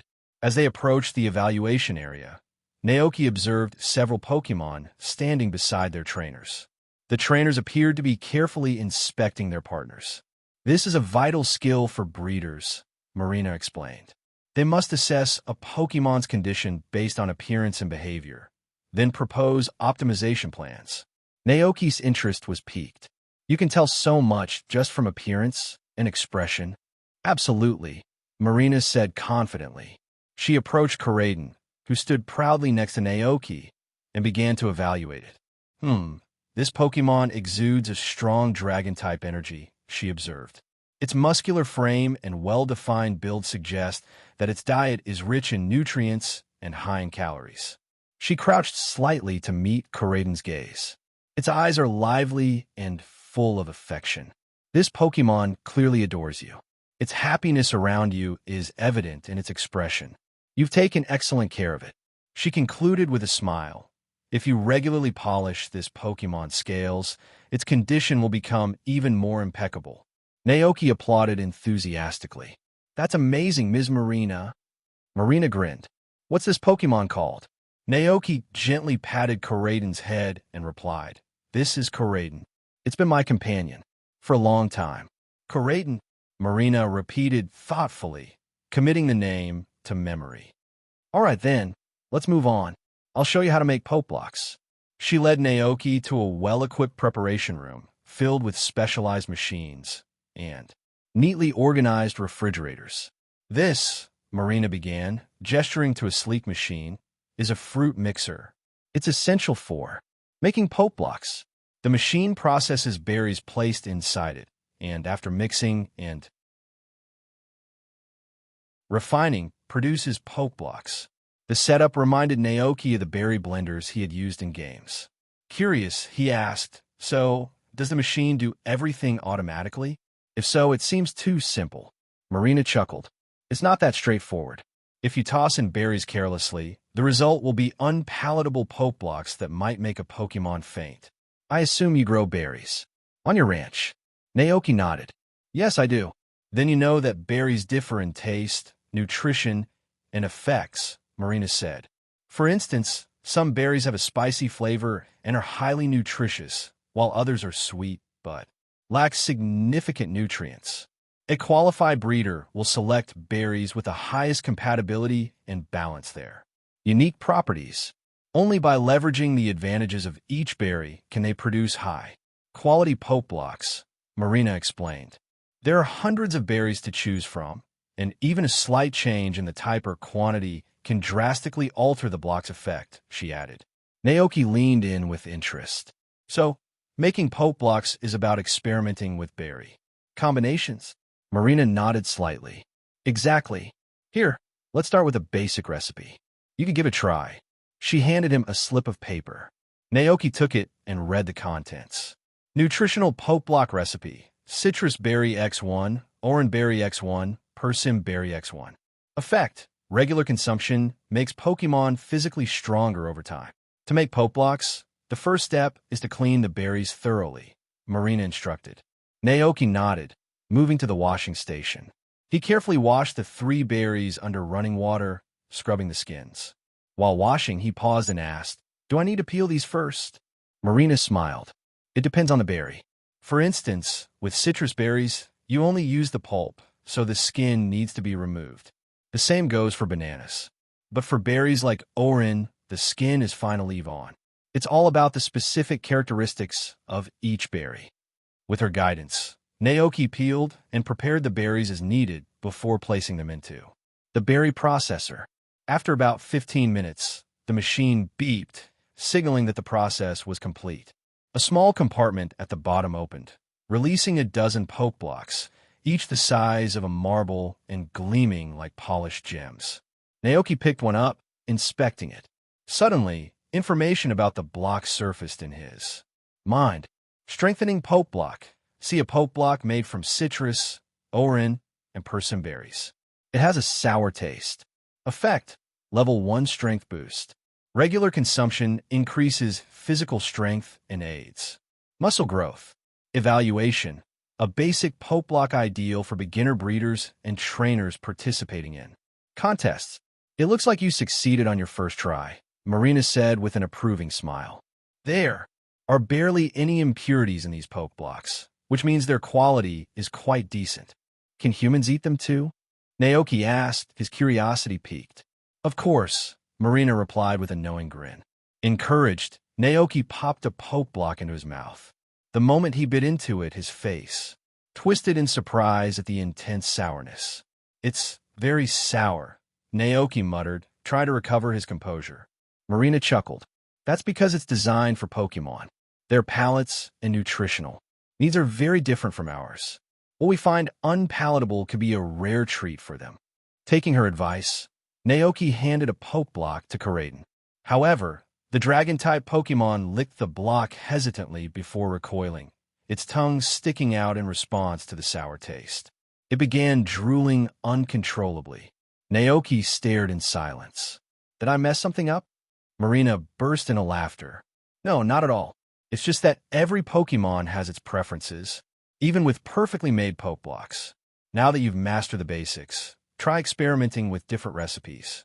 You'll discover combinations that suit your Pokémon's unique tastes and needs. I still have tasks to handle. If you need anything, just use the phone over there to contact me. Feel free to use the fruits from the trees here as much as you like," Marina said before turning to leave. Naoki wasn't worried. By now, he had a rough understanding of how to make blocks. The next step was to practice until he could master the process. After Marina left, Naoki began experimenting, attempting to create his own poke block. Formula. First attempt. His initial effort ended in disaster. He overloaded the processor with too much fruit, causing it to overheat, emit smoke, and abruptly stop working. Second attempt. Determined, he tried again. This time, he used the wrong combination of berries. The resulting poke blocks were filled with impurities and tasted so vile that even Karaden, who tried one bite, immediately spat it out. The Pokémon's face twisted in disgust, and it nearly fainted from the experience. Third attempt. Learning from his earlier mistakes, Naoki carefully selected fruits he was more familiar with. His third attempt finally produced a usable poke block. Nutrient poke block, D-effect, provides minimal nutrients for Pokémon. Evaluation. Poor compatibility between fruits led to an extremely low-quality poke block. Naoki wiped the sweat off his forehead, staring at his hard-earned but underwhelming creation. Creating poke blocks without a clear recipe was much harder than he anticipated. Still, he wasn't ready to give up. With renewed determination, Naoki discarded the failed poke blocks and continued experimenting. Time passed as he repeated the process. The random mixing of berries felt like a game of chance, a frustrating yet oddly addictive experience. Countless failures later, after numerous missteps, Naoki finally produced another poke block. However, this one was bizarre. The poke block was a bluish-pink color, speckled with purple spots, resembling a toxic mushroom. Its appearance was unappealing, and it emitted a pungent, unpleasant odor. The moment Karaden saw it, the Pokémon recoiled, retreating several meters and pressing itself against the wall, its eyes wide with fear. Naoki sighed. It's just a poke block. Is that reaction really necessary? He looked back at the poke block in his hand, and information about it appeared in his mind. Poison baby, B+, this poke block smells awful and will cause any Pokémon that eats it to faint. However, it is a rare delicacy for Poipole. Effect: boosts Poipole's special attack and appeals to its favorite taste. When placed in the wild, it has a chance to attract Poipole. This effect is exclusive to Poipole. Evaluation: a specialized poke block tailored for Poipole. Naoki frowned at the peculiar name. Poipole? Wasn't that the ultra beast from the Alola region? How could a poke block possibly have an effect specific to it? Naoki glanced down at the strangely colored poke block in his hand. The recipe's note stated that if placed in the wild, the cube had a chance to attract Pokémon like Poipole. This effect reminded Naoki of the mechanics in certain game hunting zones where Pokémon battles were prohibited. Trainers couldn't use conventional capture methods. Instead, they relied on poke blocks bought at the entrance to lure wild Pokémon closer for capture. Still, poke blocks crafted specifically for individual Pokémon were rare, especially one so niche. Naoki scrutinized the odd cube and glanced over at Karaden, his ever-curious tester. With a grin, he asked, "Want to give it a try?" Karaden recoiled with a dramatic shake of its head. Aga! Karaden pointed toward the pokeballs on Naoki's belt, signaling it couldn't stomach anything more and hinting someone else should be the guinea pig. Naoki sighed, resigned. Guess I'll try it myself. He pinched his nose, steeling himself as though about to taste durian for the first time, and popped the cube into his mouth. A cocktail of bitterness, sourness, and astringency exploded on his taste buds, an indescribable assault of flavors that surged straight to his head. Within moments, his stomach rebelled violently. He spun around and buried his face in the nearest trash can. Ugh! When Marina walked in, she found Naoki clutching the trash can, looking utterly miserable. The sight was enough to tell her what had happened. Marina chuckled, the corners of her mouth curling into a knowing smile. Looks like you've made your first unpalatable poke block. Naoki raised his pale face to look at her. Miss Marina, don't feel too bad, she reassured him with a laugh. Every Pokémon breeder has to go through this phase. She approached his workstation and inspected the scene. It seems you've gotten the basics of poke block production down. Now, I'll teach you some advanced techniques. Naoki perked up, curiosity momentarily overcoming his queasiness. Advanced techniques? Marina nodded. Novice breeders often rely on machines to make poke blocks, but the best breeders craft them by hand. Handmade cubes take more effort, but are of significantly higher quality. She handed Naoki a piece of paper detailing the manual process of poke block creation. He scanned the steps: baking, melting, boiling, mixing, compressing, solidifying. The process was far more involved than he had anticipated. Machines have limitations, Marina explained. They can only mix up to 5 berries at once. But with manual crafting, you can incorporate dozens, creating far more complex and effective poke blocks. She added, take this poke block, for example. This famous cube is entirely handmade. It condenses the essence of numerous berries into a single serving enough to satisfy even a Snorlax. Naoki's eyes lit up at the explanation. Would you like to try making one? Marina asked, holding out a recipe. Naoki accepted the paper and read it. Primary glutton poke block recipe. Peach berry X2, orange berry X1, blackberry X1, eggant berry X2, 1/3 nanab berry. Effect: provides basic nutrition for Pokémon and fills their stomach. Marina pointed toward a pot on the counter. You can start there. I'll guide you along the way. Thank you for your help, Miss Marina, Naoki said with a polite nod. He carefully located the berries listed in the recipe, peeled them, removed the seeds, and washed them thoroughly. Following the instructions, he placed the fruits into a pot in the specified order and boiled them until they turned into a glossy, jam-like consistency. Marina observed his progress closely. There are very few impurities, she remarked approvingly. That meets the standards. It seems you did an excellent job cleaning the fruits. Now it's time to add the nanab berry for seasoning. This particular berry has a soft texture and melts easily, so it should always be added last. Its purpose is to enhance sweetness and improve the flavor of the poke block. Naoki watched intently as the mixture thickened, carefully turning off the heat when it was ready. He strained out any remaining residue, poured the clear jam into a specialized machine for compression, and then transferred the mixture into molds to solidify. After a short wait, 5 small, steaming poke blocks emerged fresh from the process.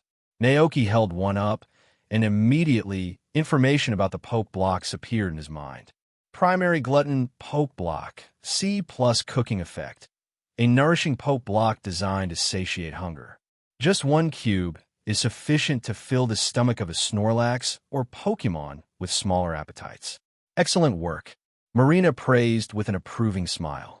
Handmade poke blocks are just as much about creativity as they are about precision.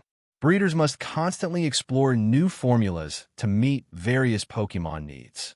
And remember, you can also buy recipes created by other breeders if you want to expand your repertoire. This is how many breeders earn their living, she added. If you ever discover a rare poke block formula, you can sell it to the Breeders Association or other breeders. It's a great way to share knowledge and earn some income. Hearing this, Naoki was reminded of the poison baby he had recently concocted. The idea that his creation could attract Pokémon like Poipole gave him a sense of accomplishment. However, considering that Poipole and other Ultra Beasts were rarely found in the Unova region, the poke block's practical use here seemed limited. Miss Marina, could I borrow a pen? I want to write down the formula for the poke blocks I just made. Naoki asked, eager to record his progress. Of course, Marina said, pulling a pen from her pocket and handing it to him. Naoki quickly wrote down the recipe for the poison baby. He knew it might come in handy someday, especially if he ever traveled to regions where Ultra Beasts were more common. Over the next few days, Naoki remained dedicated to mastering poke block creation, honing his skills at the Breeders Association. During this time, Alder visited him only once or twice. Upon learning that Naoki was immersed in his training, Alder chose not to interrupt and instead focused on his own responsibilities. With Volcarona fully recovered and the Unova League still awaiting a new champion, Alder felt compelled to step up. He resumed his duties as acting champion, guiding trainers and fostering bond between them and their Pokémon. The unexpected return of Alder and the miraculous recovery of Volcarona sent ripples of surprise through the league. Many regarded Alder's return and newfound resolve as an inspiring transformation. Meanwhile, as Naoki devoted himself to the craft of poke block production, significant changes were unfolding beyond the Breeders Association. Driftvale City has been buzzing with activity in recent days. Luxury cruise ships, private jets, and charter flights arrived one after another, bringing a steady influx of notable figures. Giovanni, a prominent entrepreneur from the Kanto region. Lance, heir to the Dragon Clan, Dragon Master, and the champion of Kanto. Professor Oak, a leading figure in Pokémon research. President Stone, head of the Devon Corporation in the Hoenn region. Cynthia, the strongest champion of Sinnoh. Caitlin, the Psychic-type elite 4-member of Unova, and Chantal, the Ghost-type specialist. Diantha, champion of Kalos and a renowned movie star. Several wealthy families from the Paldea region, including the owner of Rotom Technologies, and his daughter, Nimona. 4 days later, Naoki finally mastered the art of making poke blocks. That afternoon, Alder arrived at the Breeders Association, finding Naoki deeply immersed in crafting unique poke blocks from berries. What's the status? Alder asked as he approached. Almost done. Naoki exhaled with relief. Thanks to Miss Marina, I've learned to make special poke blocks. In that case, it's time to go, Alder said with a grin. Naoki looked up, slightly confused. What do you mean? The dinner. It's starting soon, Alder explained. Naoki blinked in surprise. Already? That was quick. Alder smirked. It's been 4 days since you arrived in Unova. I just received word that all the Other guests have already arrived except us. Hearing this, Naoki hastily set down his tools. He hadn't forgotten the primary purpose of this trip, to present the Rotom smartphone project to the owner of Rotom Technologies. It was already 4 p.m., and the dinner was set to begin shortly. Before leaving, Naoki wanted to thank Marina and bid her farewell, but he learned from the staff that she had left for another city. For a moment, Naoki didn't know how to respond. Alder placed a reassuring hand on his shoulder. "Don't worry. She knows how grateful you are. I'll make sure to thank her on your behalf." Naoki nodded. "Then I'll leave that to you." With no other choice, Naoki followed Alder out of the Breeders' Association and headed for the dinner venue. Alder drove through the bustling streets of the city. After crossing several neighborhoods, the car pulled up in front of an opulent mansion on the outskirts of town. The evening air was lively. The manor was brightly lit with an air of elegance and sophistication. Guests were arriving in droves. Gentlemen dressed in tailored suits. Ladies adorned in elegant evening gowns. Boys and girls in formal attire. Young trainers in outfits that subtly mixed practicality with style. The gathering exuded exclusivity, clearly catering to high society. Naoki, who had only seen such scenes on television, felt like a fish out of water. His nerves crept in as he surveyed the glamorous attendees. Surrounded by wealthy elites, Naoki couldn't help but feel out of place. Compared to the city, Sophisticates, his identity as a rancher from the countryside felt glaringly out of sync. Alder turned off the car and said, "We're here. Impressive, isn't it? All of this belongs to Clay." Naoki responded with an astonished, "Oh." Alder glanced over and noticed Naoki's slightly tense expression. He chuckled and asked, "Feeling nervous?" Naoki didn't shy away from admitting it. "I'm just a farmer. I've never been to a place like this before." His modest background felt worlds apart from the grandeur surrounding him. "Relax," Alder reassured him. "Even if you're a farmer, you're the strongest farmer around. Later, let's battle them. If they can't even beat a farmer, they're the ones who should be." "Nervous?" Naoki. Ignoring Naoki's bemused silence, Alder hopped out of the car and called out to Karaden, who was seated in the back. "Karaden, come on out. I'll take you to try some delicious food." Agassi. Karaden, who had subsisted on nothing but poke blocks lately, perked up immediately. Its eyes sparkled at the thought of a feast. It leaped out of the car, eagerly following Alder, but not before casting a backward glance at Naoki. With a resigned smile, Naoki followed. Alder's words had calmed his nerves a bit. After all, he reasoned, staying composed and maintaining a steady demeanor would help him navigate the situation. As they walked through the garden, Alder skillfully avoided mingling with acquaintances, guiding Naoki and Karaden to a quieter area laden with tables of gourmet food and fine wines. The area was bustling with trainers and their Pokémon, all enjoying the lavish spread. Alder released his Volcarona, allowing it and Karaden to dive into a feast that included a massive chicken leg reminiscent of something straight out of One Piece. He then grabbed 2 glasses of red wine from a passing waiter and handed one to Naoki. "Take this and relax. There's still some time before the banquet officially starts." Naoki accepted the glass, taking a sip in sync with Alder. Just as he was about to speak, a familiar voice interrupted. "Mr. Alder? Is that really you?" Alder turned to find the source of the voice. His face broke into a grin as he saw who it was. "Chantal, Caitlin, it's been ages. How have you been?" Caitlin, the blonde psychic-type trainer, gave him a mildly exasperated look. "You're still the same as always." As the three began chatting, Naoki's gaze shifted to another figure standing nearby, a composed blonde woman with an aura of quiet strength. Their eyes met briefly.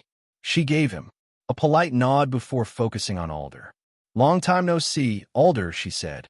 "Miss Cynthia, what a pleasant surprise. I didn't expect to see you here this year." Alder replied warmly. Cynthia smiled faintly, a glimmer of amusement in her eyes. Meanwhile, Chantal and Caitlin exchanged subtle glances. Their curiosity piqued as they studied the young man beside Alder. Alder, noticing their interest, clapped a hand on Naoki's shoulder. "Oh, where am I? Manners? Let me introduce you. This is my friend Naoki, a champion-level trainer from the Paldea region." Turning to Naoki, Alder gestured to the group. "Naoki, these two are the ghost-type specialist Chantal and the psychic master Caitlin, both Elite Four members of the Unova region. And this," he added with a flourish, "is none other than Cynthia, the champion of Sinnoh." Naoki greeted the three people before him with polite confidence. "Hello." Chantal, holding a book in her arms and wearing black-framed glasses, smiled softly in return. Caitlin, hailing from a wealthy family and naturally proud, had no intention of making friends. However, hearing that this man was Alder's friend, she couldn't help but glance at him with mild curiosity. Standing slightly apart, Cynthia nodded politely with a warm smile that softened her cold and regal appearance. "Hello," she said. Naoki found himself mentally noting, "Cynthia doesn't seem as cold as she looks." Then again, he recalled how Cynthia had been portrayed in the anime, a dignified, gentle personality beneath the aura of an icy beauty. She had always been approachable and humble, with no trace of arrogance, despite her incredible strength. All right, we won't bother you anymore," Alder said, grinning. "See you all later." The three nodded and turned to leave. Chantal led Caitlin to a quieter corner, likely to discuss story details, while Cynthia walked gracefully alongside them. Before departing, Cynthia glanced back at Corraden, the unusual red Pokémon happily munching on its meal. Her expression betrayed a hint of surprise before she resumed walking. As the three disappeared into the crowd, Alder leaned toward Naoki and remarked that Chantal isn't just a ghost-type master. She's also an excellent novelist.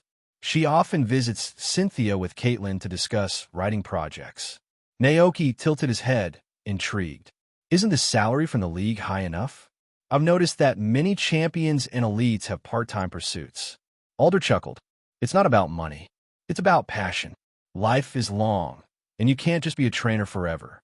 You need other interests to keep it meaningful." Naoki nodded. "Makes sense." The sky gradually darkened, and the banquet became livelier as guests poured in. The attendees naturally divided into two groups. One comprised wealthy entrepreneurs from various regions, who gathered to discuss business matters.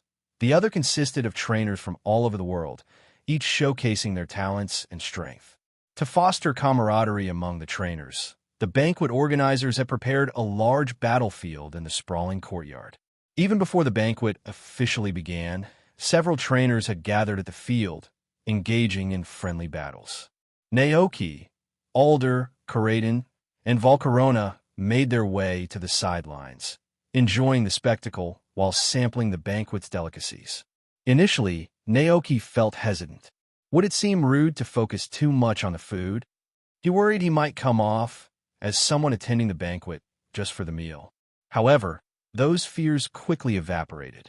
Many trainers and their Pokémon were happily feasting, and even Alder had no reservations as he gleefully tore into a steak.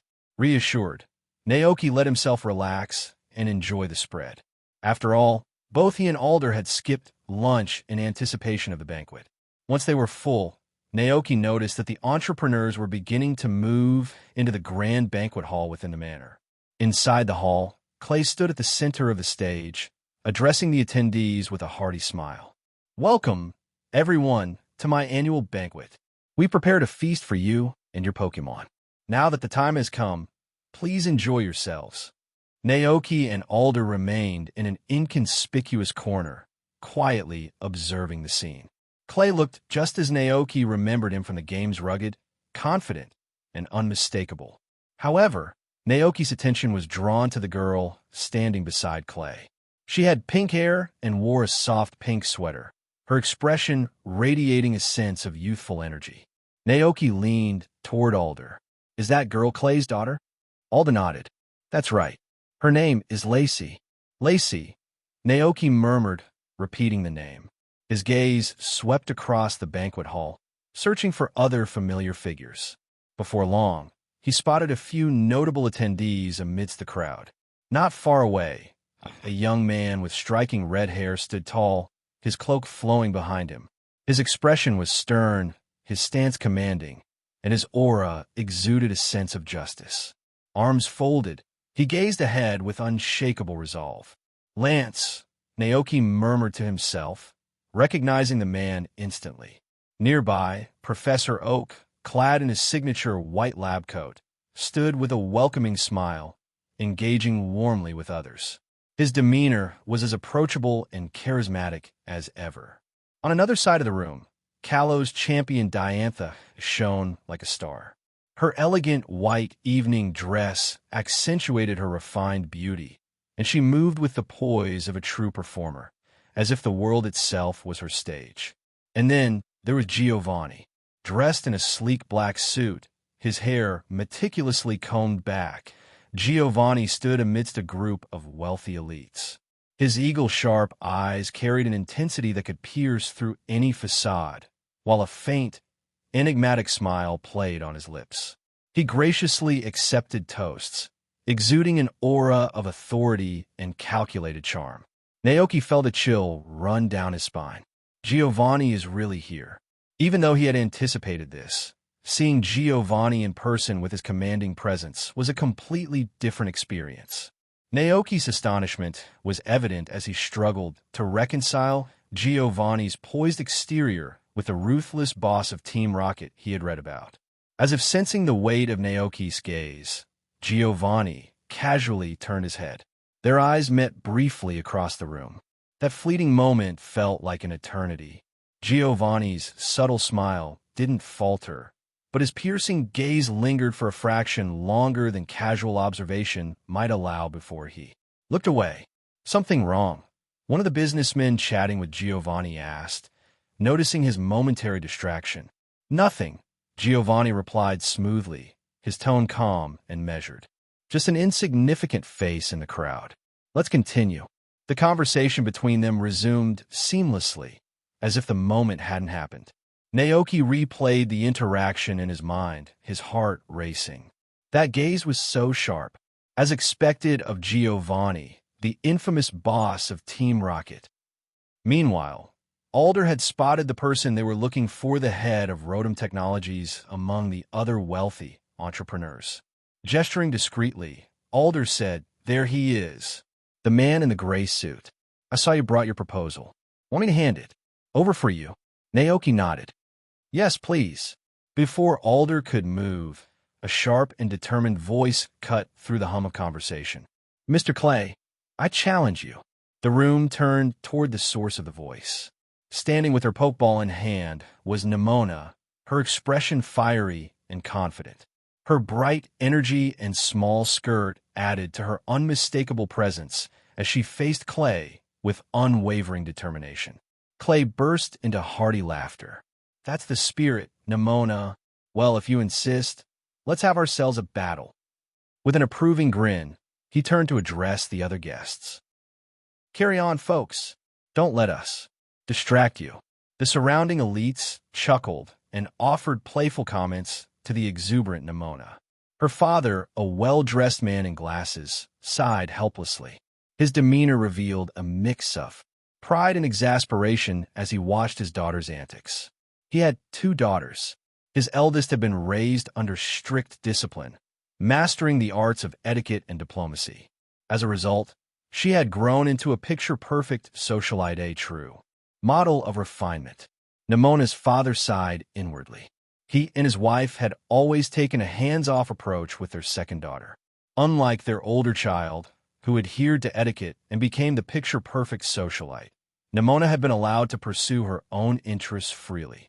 The result was a spirited, carefree child with a tendency to act on impulse, a stark contrast to the refined behavior expected of someone from their family. But what could they do? She was their precious daughter, and as long as she was happy, that was all that mattered. Accepting his daughter's determination, he followed her and Clay to the battle area set up in the courtyard. Nimona was already clutching a pokeball, her face full of excitement as she stood opposite Clay. Her Pokémon emerged first, a small, dragon-like creature with 4 legs and scales of varying sizes covering its body. Most striking was the heart-shaped scale on its forehead. That's Jangmo-o, Naoki thought, recognizing the Pokémon instantly. Jangmo-o, known for its powerful evolutionary line, would one day become the mighty Kamo-o. Impressive for someone so young. Nemo, not yet 10 years old, already had a pseudo-legendary Pokémon in her care. Naoki couldn't help but compare her to the bug-catching kids they often saw in the streets. Her starting point was worlds apart. Clay sent out his Pokémon in Excadrill, a seasoned battler from his gym team. One was a novice Pokémon at the beginning of its journey, while the other was a well-trained veteran with years of experience. The result seemed predetermined, but Clay had his own plans. With a subtle nod, Excadrill caught on to his trainer's intent. The battle began, and the mole Pokémon put on an exaggerated show, allowing itself to be hit by Jangmo-o's moves before dramatically falling to the ground. Excadrill lay motionless, defeated. The referee, a waiter moonlighting for the occasion, stepped forward, examined the fainted Pokémon, and declared, Excadrill is unable to battle. Miss Nemona is the winner. Clay recalled Excadrill, shaking his head in mock dismay. Ah, you've got me beat, Miss Nemona. Your strength is something else. Nemona puffed her cheeks. You're faking it, Uncle Clay. That wasn't real. Clay raised his hands innocently. No tricks here, just acknowledging your incredible skill. Nemona huffed, stomping her foot. She was frustrated, but couldn't do much about it. Finally, she declared, I'm not talking to you anymore. Her outburst drew laughter from the onlookers, including her father, who shook his head with a smile. Nemona scanned the crowd, her eyes landing on someone familiar. Mr. Naoki, you're here too, she exclaimed, waving enthusiastically. Naoki froze. Every pair of eyes in the courtyard turned toward him. Oh no, thought Naoki. Please don't come over. But it was too late. Nemona was already rushing toward him. And Koraidon is here too. Rayo. Koraidon blinked in surprise as Nemona greeted it. Mr. Naoki, I challenge you to a battle, she declared with a grin, holding up her pokeball. Naoki was about to answer when Clay and the head of Rotom Technologies joined them. Spotting Alder, Clay and the other man approached, surprised by the young trainer beside him. Who's this? They asked, curious. Alder smiled. This is my friend, Naoki, a champion trainer from the Paldea region. Long time. No see, Clay Nicker. Clay's eyes widened as recognition dawned. Remembering his earlier conversations with Alder, he quickly pieced it together. So this was the trainer who had saved Alder's Volcarona. Clay observed Naoki curiously, his brows slightly furrowed. How could this young trainer manage to heal Alder's Volcarona when even modern medical technology failed to fully repair injuries of such severity? Meanwhile, Nicker, the head of Rotom Technologies, studied Naoki with growing interest. How did Nemona, his carefree daughter, become acquainted with such a remarkable individual? Though Nicker wielded significant influence, he understood that champion trainers held a level of respect that even the wealthiest individuals could rarely attain. However, Nemona seemed oblivious to these subtle dynamics. Her eyes sparkled with excitement as she looked up at Naoki. Mr. Naoki, please have a Pokémon battle with me, she exclaimed eagerly. Naoki sighed, realizing that he couldn't refuse. Alder, overhearing their exchange, burst into hearty laughter. In that case, Naoki, go and entertain little Nemona for a while. I'll catch up with these old friends, Alder said, gesturing toward Clay and Nicker. All right, Naoki replied with a wry smile. He let Nemo pull him toward the battlefield. As they reached the arena, he turned to her and said, Koraidon can't participate in this battle. Nemona pouted for a moment, but quickly regained her enthusiasm. Then what Pokémon did you bring, Mr. Naoki? She asked, bouncing on her toes. Naoki had already decided which Pokémon to use. Alchemy. Among his team, Alchemy was the least trained, often spending its days enjoying treats and playtime. Its strength was modest, which meant it could likely match Nemona's Pokémon in a fair fight. Let's begin, Naoki said as he prepared Alchemy's Pokeball. All right.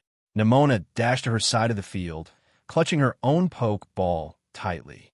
Several trainers gathered around the battlefield, their interest piqued. Alder's earlier introduction of Naoki as a champion trainer from Paldea had drawn attention, and many were eager to see him in action, even if it was against a young challenger. With a flick of his wrist, Naoki released Alchemy onto the field. The fairy-type Pokémon materialized in a burst of white light, its frosting-like body exuding a delightful aroma that drifted through the air.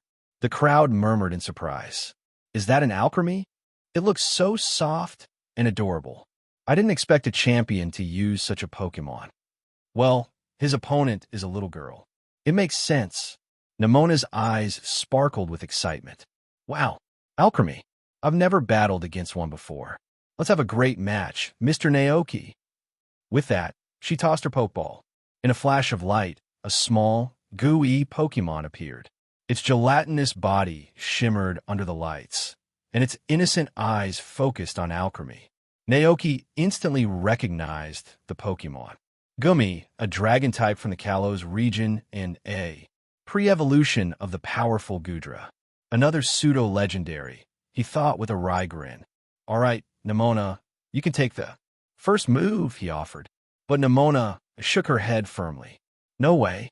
I want to see your Alchemy in action first. Come. Oh, Mr. Naoki." Naoki chuckled. "All right, if you insist. Alchemy, let's start with Metronome." At the same time, Nemona issued her command. "Gummy, use Bubble." The commands were given, and both Pokémon responded simultaneously. Gummy, its small, slime-like body quivering with effort, began to harness the water energy within it, releasing a stream of sparkling bubbles that flew toward Alchemy. Meanwhile, Alchemy stood steadfast, gently waving its fingers in a playful yet focused manner. Some trainers watching the battle immediately recognized the move. "That's Metronome," one of them said. "I wonder what move it'll randomly select this time," another mused. Metronome is a unique move, essentially unpredictable. It has no inherent power or effects of its own, but can trigger any known move across all Pokémon. Researchers have long tried to unravel its mysteries, only to conclude that its randomness might be nothing short of divine intervention. The iridescent bubbles floated toward Alchemy, their fragile forms seemingly harmless but deceptive. Alchemy remained poised, her little face full of determination as she continued to wiggle her fingers. Suddenly, her movement stopped. A melodic mree escaped her lips, and in an instant, countless sharp green leaves materialized and spiraled around her, glinting like tiny blades. It was Leafblade. The shimmering leaves surged forward, meeting Gummy's bubble attack midair. The fragile bubbles popped instantly on contact with the sharp leaves. But the assault didn't stop there. The remaining leaves sped onward toward Gummy. "Quick, Gummy! Use Protect!" shouted Nemona, her voice filled with urgency. Gummy quickly curled itself into a defensive ball, creating a translucent shield around it. The flying leaves collided with the barrier, scattering harmlessly in all directions. "Nice block, Gummy!" Nemona cheered. "That was close. This battle is so exciting. Let's go for another attack. Use Water Gun." Naoki smiled faintly. It was clear that Alchemy was capable of overpowering Gummy at any moment with a well-placed fairy-type move. However, he decided to continue with Metronome. It was unpredictable enough to level the playing field. "Alchemy, use Metronome again." "Mree!" Alchemy waved her fingers once more, summoning an aura of energy around her. Gummy fired a steady stream of water, which shot toward Alchemy. At the last moment, Alchemy's Metronome activated, summoning a swirling barrier of water energy that perfectly deflected the water gun. Nemona clenched her fists, her excitement growing. "All right, Gummy, it's time to get serious. Use Iron Tail." Gummy's soft, gelatinous body seemed to tense as it focused energy into its tail. The tail hardened, gleaming with a metallic sheen, and Gummy propelled itself forward with surprising speed. "Alchemy, Metronome!" Naoki commanded. "Mree!" Alchemy waved her fingers once more. This time, An immense surge of water energy erupted around her, forming countless glowing rings of light in the air. It was Hydro Cannon. In a breathtaking display, brilliant bluish-white beams shot from the rings, converging on Gumi with overwhelming force. The battlefield was bathed in dazzling light, and the trainers watching gasped in awe. When the light faded, Gumi lay motionless on the ground, fainted. The referee, a uniformed waiter, stepped forward to inspect Gumi before announcing the results. Gumi is unable to battle. The winner is Naoki and his alchemy. Nimona, far from being upset, jumped up and down with excitement. That was amazing, Mr. Naoki. I've never seen anything like it. Naoki scratched his head, smiling awkwardly. One day, Nimona, you'll get there too. Nimona rushed over, her eyes wide with curiosity. What move was that? It was so cool. Naoki chuckled. Honestly, I'm not sure. That's the thing about metronome, you never know what you're going to get. The surrounding trainers nodded in understanding. Metronome's unpredictability was its charm, often leading to moves even the trainers hadn't seen before. As the crowd's attention shifted, Naoki exhaled a sigh of relief. It felt almost unfair to pit a child against such overwhelming power, even if it was unintentional. Still, he smiled at Nimona. Do you want to go another round? He asked, knowing her boundless energy would likely prompt a yes. Nimona, ever the battle enthusiast, agreed without hesitation. Okay. She sent out her Pokémon, Rockruff, onto the battlefield. Naoki, in turn, gave Koraiden a subtle look. Understanding the signal, Koraiden lumbered onto the stage with a dramatic flair to support Naoki's plan. After several exchanges, Koraiden deliberately allowed itself to be hit by Rockruff's attack in a critical spot. With a theatrical slump, it lay on the ground, motionless, signaling its defeat. Nimona's eyes widened with disbelief. Mr. Naoki, even you? Naoki responded with an unbothered tone. Nimona, you're just too strong. Internally, he reassured himself that this wasn't bullying a child, it was all in good fun. To lighten the mood, Naoki quickly stepped forward, pulling a bottle of goat milk from his bag. Here, let's focus on helping your Gumi recover its strength, he said, deftly changing the subject. As the watching trainers began to disperse, drawn to other intense battles nearby, Nimona retrieved the Pokeball containing her Gumi and released it. The little Pokémon appeared with its eyes half open, visibly weak from the battle. Naoki handed the goat milk to Nimona. Go ahead, feed this to Gumi. With a sip of the goat milk, Gumi's injuries began to heal instantly, the recovery evident even to the naked eye. Nimona gasped, her eyes sparkling with amazement. Wow, that's incredible. Naoki grinned. Pretty great, huh? This is a special product from my ranch. No matter how severe the injury, one bottle of this will restore a Pokémon completely. Wow, Nimona exclaimed, clearly captivated by the goat milk's miraculous effects. Her childlike enthusiasm was unmistakable. At that moment, a familiar voice came from behind them. Did Alders Volcarona recover its injuries with this kind of goat milk? Turning around, Naoki spotted Caitlin, Chantal, and Cynthia standing a short distance away, their gazes curious and intrigued. Chantal offered a gentle smile, her tone slightly apologetic. Sorry, we didn't mean to eavesdrop. We were at the back of the garden and overheard by accident. It's no problem, Naoki replied with a smile. Seizing the moment, he added, if you're interested, you can always place an order with my ranch. Alders Volcarona served as living proof of the goat milk's efficacy, and Naoki wasn't going to miss the chance to market it. How fascinating, Caitlin remarked, her interest clearly piqued. I've never seen anything like this before. Naoki gave a confident grin. It's one of a kind. So, you're a rancher? Caitlin asked, redirecting her attention to Naoki. That's correct, he confirmed with a nod. Chantal tilted her head, intrigued. Then why does Mr. Alder refer to you as a champion? Naoki sighed inwardly, feeling a familiar sense of helplessness rise. While he had gradually accepted his role as a trainer, given the time he'd spent raising and training his Pokémon, calling himself a regional champion still felt like an exaggeration. unless he officially took the championship assessment and passed, which seemed pointless. It would remain a title that didn't quite fit. Naoki wasn't entirely sure what Alder was thinking. After a brief moment of reflection, he began to explain. Maybe Mr. Alder misunderstood something. Chantal and Caitlin nodded in understanding and let the matter drop. However, Cynthia, standing nearby, seemed genuinely intrigued and asked, "Where is your ranch located and what's its name?" Now, this was a question Naoki could confidently answer. If Cynthia showed interest, she might even become a customer in the future. Naoki's enthusiasm bubbled to the surface. "It's in the Paldea region, Kosaji Town Naoki. Ranch. I'll remember that," Cynthia replied with a soft smile. The trio didn't linger long after exchanging pleasantries. With polite goodbyes, they turned and walked away. Left alone in the garden with Nimona, Naoki turned to her, intending to speak. But as he did, he noticed a shift in her demeanor. She looked upset. Surprised, Naoki asked gently, "What's wrong?" Nimona glanced toward the adults mingling in the distance, their laughter mingling with the clinking of glasses. She muttered, "I don't like being in places like this."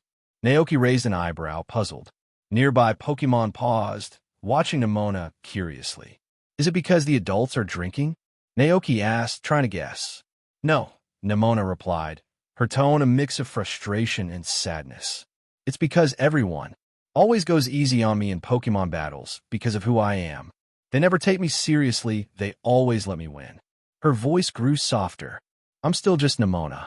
I don't want to be treated differently because I'm a rich girl or because people call me a genius. I just want to be like everyone else. That's why. When Mr. Naoki fought me seriously earlier, I was so happy. But then, in the end, you did the same thing as everyone else." Naoki froze for a moment, caught off guard by her words.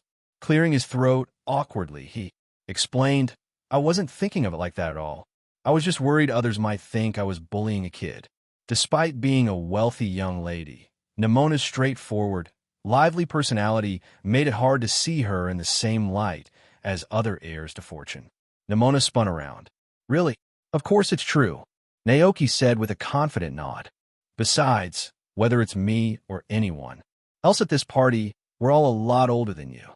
When you're our age, I bet you'll be such an incredible trainer that we'd all have a hard time beating you, even if we went all out." Nemo listened intently, her expression gradually brightening. Her eyes sparkled with renewed determination. "You're right. I'm going to become an amazing trainer." Naoki smiled at her, nodding. "That's the spirit. Go for it." The future champion of Paldea thought to himself. Nimona's usual cheerful energy returned as she exclaimed, "Let's battle again, Mr. Naoki." Naoki felt a headache coming on. Battling Nimona with his current lineup of Pokémon felt a bit unfair, almost cruel. Koraidon, Pawmot, Dragonite, Fluttermane, Cyclizer, Ogerpon, and Glacian. Any one of them could easily overpower her team in a single move. Choosing his words carefully, Naoki said, "Right now, the strength difference between my Pokémon and yours is pretty significant. They wouldn't make great opponents for you. But one day, when you've grown stronger, we'll battle again. I promise." Meanwhile, on the other side of the party, Alder, Clay, and Nicker were engaged in a conversation about their experiences raising daughters. As the evening progressed, Alder reached into his pocket and handed a document to Nicker. "Here, this is something a friend of mine asked me to give you," Alder said casually. "Please, take a look." "A friend?" Nicker asked, intrigued. He accepted the document and began flipping through the pages as Clay looked on curiously. The first thing that caught Nicker's eye was a pencil sketch of an electronic device shaped like Rotom. The title beneath it read, "Rotom Smartphone." "Rotom Smartphone?" Nicker read the name aloud, raising an eyebrow. Clay leaned in with interest. "Rotom Smartphone? What's that?" "I've only ever heard of Rotom being used in appliances like refrigerators or washing machines. I'm not sure yet," Nicker replied, his voice tinged with intrigue. He continued reading, his eyes widening with every line. The proposal detailed a fully intelligent touchscreen device that incorporated a built-in Pokémon encyclopedia app. enabling trainers to communicate over long distances via the internet. Features included video calls, navigation, online shopping, food delivery, and even real-time battle tracking. Most impressively, the phone would house a Rotom that would function as an AI assistant, capable of voice-guided navigation, Pokémon information, queries, and more. Nicker's brows furrowed as he concentrated, soaking in the details. As the head of Rotom Technologies, he was intimately familiar with communication tools like video phones. But this was a game changer. The more he read, the more I became clear this wasn't just another gadget. This concept had the potential to revolutionize communication, especially for trainers on their journeys. With the information age looming on the horizon, Nicker realized that such a device could dominate T. He market, becoming indispensable for trainers and Pokémon enthusiasts alike. This is incredible, Nicker murmured, his voice laced with excitement. He looked up, his face alight with inspiration. Who wrote this proposal? Alder was caught off guard by Nicker's enthusiasm. Scratching his head, he replied honestly, "The young man you just met, Naoki." Nicker froze for a moment as he processed Alder's words. Slowly, the image of the young man who had been following Alder around earlier flashed in his mind. That was him, Nicker exclaimed, the realization hitting him like a thunderbolt. Meanwhile, in the courtyard garden, Naoki and Nimona were quietly observing Lance from a distance. Lance stood in front of a cluster of neatly trimmed bushes, his arms folded and his expression serious, as if lost in deep thought. His flowing, distinctive cape draped behind him, shrouding half his body in shadow, gave him an air of elegance and authority that made him look both handsome and formidable. Lance rarely attended such social gatherings, and Nimona had never seen him before. Her curiosity got the better of her as she turned to Naoki and asked, "Mr. Naoki, do you know who that is?" Naoki nodded. "His name is Lance. He's known as the Dragon Master of the Kanto region, and he's also the champion there. He's renowned for his skill in using dragon-type Pokémon." "Wow!" Nimona exclaimed, her eyes lighting up with awe. She glanced at Naoki, then back at Lance. After a moment of thought, she asked, "Mr. Naoki, do you want to go talk to him?" Naoki hesitated, then shook his head. "Not really. I've heard his ace Pokémon is a Dragonite too. What I'd really like is to battle him someday to see how my Dragonite measures up against his. It'd be a good way to gauge our progress." A battle. Nimona's interest piqued instantly. Her voice brimmed with excitement as she asked, "Will you go all out, Mr. Naoki?" "Maybe," Naoki admitted, "but I wouldn't even know how to approach him. Imagine walking up and challenging him out of nowhere. It'd be so awkward if he declined." After all, to Lance, he was probably just another nameless trainer among many. Nimona, however, was undeterred. "Leave it to me," she declared, her tone brimming with confidence. Before Naoki could stop her, she ran forward, cupped her hand around her mouth, and shouted, "Hey, big brother over there, come and have a Pokémon battle with us." Naoki froze in place. What has happened? His mind reeled as Nemo's voice echoed across the garden, drawing the attention of trainers and wealthy guests alike. Conversations paused, and heads turned, their gazes fixed on Naoki and Nimona.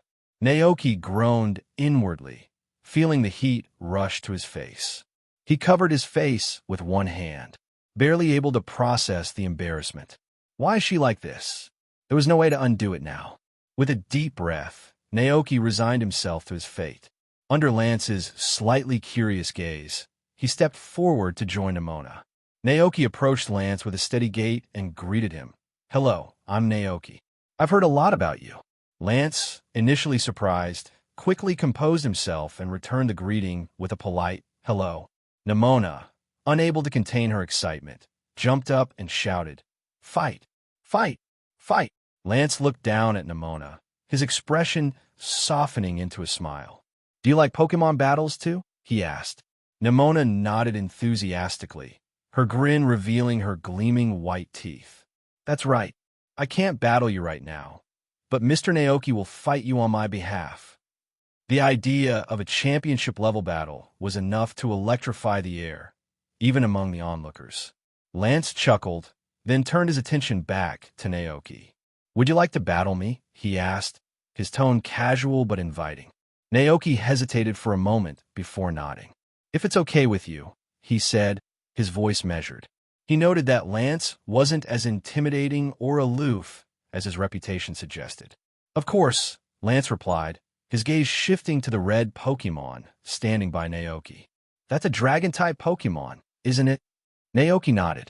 "Yes, it's called Koraidon." Lance's lips curved into a faint smile. "I thought so. It seems quite powerful." "Very well. I accept your challenge, Naoki.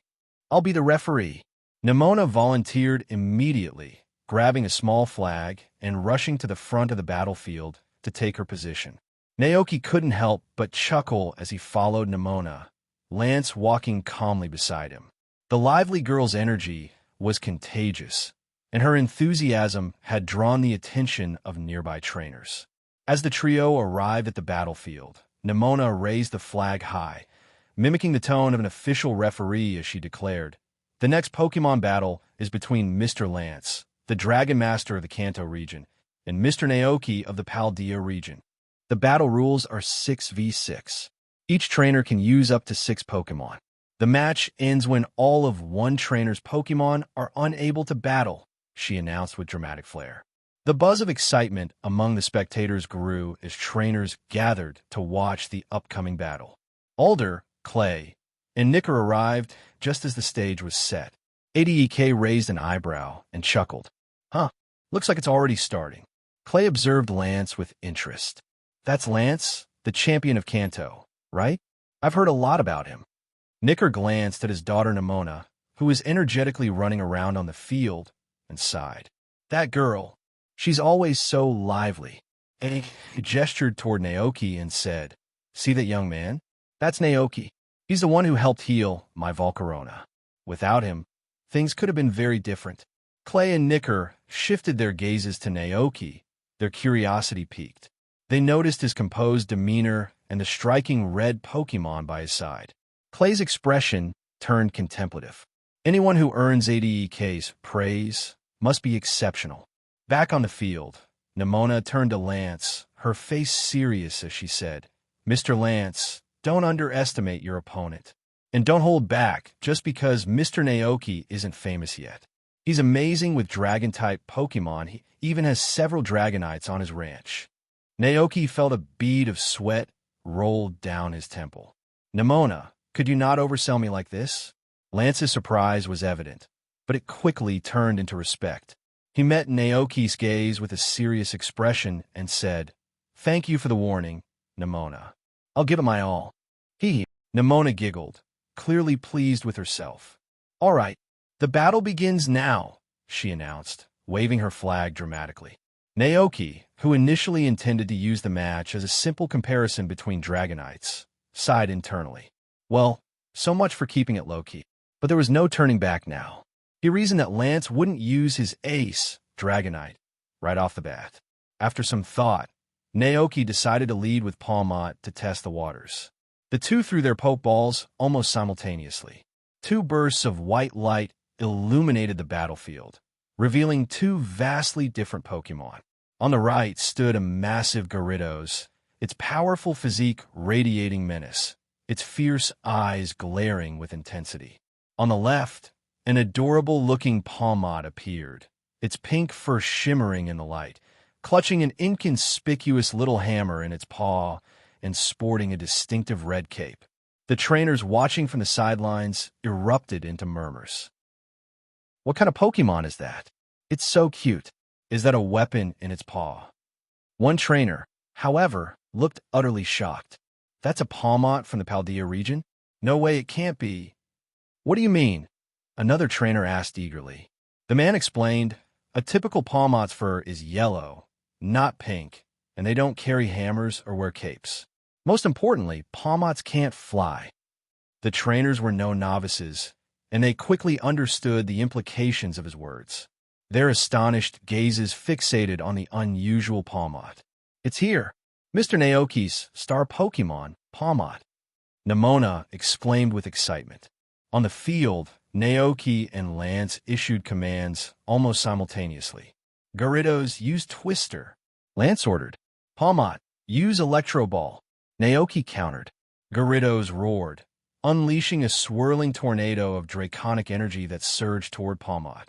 The little Pokémon's cape fluttered wildly in the wind as it deftly dodged the vortex, zipping to the side and forming a crackling orb of electricity in its paw. It hurled the electric ball with incredible speed, striking Gyarados squarely.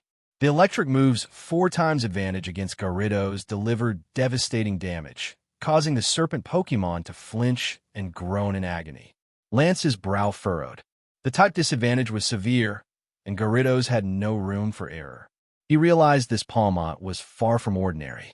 Its agility and small size made it hard to pin down, forcing him to change his strategy.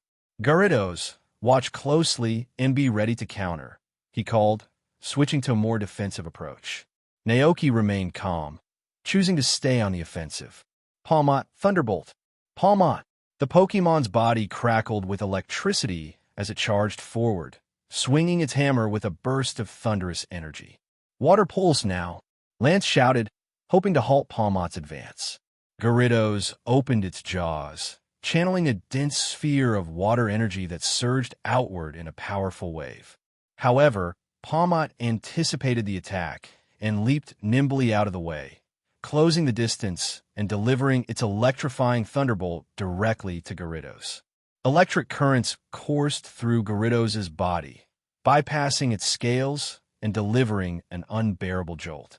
The massive Pokémon let out a pained roar before collapsing with a resounding thud.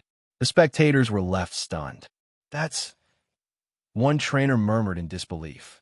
Did Lance, the Dragon Master of Kanto, just lose in 2 moves? Clay watched with intrigue, his voice low. Gyarados' typing is a major disadvantage here. Alder nodded, a gleam of excitement in his eyes. This is just the warm-up. Things are about to get interesting. On the battlefield, after several moments of stillness, Gyarados showed no signs of recovery. Nimona stepped forward, raising her small referee flag. After checking Gyarados' condition, she declared with her usual enthusiasm, Gyarados is unable to battle. The winner of the first round is Palmot. Palmot. Palmot cheerfully bounded back to Naoki and high-fived him in celebration. Across the battlefield, Lance appeared composed. He returned Gyarados to its Pokeball, then drew out another, his tone steady but resolute. You're a formidable opponent. Let's settle this through our Pokemon. Bring it on, Naoki replied with a determined nod. Just as he was about to send Palmot back into the fray, another Pokeball at his waist began to shake. Before he could react, Ogerpon emerged from the ball on its own, hopping excitedly. Okay, it chirped, its eyes sparkling with determination. Palmot tilted its head, curious. Palmot. Ogerpon turned to Palmot with an eager look, its expression full of anticipation. Pawn. Paymo. Palmot gave an understanding nod and retreated back to Naoki's side. Naoki raised an eyebrow in surprise. You want to battle too? Ogerpon nodded vigorously. Okay. Without waiting for another cue, Ogerpon dashed onto the battlefield, its movements light and confident. Wow, it's a Pokemon I've never seen before. Nimona's eyes sparkled with excitement. The crowd around them began murmuring as their attention shifted to the peculiar Pokemon. Another unfamiliar Pokemon. Hey, is this also from the Paldea region? No way. I've never seen anything like it. Could this be an undiscovered species? Mr. Naoki, what's this Pokemon's name? Nimona asked eagerly. Naoki smiled, watching Ogerpon's back. Its name is Ogerpon. Pawn. Ogerpon chirped in affirmation. Lance's curiosity was piqued. Ogerpon, huh? In that case, I'll choose this Pokemon. With a flash of light, Lance released his next Pokemon, a Charizard with blazing eyes and an aura of fiery intensity. The crowd gasped at the sight of the iconic fire and flying-type Pokemon. Clay, observing from the sidelines, remarked, that's a tough matchup for a grass type. But as the battle was about to begin, something unexpected happened. Ogerpon reached into its leafy coat and pulled out a strange blue mask with a sorrowful expression. It placed the mask on its face, and, in an instant, its body shifted from green to a deep shade of blue. Clay? Alder? Lance? Question mark. Nemona's mouth hung open in amazement. What just happened? Did it change forms? Naoki held his forehead in mild exasperation. Still, it was too late to backtrack. The battle was underway. Lance, seeing an apparent advantage, called out, Charizard, flamethrower. Naoki, unsure of Ogerpon's full capabilities but trusting in its strength, decided to test its potential. Ogerpon, use Ivy Cudgel. Pon. Ogerpon waved its small hands with joy, and a thorny cudgel materialized in its grasp. The cudgel radiated an intense water-type energy, shimmering as it coalesced. Charizard roared, unleashing a blazing flamethrower toward Ogerpon. Without hesitation, the masked Pokémon dashed forward, holding the thorny cudgel confidently. Naoki's heart skipped a beat. Too reckless, he thought, concern flashing across his face. But what happened next left everyone in awe. Ogerpon raised the thorny cudgel horizontally, twirling it rapidly. The intense flames from Charizard morphed into serpentine trails, which were swiftly neutralized by the water energy encasing the staff. The flames dissipated harmlessly, leaving the battlefield shrouded in steam. Charizard faltered, momentarily startled. It hesitated, unsure whether to continue its attack. Increase the firepower, Lance commanded, his voice sharp. Charizard steadied itself and intensified the flamethrower, pouring more energy into the fiery torrent. However, Ogerpon advanced fearlessly, weaving through the flames as though it were dancing. When it closed the distance, it abruptly sidestepped and raised its thorn cudgel high. With precise timing, Ogerpon delivered a powerful strike to Charizard's head. Pon! Ogerpon chirped confidently as the cudgel connected with a resounding thud. The force of the blow sent Charizard crashing to the ground. Its large, muscular frame slumped limply, and its pink tongue lolled to the side. It was completely unconscious, unable to continue the battle. The audience collectively gasped in disbelief. Clay blinked in astonishment. One hit, but wasn't the type matchup unfavorable? What kind of move was that? How did it take down Charizard in one shot? Alder's eyes gleamed with excitement. He leaned forward slightly, his voice brimming with pride. Incredible. I knew Naoki had something special up his sleeve. The rest of the crowd, however, was left in stunned silence. What had they just witnessed? A Charizard, one of the most iconic and resilient Pokémon, had been defeated in a single strike. And the Pokémon responsible? That adorable, seemingly unassuming creature with a thorny cudgel. What is that Pokémon? It's so cute, but how's it so strong? Murmured one trainer. Where did it even come from? Meanwhile, Ogerpon, overjoyed by its victory, retracted the thorny cudgel back into its small hands. It skipped back to Naoki with a triumphant grin, its masked face radiating pride. Pom-pom, it chirped, gazing up at Naoki with wide eyes. It tilted its head as if asking, "Did I do well?" Naoki crouched down and patted Ogerpon's head gently. "You were amazing," he said, though his thoughts were racing. The strength of this Pokémon. He hadn't fully realized its potential until now. On the other side of the battlefield, Lance stood frozen, his gaze fixed on the fallen Charizard.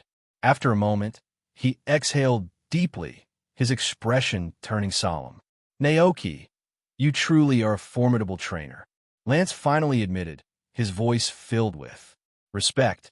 Nemona waved her flag with enthusiasm. "Oh, the battle is getting more intense. Charizard is down, and Ogerpon has claimed victory. Mr. Naoki, will you switch your Pokémon for the next round?" Naoki glanced at Lance, weighing his options. "Yes, let's switch," he said. This was a great opportunity to let his ancient Pokémon experience modern battle techniques. Nemona raised the flag high again. The third battle is about to begin. Meanwhile, on the other side of the banquet, Professor Oak was approached by several trainers. They had been marveling at the unusual Pokémon and wanted the professor to weigh in with his expertise. At first, Professor Oak looked perplexed, but as he made his way through the crowd, his eyes widened in astonishment. Several Pokémon, unlike any he had ever seen, caught his attention. There was Ogerpon, wearing its blue mask, hopping lightly on its feet. Nearby stood Palmot, pink fur gleaming under the lights, gripping its small hammer. Then there was Koraidon, its scarlet scales rippling with raw power. And finally, Fluttermane, with its ethereal, menacing aura, evoking an eerie resemblance to a Misdreavus, but far larger and fiercer. What Pokémon is that? Professor Oak gasped, his gaze fixed on Fluttermane. Could it be a highly evolved form of Misdreavus? But no one around could answer his question. Although its ghostly attributes and general appearance bore similarities to Misdreavus, its distinct features left Oak stumped. It was not a Pokémon cataloged in any current Pokédex. Back at the battlefield, Naoki turned to his Pokémon. Fluttermane, it's your turn. Fluttermane floated forward, its eyes glinting with determination. Across from it, Lance threw out his next Pokeball. With a burst of white light, Aerodactyl emerged, its gray, stony body imposing and its fierce eyes gleaming with primal intensity. Nimona announced, "The third match begins. Fluttermane versus Aerodactyl." Lance acted first. Aerodactyl used Scary Face. Aerodactyl let out a guttural roar, baring its jagged teeth as an oppressive aura enveloped the battlefield. Fluttermane froze momentarily, its instincts warning it of the danger. "Snap out of it, Fluttermane. Use Phantom Force," Naoki called. Before Fluttermane could fully recover, Lance issued another command. "Aerodactyl, Ancient Power." Aerodactyl roared, and glowing rocks materialized around it, hurtling toward Fluttermane like meteors. "Quick, use Phantom Force to dodge," Naoki shouted. Fluttermane vanished into the shadows just in time. However, the residual energy from Scary Face slowed its movements, leaving it vulnerable. Naoki clenched his fists. "Shake it off, Fluttermane. Hit it with Power Gem." Reappearing from the shadows, Fluttermane unleashed a dazzling beam of light, sparkling like a radiant gem, directly at Aerodactyl. Lance's Pokémon swiftly took to the skies, evading the attack with practiced agility. "Keep the pressure on, Aerodactyl. Use Ancient Power again," Lance commanded. Aerodactyl swooped downward, conjuring another barrage of glowing rocks. The projectiles crashed toward Fluttermane, forcing it to dart frantically to avoid the assault. "Use Phantom Force again," Naoki urged. Fluttermane slipped into the shadows once more, vanishing from Aerodactyl's sight. Aerodactyl flapped its wings nervously, scanning its surroundings for the elusive ghostly Pokémon. With a sudden burst, Fluttermane reappeared behind Aerodactyl, delivering a devastating strike that sent the fossil Pokémon reeling. Aerodactyl barely regained its balance before launching back into the air. Lance's voice rang out. "Aerodactyl, use Wing Attack." Aerodactyl's wings shimmered with a bright white light as it dived at incredible speed toward Fluttermane. Naoki's heart sank. Aerodactyl's speed had increased dramatically. Ancient Power's stat boost was taking effect. "Fluttermane, dodge quick," Naoki shouted. But Aerodactyl closed the gap too quickly. Its wing, glowing with tremendous energy, struck Fluttermane directly. Fluttermane was hurled across the battlefield by Aerodactyl's powerful wing attack. It hit the ground with a thud, struggling briefly before succumbing to its injuries. Aerodactyl roared in triumph, circling the air as Lance called out, "Bite." With precision, Aerodactyl dove toward Fluttermane, jaws wide open. Its fangs sank into Fluttermane's body with a fierce grip, shaking it violently before letting go. Fluttermane let out a pained cry before falling to the ground, unmoving. Nimona stepped forward to inspect the fainted Pokémon. "Fluttermane is unable to battle. Aerodactyl is the winner," she declared. Naoki returned Flutter, main to its Pokeball, giving it a grateful nod. You did well. Rest now. Naoki paused. Lance's Pokemon roster, heavily focused on flying and dragon types, was at a notable disadvantage against Naoki's team. Yet Lance's skill as a trainer was apparent, and the battles had been anything but easy. The next round began, pitting Palmot against Aerodactyl. Lance, having observed Palmot's previous battle, decided on a cautious, tactical approach.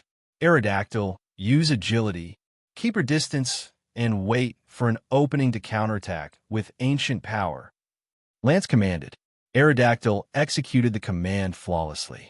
Its speed, already heightened from prior stat boosts, reached incredible levels. It darted around the battlefield, making it nearly impossible for Palmot's electric-type moves to connect. Every attempt at an electric ball or thunder shock missed, leaving Palmot visibly frustrated.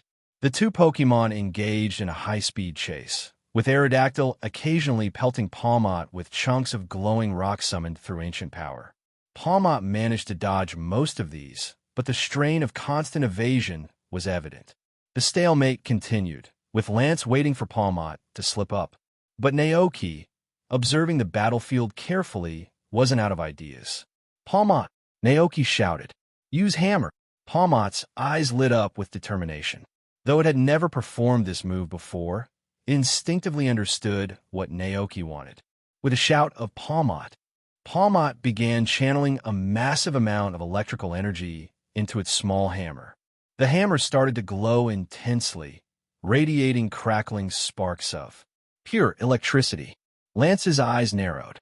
A new move? Aerodactyl, stay sharp and keep your distance. Aerodactyl screeched in acknowledgement, watching Palmot carefully from above. The battlefield grew tense as Palmot continued to charge its hammer. The air around it seemed to hum with electricity, and sparks danced across the ground. Everyone watching held their breath, sensing that something extraordinary was about to happen. Electric sparks crackled in the air, and in an instant, the small metal hammer wielded by Palmot began to glow with a brilliant electric charge. What is that?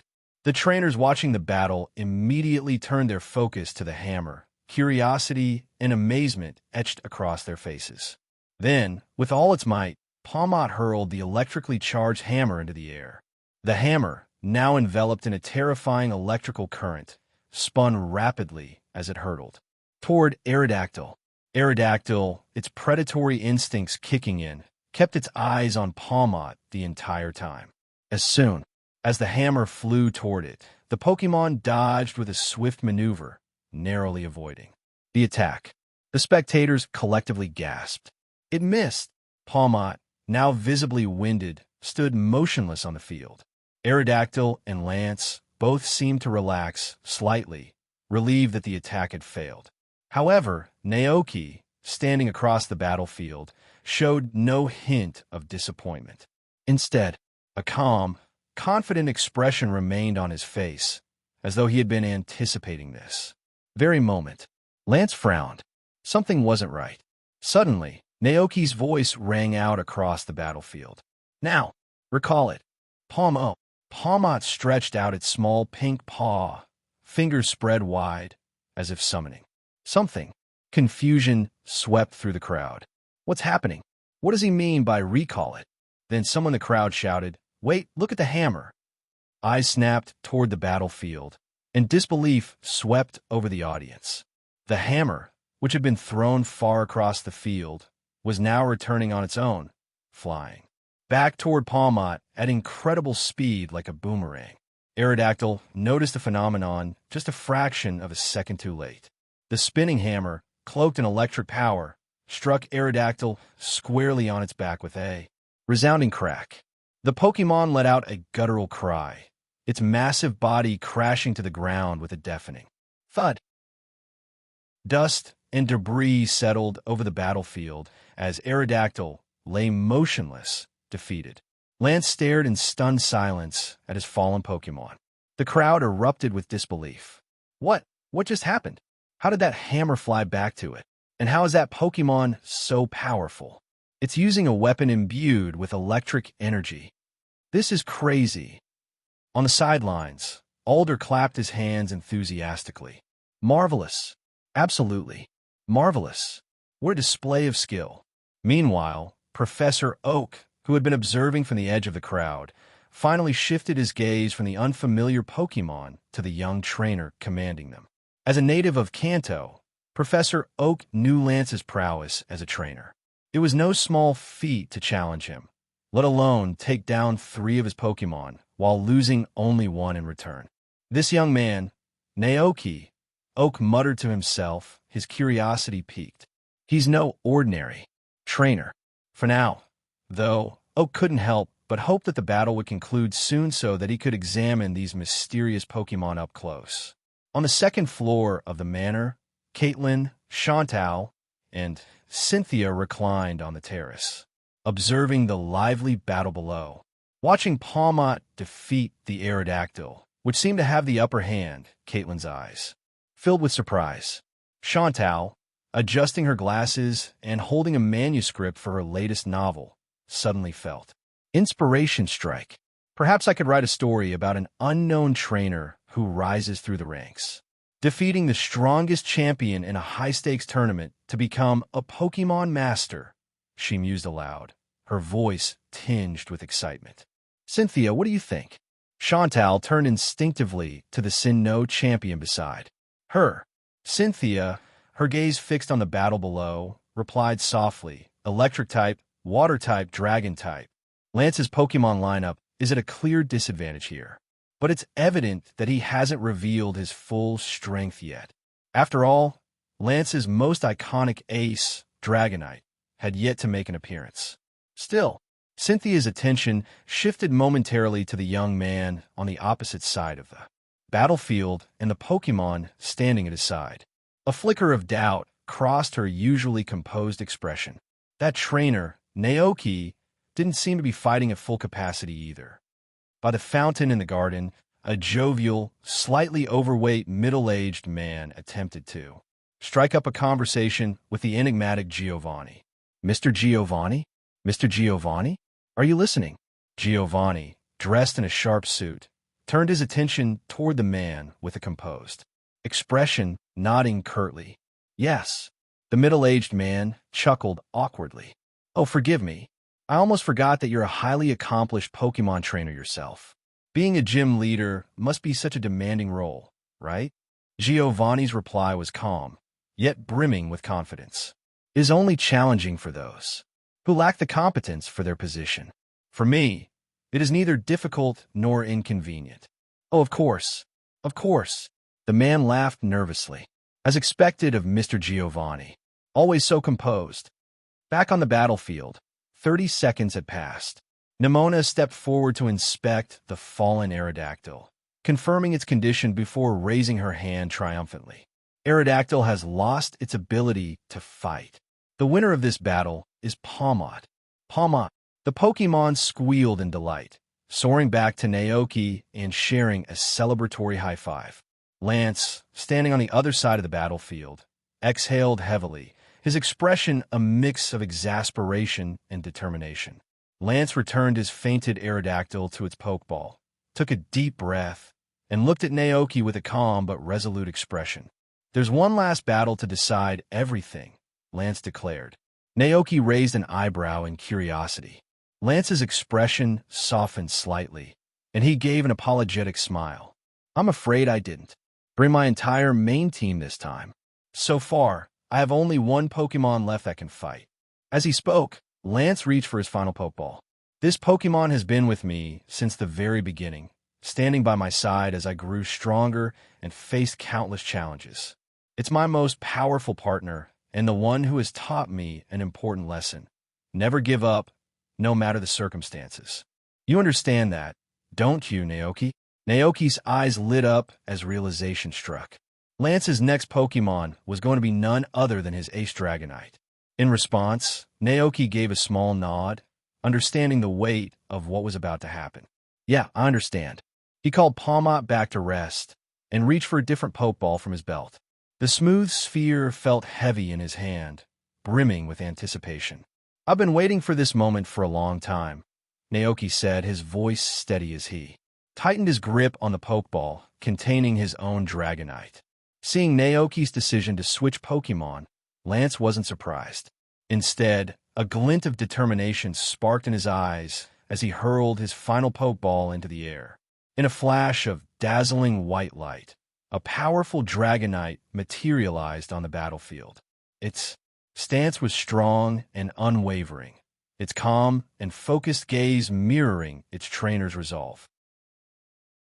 In the courtyard of the villa, surrounded by an eager audience, two Dragonites stood on the battlefield. Their gazes locked, and sparks of determination crackled in the air between them. Dragonite, Lance murmured, surprised that Naoki had chosen a Pokémon similar to his own for this climactic battle. Around them, whispers of astonishment rippled through the trainers and researchers. Professor Oak's gaze darted between the two Dragonites. Two Dragonites. This is going to be a battle to remember.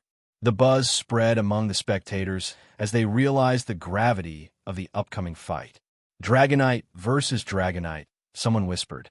But Lance's Dragonite is a legend. Can Naoki's measure up? On the second floor, Chantal leaned eagerly against the terrace railing, her hands clasped tightly. Two Dragonites going head-to-head. This is the kind of duel I've dreamed of writing about, she exclaimed. Caitlin, standing beside her, raised an eyebrow. The rancher of Paldea against Kanto's Dragon Master. What do you think, Cynthia? Cynthia's golden eyes narrowed as she observed the battlefield. It's hard to say. Lance's Dragonite is legendary, but Naoki's seems well-trained. We'll have our answer soon. Down on the field, Nimona raised her referee flag high, her voice brimming with enthusiasm. The final battle Dragonite versus Dragonite begins now. Naoki stretched out a hand toward his Dragonite. Dragonite, this is what we've worked for. Show them what you're made of. Oh, you. Agility. Naoki commanded. Naoki's Dragonite responded, wings flaring as it launched itself forward in a blur of white light. The audience gasped as Naoki's Dragonite disappeared in a streak of white, moving with uncanny agility. Lance's Dragonite barely had time to raise its arms defensively before the force of the charge slammed into it, pushing it back several steps. Lance's expression remained calm. Dragonite, counter with Dragon Tail. Lance's Dragonite roared, its long tail glowing bright green as it lashed out with precision.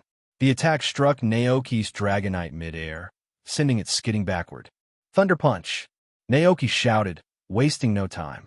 Electricity surged along Naoki's Dragonite's claw as it charged forward again, fist crackling with energy. Lance's Dragonite sidestepped expertly, the punch grazing past its scales. Too aggressive, Lance noted quietly.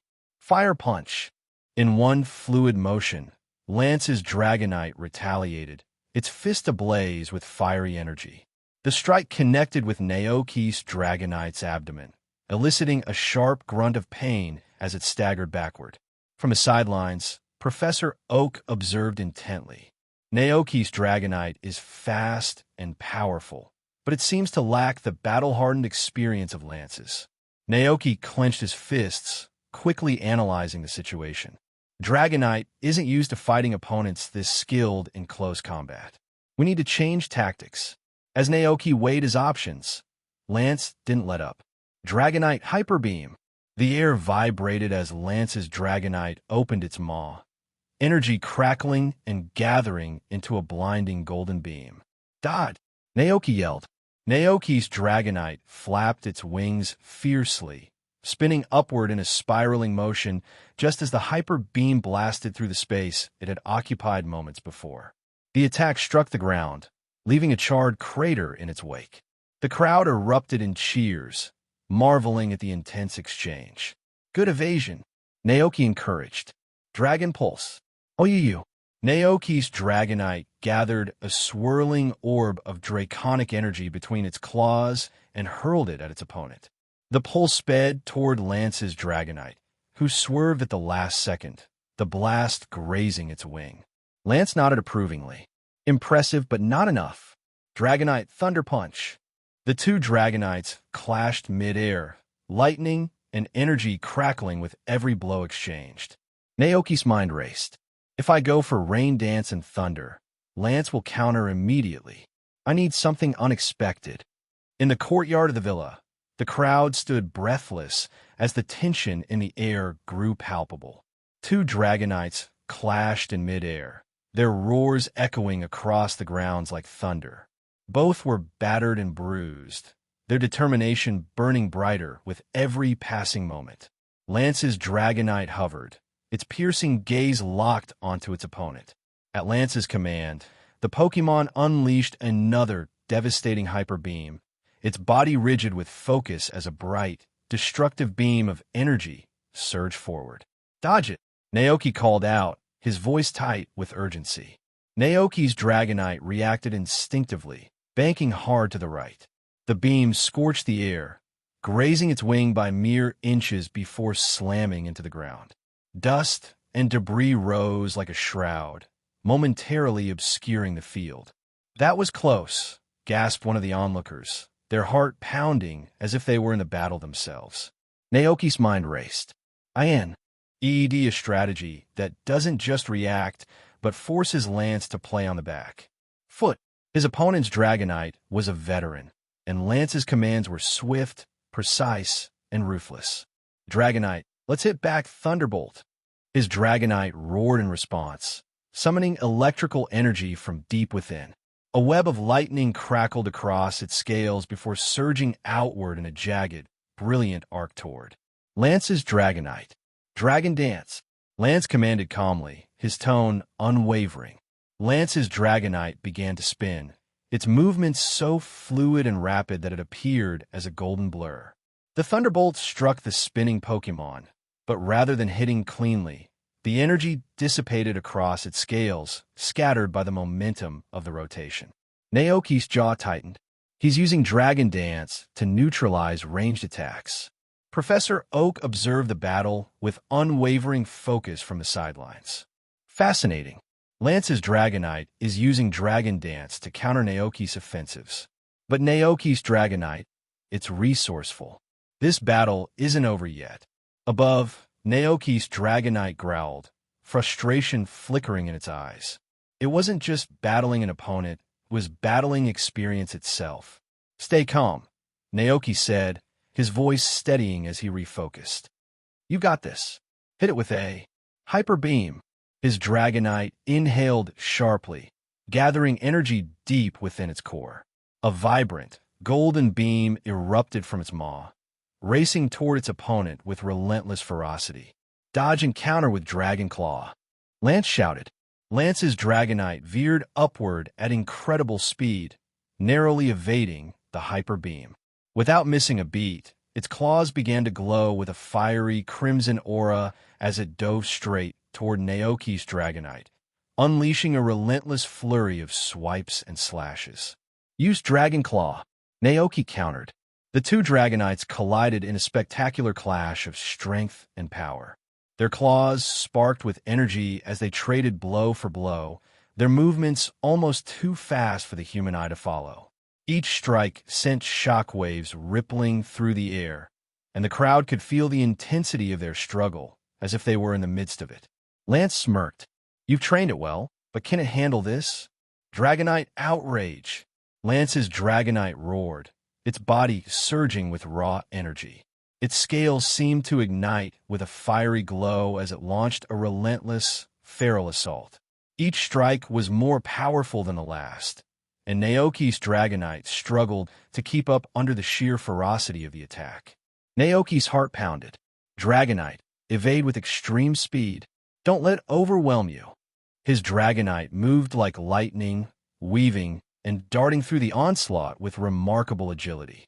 But Lance's Dragonite was unrelenting, its attacks growing more erratic and forceful with every second. "It's outrage," Cynthia murmured from the balcony above. "A devastating move, but it leaves the user vulnerable once its effects subside." Naoki knew this too. His Dragonite's eyes met his, filled with determination. "Come on, Dragonite." The air around Naoki's Dragonite surged with intensity, reaching its top speed. It managed to create just enough distance from Lance's relentless Dragonite, which was still in pursuit. Time ticked by, each second adding to the tension as everyone at the dinner turned their attention skyward. All eyes were on the fierce aerial battle between the two Pokémon. The weather seemed to reflect the combatants' struggle. A sudden, strong wind howled through the battlefield, carrying with it an ominous, swirling air current. The skies darkened, and the faint hint of a brewing storm sent a ripple of unease through the spectators. Guests clutched at their hats and fine attire as gusts tugged at them. The trainers among the crowd exchanged puzzled and astonished glances. "Is that a storm?" one murmured, pointing toward the sky. "But why is the impact so extreme?" another exclaimed. The realization hit them. The Dragonite invoking the storm was Naoki's. Naoki's Dragonite was using its storm to hinder its pursuer. The ferocious gusts forced Lance's Dragonite to momentarily falter, buying Naoki precious time. From the sidelines, Lance's expression turned grave.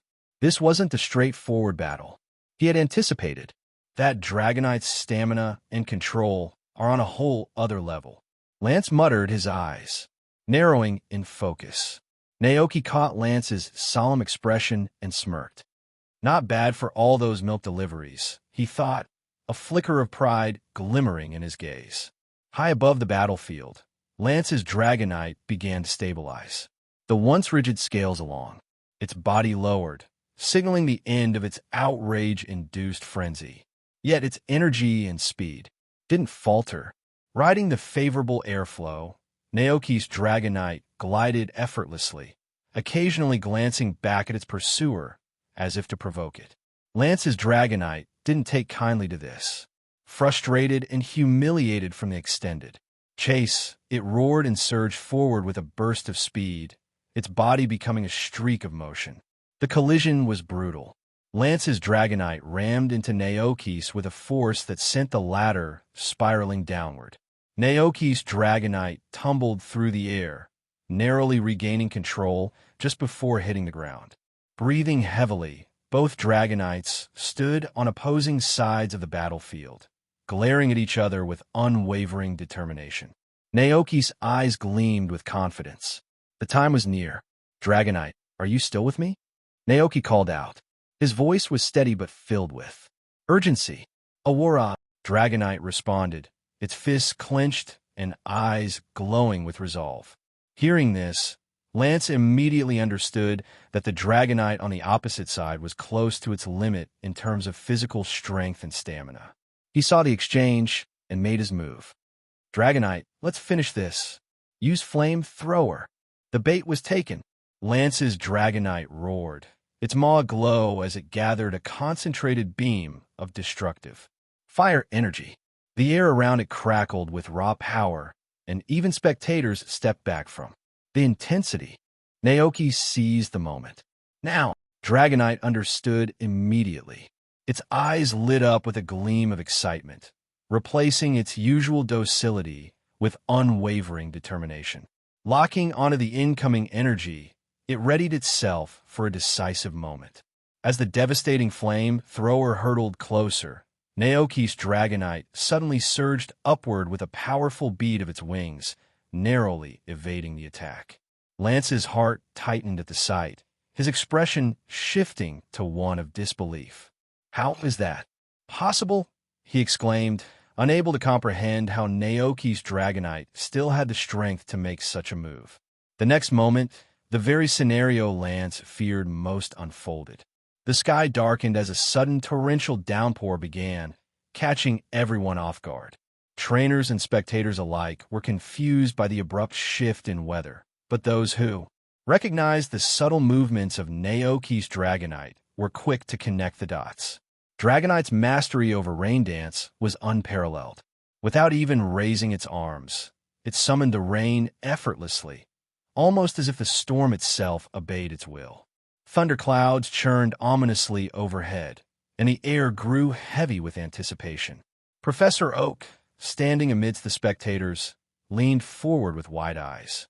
"I didn't expect it to be such proficient with rain dance," he muttered, his voice tinged with astonishment. A deafening clap of thunder echoed across the battlefield. Bright flashes of lightning streaked through the sky, illuminating the scene with an electric ferocity. The tension was palpable as the storm reached its peak. Lance's heart sank. It was too late to counter. His Dragonite, still recovering from its exhaustive efforts, stared at the brewing storm above. The realization struck like a hammer. Naoki's strategy had cornered them. Naoki's smile widened, his confidence unwavering. "Checkmate," he said softly. With a thunderous roar, the Dragonite released a devastating thunder attack. The lightning bolt tore through the sky, its brilliance lighting up the battlefield. The strike hit Lance's Dragonite directly, the sheer force engulfing it in a blinding flash.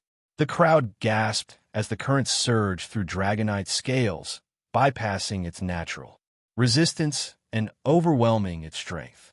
Lance's Dragonite roared in pain before its massive frame collapsed onto the soaked ground with a resounding thud. The storm gradually subsided. The rain ceased, the thunderclouds dissipated, and the battlefield fell into a hushed stillness. The air was thick with awe as the spectators took in the aftermath of the battle. Giovanni, his suit damp from the rain, observed the scene silently before turning away and heading back into the manor. On the second floor, Caitlin, who had been watching intently, stood abruptly, her expression a mixture of disbelief and admiration. "He really won," she whispered. Chantal adjusted her glasses, her eyes glinting with inspiration. "A flawless execution," she remarked. "He used Rain Dance to amplify Thunder's accuracy, but delayed its use until the perfect moment. Ingenious." Cynthia nodded thoughtfully. "Not just the timing. That Dragonite's proficiency with Rain Dance is extraordinary. Combined with its endurance, it was able to bridge the gap in combat experience. Truly remarkable." Back on the battlefield, Nimona raised her flag high, her voice brimming with excitement. "Lance's Dragonite has been defeated. Naoki wins the match." The crowd erupted into applause, their initial shock giving way to admiration for the spectacular display of strategy and skill. Nimona herself was bursting with excitement. "That was incredible." Naoki's Dragonite, its energy spent but its spirit undiminished, trotted back to Naoki with an expression that looked like it was asking for praise. Naoki smiled warmly, pulling out a bottle of his signature goat milk. "You were amazing out there." Dragonite tilted its head back, chugging the milk with satisfaction before licking the last drop off its mouth. Naoki chuckled as he returned it to its pokeball for a well-deserved rest. On the opposite side, Lance knelt beside his Dragonite, gently recalling it to its ball. Despite the loss, his face broke into a sincere smile. "I lost, but that battle was incredible. It's been a long time since I've felt this exhilarated." "Thank you, Naoki." Naoki approached with a grin, his Koraidon and other Pokémon trailing behind. He extended a few bottles of goat milk to Lance. "Here, give these to your Pokémon. They'll help them recover quickly." After the exhilarating battle concluded, many guests and trainers excused themselves to change out of their rain-soaked clothes. The unplanned downpour had disrupted the elegant ambience of the villa, with water dripping from expensive suits and dresses. Naoki stood at the center of it all, feeling a mix of pride and embarrassment. His Dragonite had performed magnificently, but had been so caught up in the intensity of the battle that it hadn't controlled the range of its Rain Dance. As he surveyed the scene of drenched trainers, Naoki chuckled nervously to himself. "Guess we overdid it," he thought. Thankfully, the guests, far from being annoyed, were laughing as they retreated inside. 4 seasoned trainers, such incidents were part and parcel of the Pokémon experience. Meanwhile, Lance, the Kanto region's Dragon Master, wasn't in a hurry to dry off. He stayed near the battlefield, releasing his injured Pokémon one by one and carefully feeding them the bottles of goat milk Naoki had given him earlier. The transformation was almost immediate. After just a few sips, the Pokémon stirred, their eyes fluttering open as the visible wounds on their bodies healed rapidly.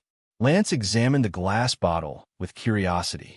"This is extraordinary. I've never seen anything quite like it." Naoki stepped forward, his hands resting casually in his pockets. "It's a specialty of my ranch," he explained with a smile. "Goat milk mixed with natural ingredients. It's great for healing and recovery." Lance turned the bottle in his hand, noting the playful design on the label. 3 cartoonish lambs, their heads huddled together, smiled back at him from the transparent glass. The label was simple but charming, just like the product itself. Before Lance could comment further, a loud voice interrupted. Hey, are you really giving away such a rare treasure to him for free?" Naoki and Lance turned to see Alder striding toward them, his grin wide and teasing. Behind him were Clay and Nicker, Nemona's father. Alder wagged his finger playfully. "I've spent plenty of money on that goat milk, and you're just handing it out like it's nothing. I feel cheated." Naoki barely had time to respond before Alder's Volcarona buzzed beside him, chirping pointedly. All right. I know the goat milk helped you recover too," Alder said, laughing as he patted the Pokémon on the head. Nemona came bounding over next, her energy unrelenting despite the rain-soaked field. She ran straight into her father's arms, her excitement bubbling over. "Dad, this is Mr. Naoki. I told you all about him. He runs a ranch full of dragonites that deliver goods all over the region." Nicker smiled warmly, patting his daughter's head. Yes, I remember, sweetheart." His gaze shifted to Naoki, and his demeanor became more formal. Clearing his throat, Nicker stepped forward. "Mr. Naoki," he began, "I'm Nicker, the head of Rotom Technology. I've been meaning to ask, did you create the design for the Rotom phone?" Naoki's eyes widened slightly. "I did," he admitted. "Why? Is it feasible to produce with current technology?" Nicker hesitated, rubbing his chin thoughtfully. "It's a brilliant concept, but I'll need to consult with my R&D team before I can give you a definitive answer. The idea has tremendous potential, though." Naoki nodded. He wasn't surprised by Nicker's cautious response. "That's understandable," he said. "Let me know what your team decides." Nicker's expression brightened. "Of course. We'll be in touch to discuss the details further, including your share of the rewards. Thank you for considering us as your partners." With that, Nicker excused himself, leaving the group of trainers to continue their conversation. Alder, always one for lively banter, turned to Naoki with a curious look. "Rotom phone, huh? What exactly does it do?" Naoki explained patiently. "It's not like the Rotom appliances we're familiar with. The Rotom phone is a handheld device, a communicator, navigator, and organizer all in one. It can even connect trainers across regions for online shopping and video communication." Nemona's eyes sparkled with excitement. "Wait, you mean I could order fresh milk and berries from your ranch and have them delivered straight to my house?" Naoki laughed, ruffling her hair affectionately. "Exactly, and Dragonite would handle the delivery, of course." Clay, Lance, and Alder exchanged skeptical glances, still struggling to wrap their minds around the futuristic concept. Alder chuckled. "Well, if anyone can pull off a Dragonite delivery service, it's you, Naoki. I've seen it with my own eyes. It's like a flock of mail carriers in the sky." Clay folded his arms, his brow furrowed in thought. "A ranch with that many Dragonites. I'd like to see it for myself someday." "I'd be happy to host you," Naoki replied with a grin. Lance, who had been quiet until now, finally spoke up. "Are you also from family of dragon tamers?" Lance asked, his brow furrowed as he studied Naoki. The question carried genuine curiosity, as he vaguely remembered hearing about a dragon tamer lineage in the Paldea region. Naoki blinked in surprise before realizing the context. He quickly shook his head. "No, I don't know anything about a dragon tamer family. I just happened to meet the Dragonites by chance." Lance nodded, seemingly satisfied with the answer. He understood that not all trainers needed to come from legacies to achieve greatness. Alder, standing nearby, still seemed astonished by the events that had unfolded. He rubbed his chin thoughtfully before asking, "If I were to order milk from your ranch while I'm in Unova, could your Dragonites deliver it across regions?" Naoki hesitated for a moment, carefully considering the implications. Transporting goods across regions could raise issues of regional security. Team Plasma, for instance, might mistake the hardworking Dragonites for oppressed Pokémon in need of liberation. Naoki opted for a tactful response. Those are just ideas for now. I don't know if they can be implemented on such a scale. Alder grinned, clapping Naoki on the shoulder. I get it. Even if I don't fully understand the logistics, just let me know if you need anything. Oh, by the way, continued, if your Rotom phones need Rotoms to function properly, you can count on me. I can take you to a special place. There's a whole community of Rotoms there. Naoki smiled and nodded. Thank you. That could be very helpful. Indeed, if Naoki planned to equip Pokémon like Giratina with Rotom phones, he would need Rotoms to activate their full functionality.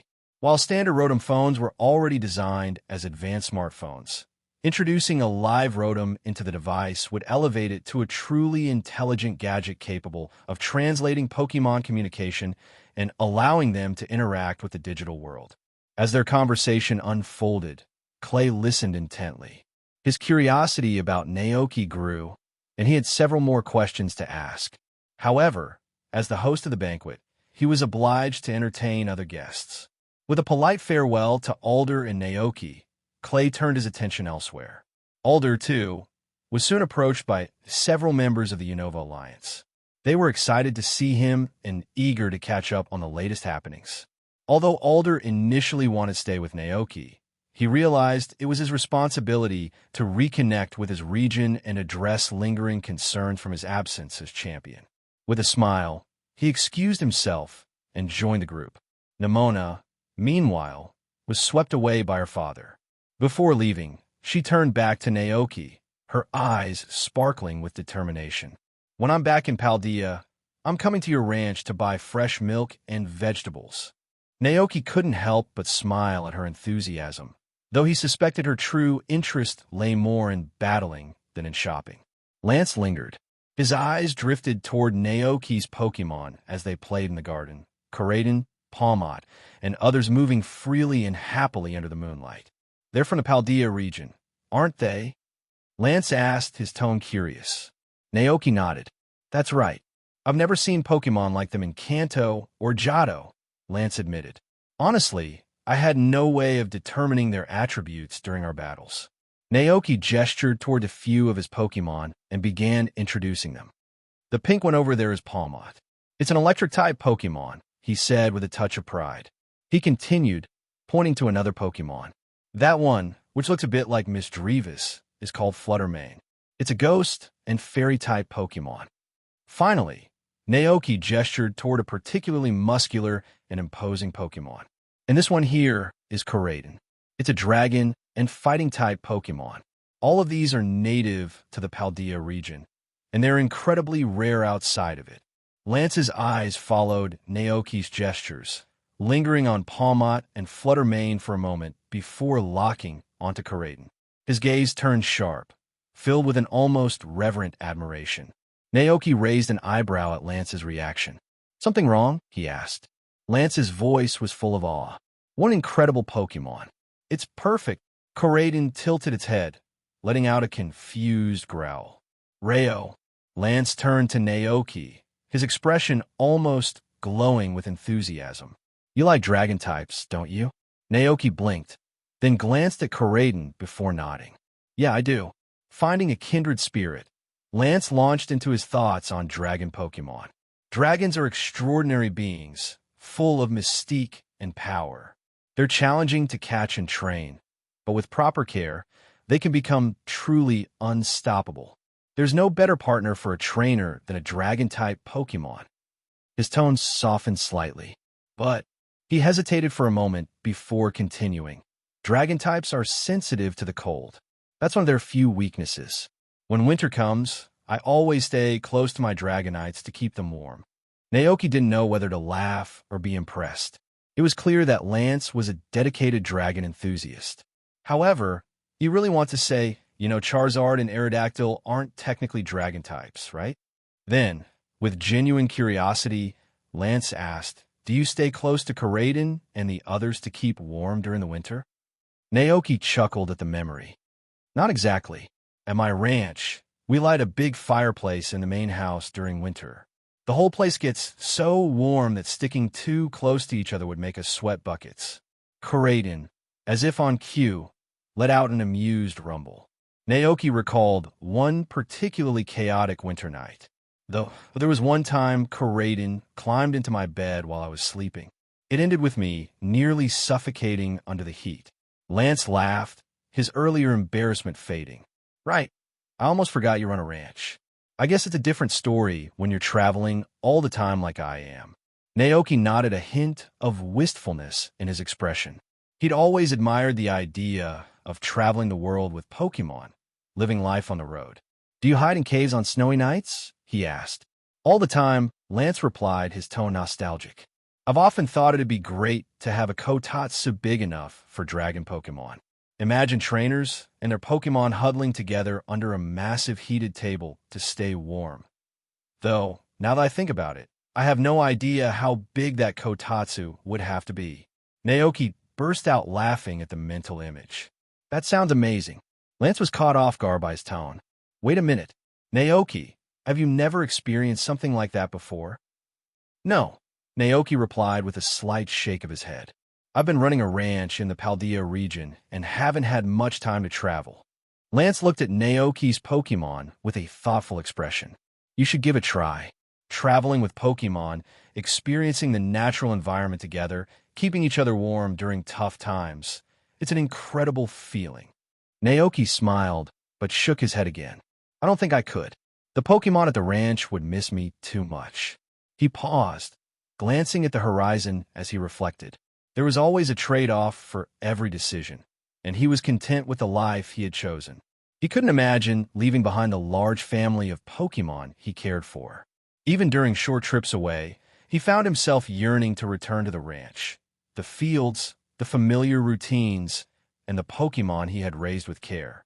Every time he leaves for a few days, he finds himself worrying. He wonders how the fields are doing, if the Pokémon are behaving, or if Teddy Ursa and Mew have been sending their letters back. The sentiment reminded him of something he'd once observed in his previous life. Elderly folks from the countryside moving to the city, yet always longing to return home. They fretted over their chickens, ducks, and even a family dog, afraid they might go unfed. Lance's expression softened. I understand that feeling, he said, knowing that there are Pokémon waiting for you back home. It's comforting, isn't it? Nostalgic even. Exactly. Naoki smiled, tilting his head toward the vast night sky. The stars twinkled brightly, and the full moon cast a serene, silvery glow over the manor grounds. It was a view he cherished. He imagined the Pokémon back at the ranch, gazing at the same moon. Perhaps they were thinking of him just as he was thinking of them. As Naoki's thoughts wandered, a middle-aged man approached from the other side of the courtyard. His features were instantly recognizable, sparking a moment of surprise in Naoki. Professor Oak. The name surfaced in his mind instantly. Dressed in a simple round-neck sweater, the renowned Pokémon professor exuded warmth and approachability.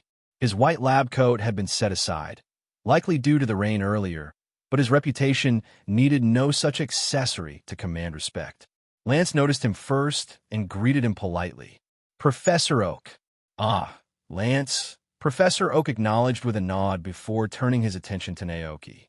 His kind smile brightened. And you must be the trainer from Paldea. It's a pleasure to meet you. I'm Professor Oak from Pallet Town. Naoki immediately recognized Professor Oak. Smiling, Naoki greeted him. I've seen you on TV. Hello, Professor Oak. Professor Oak nodded warmly, quickly understanding the reference. Ah, the TV lecture series. The station invited me to provide some educational material for young trainers. These lectures were designed to introduce Pokémon to children under 10, cultivating interest and knowledge before their journeys began.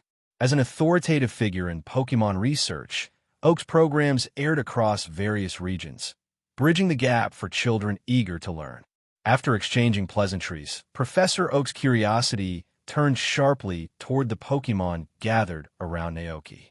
His eyes lit up with a mixture of academic intrigue and childlike excitement. Would you mind if I examined your Pokémon? Oak asked eagerly. Naoki smiled and gestured toward them. Be my guest. Professor Oak wasted no time, stepping closer to Coraden. The Pokemon's vibrant red scales shimmered in the moonlight, its muscular frame a testament to its strength. This one is remarkable. Dense, protective scales, and is that a tire on its chest? Oak crouched, poking at the air-filled sack on Coraden's chest. Coraden seemed startled by Oak's unceremonious inspection. It stepped back, looking flustered, then suddenly transformed into its combat-ready, bipedal form. Its towering posture and rippling muscles exuded an aura of power. "Aga!" Coraden roared, the sound deep and resonant. Oak and Lance both flinched in shock. "It changed form!" Oak exclaimed, his excitement only growing. Naoki stepped forward, gently patting Coraden's shoulder. "Calm down," he said softly. Coraden obeyed, reverting to its more docile mount form. Naoki explained, "This is Coraden. It's a rare Pokémon from the Paldea region, first discovered and named by Professor Sada and Dr. Taro." "Coraden," Professor Oak repeated thoughtfully. He crouched again, observing the Pokémon with great interest. "Fascinating, and its ability to shift forms, truly remarkable." Coraden nodded enthusiastically. "Aga!" The loud roar made Oak wince and cover his ears. All right, I understand," he said with a chuckle. Satisfied, Coraden stopped roaring, and Oak turned his attention to the other Pokémon. His eyes fell on Ogerpon, who had been bouncing around happily. "This one, was I correct in observing that it can change its type depending on the mask it wears?" Oak inquired. Naoki nodded. "Exactly. This is Ogerpon, and the masks it uses contain a unique energy called terrestrial energy, which originates in Paldea. This energy allows Ogerpon to shift its type depending on the mask." "Terrestrial energy," Oak murmured, intrigued. "The ability to change types. Remarkable. I wasn't aware Paldea had access to such extraordinary phenomena." Ogerpon, excited by Oak's interest, danced around in joy. "Okay," it chirped, its voice cheerful and infectious. Oak smiled warmly and returned the greeting. "Hello, Ogerpon." "Pon," Ogerpon responded, even more delighted. Its happiness was contagious as it twirled and hopped around the group. Watching Ogerpon's cheerful demeanor, Naoki felt a pang of emotion. He recalled its difficult past, but reminded himself that those days were behind them. Ogerpon was safe and happy now, surrounded by friends. Professor Oak's attention then shifted to Palmot, who stood nearby in its superhero-inspired cape and wielding a hammer. The sight immediately reminded Oak of a certain movie franchise he had once seen. Chuckling, Oak knelt and greeted Palmot. "Hello, little hero." Palmot froze for a moment when he heard the stranger call him a hero, and then a bashful expression spread across his face. In a blur, he zipped behind Naoki, clearly embarrassed. Naoki chuckled. "This Pokémon is called Palmot. The costume it's wearing was specially made by me." Professor Oak smiled warmly. "Palmo, you say? Well, it's certainly brimming with energy." Having introduced the Pokémon nearby, Professor Oak suddenly paused and looked around. "Where's that ethereal Pokémon I saw earlier? The one that looked like Misdreavus. It was just here, wasn't it?" Naoki froze, quickly glancing around the area. Sure enough, Fluttermane was nowhere to be seen. Concern flickered across his face. Turning to the other Pokémon, Naoki asked if anyone had noticed where Fluttermane had gone. The Pokémon, engrossed in their chatter with Professor Oak, shook their heads, oblivious to what had happened. "This isn't good," Naoki thought, frowning deeply. Noticing Naoki's unease, Professor Oak asked gently, "Is something wrong?" "It couldn't have wandered far. We can search the manor for it." Naoki hesitated before responding. "Fluttermane is a bit different. It has a more cautious and unpredictable temperament than most Pokémon. I'm worried it might have been startled by something and could unintentionally hurt someone. After all, this unfamiliar environment must feel overwhelming for Fluttermane." Thinking quickly, Naoki turned to Palmot. "Palmot, can you fly around the manor and see if you can spot Fluttermane? Pay special attention to any dark or quiet areas." "Paymo." Palmot nodded firmly before taking to the skies. Although neither Professor Oak nor Lance fully understood the situation, They immediately offered their help. "We'll assist you in searching," they said. Together, the group, accompanied by their Pokémon, began scouring the manor. Meanwhile, on the manor's third floor, far from the party's liveliness, a low, eerie crying sound echoed from a dark room. The sound was faint, like a baby's wail, yet unnervingly hollow. Flutter Mane, who had been feeling peckish and was casually hunting for something edible, paused. Its curiosity piqued by the sound, it floated toward the source. The room's windows were wide open, and the wind stirred the curtains, creating a ghostly atmosphere. The cries grew louder as Flutter Mane approached the room. Hovering near the open window, Flutter Mane peered inside, its eyes narrowing with suspicion. The cries became more distinct, yet the room appeared completely empty. "Fleur, where is that sound coming from?" Flutter Mane thought, puzzled. Drawn by its curiosity, Flutter Mane floated cautiously into the room. The moment it entered, the crying stopped, only to start again moments later, louder and more insistent. The wails seemed to beg the intruder to delve deeper. As an ancient predator, Flutter Mane's instincts kicked in. Its senses sharpened, and it realized the truth. This was no ordinary cry. It was a lure. With practiced stealth, Flutter Mane slipped into the shadows, silently moving behind the ornate sofa in the center of the room. Peering around the sofa's edge, Flutter Mane spotted the source of the sound, a peculiar Pokémon. It had a dark green, slightly luminescent body, a hairstyle resembling eerie flames, and a string of red beads hanging prominently around its neck. Yet something about the Pokémon felt oddly familiar. Flutter Mane's sharp eyes noted the mischievous glint in the Pokémon's gaze, even as it feigned sorrow with its crying.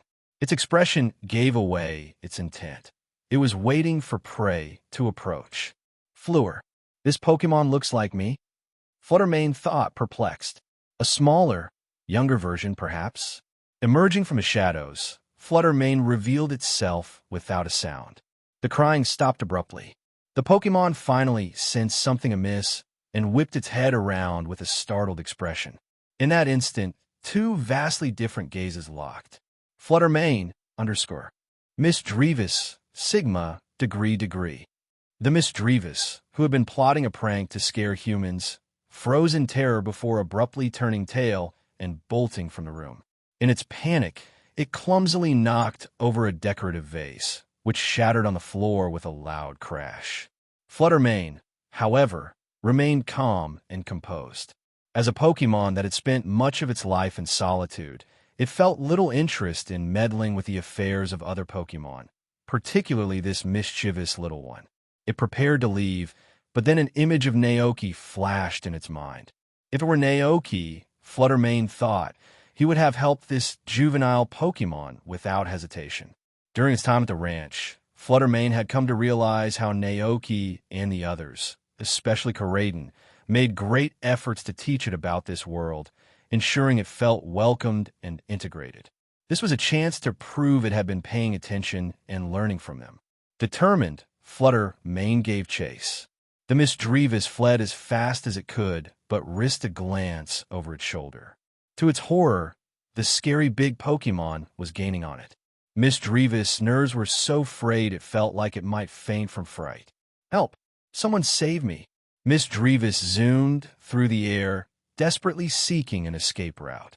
Yet before it could find one, the towering figure of Flutter Mane swooped in, its sharp wing claws gently but firmly capturing the panicked ghost. The little Miss Drevis froze in terror, not daring to move. Flutter Mane didn't move either, as it appeared to be contemplating what to do next. It mulled over everything it had observed at the ranch, attempting to recall the steps Naoki took when caring for younger Pokémon. Gradually, the trembling Miss Drevis calmed down, realizing that the large Pokémon wasn't harming it. Gathering its courage, it finally spoke in a small voice. "Ms. Drevis, what are you going to do?" Flutter Mane's eyes flickered as it remembered something from a show it had watched with the other Pokémon on the ranch, a program called Pokémon World. It had explained the process by which wild Pokémon formed relationships, raised their young, and cared for them. Now, How did those Pokémon in the show handle situations like this? Before Fluttermane could piece it all together, Miss Dreva's stomach let out a loud rumble. The smaller Pokémon cringed, clutching its midsection in embarrassment. And Miss Drevis, I'm hungry. It explained that its plan had been to frighten humans and absorb, sate its hunger, but things hadn't gone according to plan. Instead of humans, it had attracted this intimidating Pokémon. Hearing this, Fluttermane nodded in understanding. Its mind clicked. It remembered the first rule of caring for younger Pokémon. Feed them. Reaching into a hidden stash of berries it kept for emergencies, Fluttermane offered a few to the Miss Drevis. It mimicked the gentle care it had seen Naoki exhibit, nudging the fruit toward the smaller Pokémon. Miss Drevis hesitated, but was too hungry to refuse. Though it didn't particularly enjoy the taste of the berries, it ate them anyway, grateful for the gesture. Seeing that the little one had eaten, Fluttermane appeared satisfied. It released Miss Drevis but continued to watch it carefully, its intense gaze silently instructing the smaller Pokémon to stay put. Miss Drevis didn't dare move. Just then, Fluttermane heard the distant call of Palmot, searching for it. It glanced in the direction of the sound, then turned back to Miss Drevis. With a tilt of its head, it gestured for the little ghost to follow. The Miss Drevis didn't dare to run. It could sense that the towering Pokémon in front of it was far more intimidating than it appeared. If it tried to escape, it would likely be caught in an instant. Under such circumstances, it decided it was better not to provoke this enigmatic figure. When Palmo finally led Fluttermane back to Naoki, the trainer was surprised to see a nervous Miss Drevis trailing cautiously behind Fluttermane, its large eyes darting around nervously. Naoki tilted his head in confusion. "What's this?" he asked. Fluttermane's response was simple, its tone steady. "Fleur, a child." Professor Oak, who had been observing the entire exchange, leaned closer and chuckled with fascination. "Ah, this Pokémon, Fluttermane, as you call it, seems to be caring for the Miss Drevis as if it were its offspring." Naoki's eyes widened in disbelief. "Offspring?" He glanced at Fluttermane, noting its composed expression. "That can't be right. Paradox Pokémon like Fluttermane don't lay eggs, do they?" Yet, Fluttermane's demeanor didn't waver. If anything, its calm, unspoken confidence only deepened Naoki's confusion. A thought suddenly struck Naoki, something that had been brewing in his mind for a while. Could paradox Pokémon like Fluttermane not be fantastical creations or fabricated legends? Could it be possible that paradox Pokémon were once real creatures, ancient beings that roamed the world like dinosaurs in prehistoric times? Over millennia, had they gone extinct, leaving behind no evidence of their existence except for the peculiar glimpses provided by Area Zero? Or was there an even stranger explanation? Could the so-called time machine have brought these Pokémon from another dimension entirely, an alternate reality where their evolutionary paths diverge from anything known in this world? As Naoki mused, Professor Oak's voice cut through his thoughts. "Fluttermane, could it be a unique form of Miss Drevis found in the Paldea region? Fascinating. It's much larger than any Miss Drevis I've ever seen." Naoki frowned. He didn't have the answers. Instead, he reached into his backpack, pulled out a handful of seed crisps, and munched on them. After a moment, he asked Fluttermane, "What's the story with this Miss Drevis?" Fluttermane seemed to hesitate for a moment before replying with its characteristic simplicity. "Fleur, a child alone crying. I helped it. Naoki." Naoki sighed, rubbing the back of his head as he turned to Fluttermane. His expression was a mix of exasperation and amusement. "It's not a child," he explained patiently. "Even though you two look similar, you're not the same kind of Pokémon." Fluttermane tilted its head in visible confusion. "Fleur, not a child?" Naoki nodded, crouching slightly to meet Fluttermane's gaze. "That Pokémon is called Miss Drevis. It's just how they look." Turning to the timid Miss Drevis hovering nearby, Naoki offered an apologetic smile. "I'm sorry for the misunderstanding. Fluttermane didn't mean any harm. It thought you were a baby and wanted to take care of you. It really had good intentions, even if it got a little carried away." The mischievous puffed up indignantly, but, noticing Naoki's calm demeanor and sincerity, slowly relaxed. With a huff, it responded, "Mischievous. I'm not a baby, but since it didn't mean any harm, I'll let it go this time." After its declaration, the mischievous darted off, floating away with a dramatic flair as if it had made a grand gesture of forgiveness. Fluttermane made no move to stop it. Instead, it simply watched the smaller Pokémon disappear with a puzzled look. Its expression made it clear that Naoki's explanation had only left it more confused. Lance and Professor Oak, who had observed the entire exchange, were stunned. Both men exchanged glances before Professor Oak broke the silence. "Wait a moment. Were you just talking to a Pokémon?" Oak asked, his tone laced with disbelief. Naoki straightened, meeting the professor's astonished gaze. Without hesitation, he nodded, his demeanor calm and matter-of-fact. "That's right. It's one of my abilities." "An ability?" Professor Oak murmured, stroking his chin as he pondered. The first thing that came to mind was the Tokiwa power, a rare ability said to be bestowed upon individuals born near Viridian Forest. Those blessed with it were rumored to be able to sense the emotions of Pokémon and even heal their injuries. Lance, however, thought of something different. His family's ancient legends spoke of the power to control dragons. This power, granted to only a chosen few, was said to enhance a person's affinity with dragon-type Pokémon, allowing them to bond with and command these powerful creatures effortlessly. As both men silently contemplated Naoki's ability, Fluttermane glanced at Naoki again, seemingly waiting for further clarification. Naoki, however, simply smiled at his Pokémon. "Don't worry about it," he said, patting its head.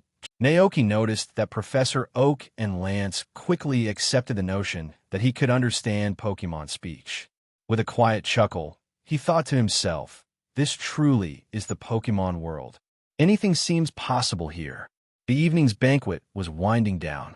The once lively sounds of laughter, clinking glasses, and friendly chatter gradually quieted as guests began departing. Naoki glanced at his watch and realized it was already 10:30. How did time fly by so quickly? Glacian and Palmont were stifling yawns, their exhaustion evident. Taking note, Naoki gently recalled his Pokémon into their Pokeballs, giving them a chance to rest after the eventful evening. The manor's host, Clay, was now busy bidding farewell to the remaining guests. Among them, Lance and Professor Oak were also preparing to leave. As the Kanto League champion, Lance had a packed schedule. Between league responsibilities and his part-time role as an investigator tracking Team Rocket's activities, his work never seemed to end. After exchanging goodbyes, Lance threw his cape over his shoulder with dramatic flair and disappeared into the quiet night. Professor Oak, meanwhile, turned to Naoki and extended a warm invitation. "Naoki, if you ever find yourself with some free time, you should visit my lab in Pallet Town. I'd be happy to host you and your Pokémon." Hearing the offer, Naoki's heart skipped a beat. Pallet Town, Ash Ketchum's hometown, a place steeped in Pokémon lore. The thought of visiting such an iconic location excited him, but reality quickly tempered his enthusiasm. Traveling all the way to the Kanto region would require a significant investment of time, something not easily spared. With a polite smile, Naoki replied, "Thank you, Professor. I'll make sure to visit with everyone from the ranch when the opportunity arises." Professor Oak beamed with delight. "I'll look forward to it. The Pokémon at your ranch must be fascinating, especially those we don't see in Kanto." Naoki nodded. The Pokémon at his ranch were indeed unique, and he could tell that Professor Oak's curiosity was genuine. In fact, Oak looked as if he might ask Naoki to send some of his Pokémon over to the lab for study, had Naoki not already established his ranch as their home. As the professor prepared to leave, he added, "I should be going now. In a few days, I have to attend a seminar in Johto, so I need to get back to Pallet Town soon. You should also get some rest, Naoki." "Safe travels, Professor," Naoki said as he watched him leave, thoughtful. Professor Oak, the Pokémon Research Authority. A sudden idea came to him. If I brought Calyrex to meet him, could its existence be officially recorded in the Pokémon Encyclopedia or even published in a research paper. The notion of increasing awareness and faith in Calyrex among the wider Pokémon community was appealing. However, his current visit hadn't included Calyrex, which left him feeling a twinge of regret. Still, there would be plenty of future opportunities. Naoki leaned against Corraden and surveyed the manor. Cynthia, Caitlin, and the other notable guests had already departed. Even Nimona and her father were nowhere to be seen. It seemed the banquet was truly coming to an end. His gaze was drawn to a figure walking briskly past, a man with sharp features and an air of quiet authority. The man, now dressed in a tailored brown suit, radiated an aura of power. It was none other than Giovanni. Naoki couldn't help but murmur, "Tisich, his presence is something else." "What?" came a familiar voice. Naoki turned to see Alder approaching. "Oh, it's nothing. I was just struck by that man's commanding aura." Alder followed Naoki's gaze, but couldn't place the figure who had already disappeared into the night. He shrugged and said, "Are you ready to head back?" Naoki nodded, and together, they exited the manor, hailing a taxi to return to their hotel. During the ride, Alder asked, "So what's next for you? Heading back to Paldea, or sticking around Unova for a while?" Naoki thought briefly about Unova's legendary Pokémon. The one most accessible to him at the moment was Kyurem, who resided in the giant chasm. After some thought, he asked, "How far is Lacunosa Town from Driftvale City?" "Lacunosa Town?" Alder raised an eyebrow in mild surprise. "That's in the northeastern part of Unova. It's quite a trek from Driftvale City. Are you planning to go there?" Naoki explained casually, "I've heard about the legends surrounding Lacunosa Town. I'm fascinated by it, and thought I might take a look for myself." "The story from Lacunosa Town?"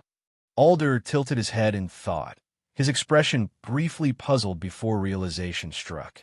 "Oh, you mean the tale of the man-eating monster?" Legend had it that a long time ago, a meteorite fell from the sky and landed amidst the sprawling, jagged mountains north of Lacunosa Town. A ferocious, icy beast was said to have emerged from the crater, its presence accompanied by howling winds and an unbearable chill. The beast was rumored to prowl the town at night, snatching people and Pokémon alike to devour them. To keep the monster at bay, the townsfolk built high walls to encircle Lacunosa Town and imposed a strict curfew, ensuring everyone stayed indoors after sunset. Even now, long after the legend faded into folklore, many of the town's residents still adhere to the tradition of staying indoors at night. "You know that story too, Mr. Alder?" Naoki asked, intrigued. Alder hummed thoughtfully, a wry smile tugging at his lips. "Of course. Back when I was traveling across the Unova region, before I became the league champion, I heard plenty of local tales. I suppose you're curious about whether the so-called monster is a Pokémon, aren't you?" Naoki leaned forward, his interest evident. "Do you think it is?" Alder shrugged with a good-natured laugh. "Who knows? No one's ever actually seen the beast. Some folks think it's just a story adults made up to scare kids into staying home after dark." Naoki, however, was less skeptical. The thought of such a creature hiding away intrigued him deeply. "Is Lacunosa Town really surrounded by walls like the story claims?" Alder shook his head. "Not anymore. If there ever were walls, they were taken down ages ago. These days, Lacunosa Town is just an ordinary place, no different from, say." "I see." Naoki mused, nodding thoughtfully. The taxi pulled to a stop outside their hotel. Alder stepped out first, stretching as he glanced at Naoki and his companion, Corraden. "Get some good rest tonight. You can decide what to do tomorrow with a clear mind," Alder advised, clapping Naoki on the shoulder. "Will do. Good night, Mr. Alder." Naoki smiled, said his farewells, and headed into the hotel. After a quick ride up the elevator, he entered his room. Following a brief shower, Naoki settled onto the bed, his thoughts drifting to the possibility of visiting Lacunosa Town.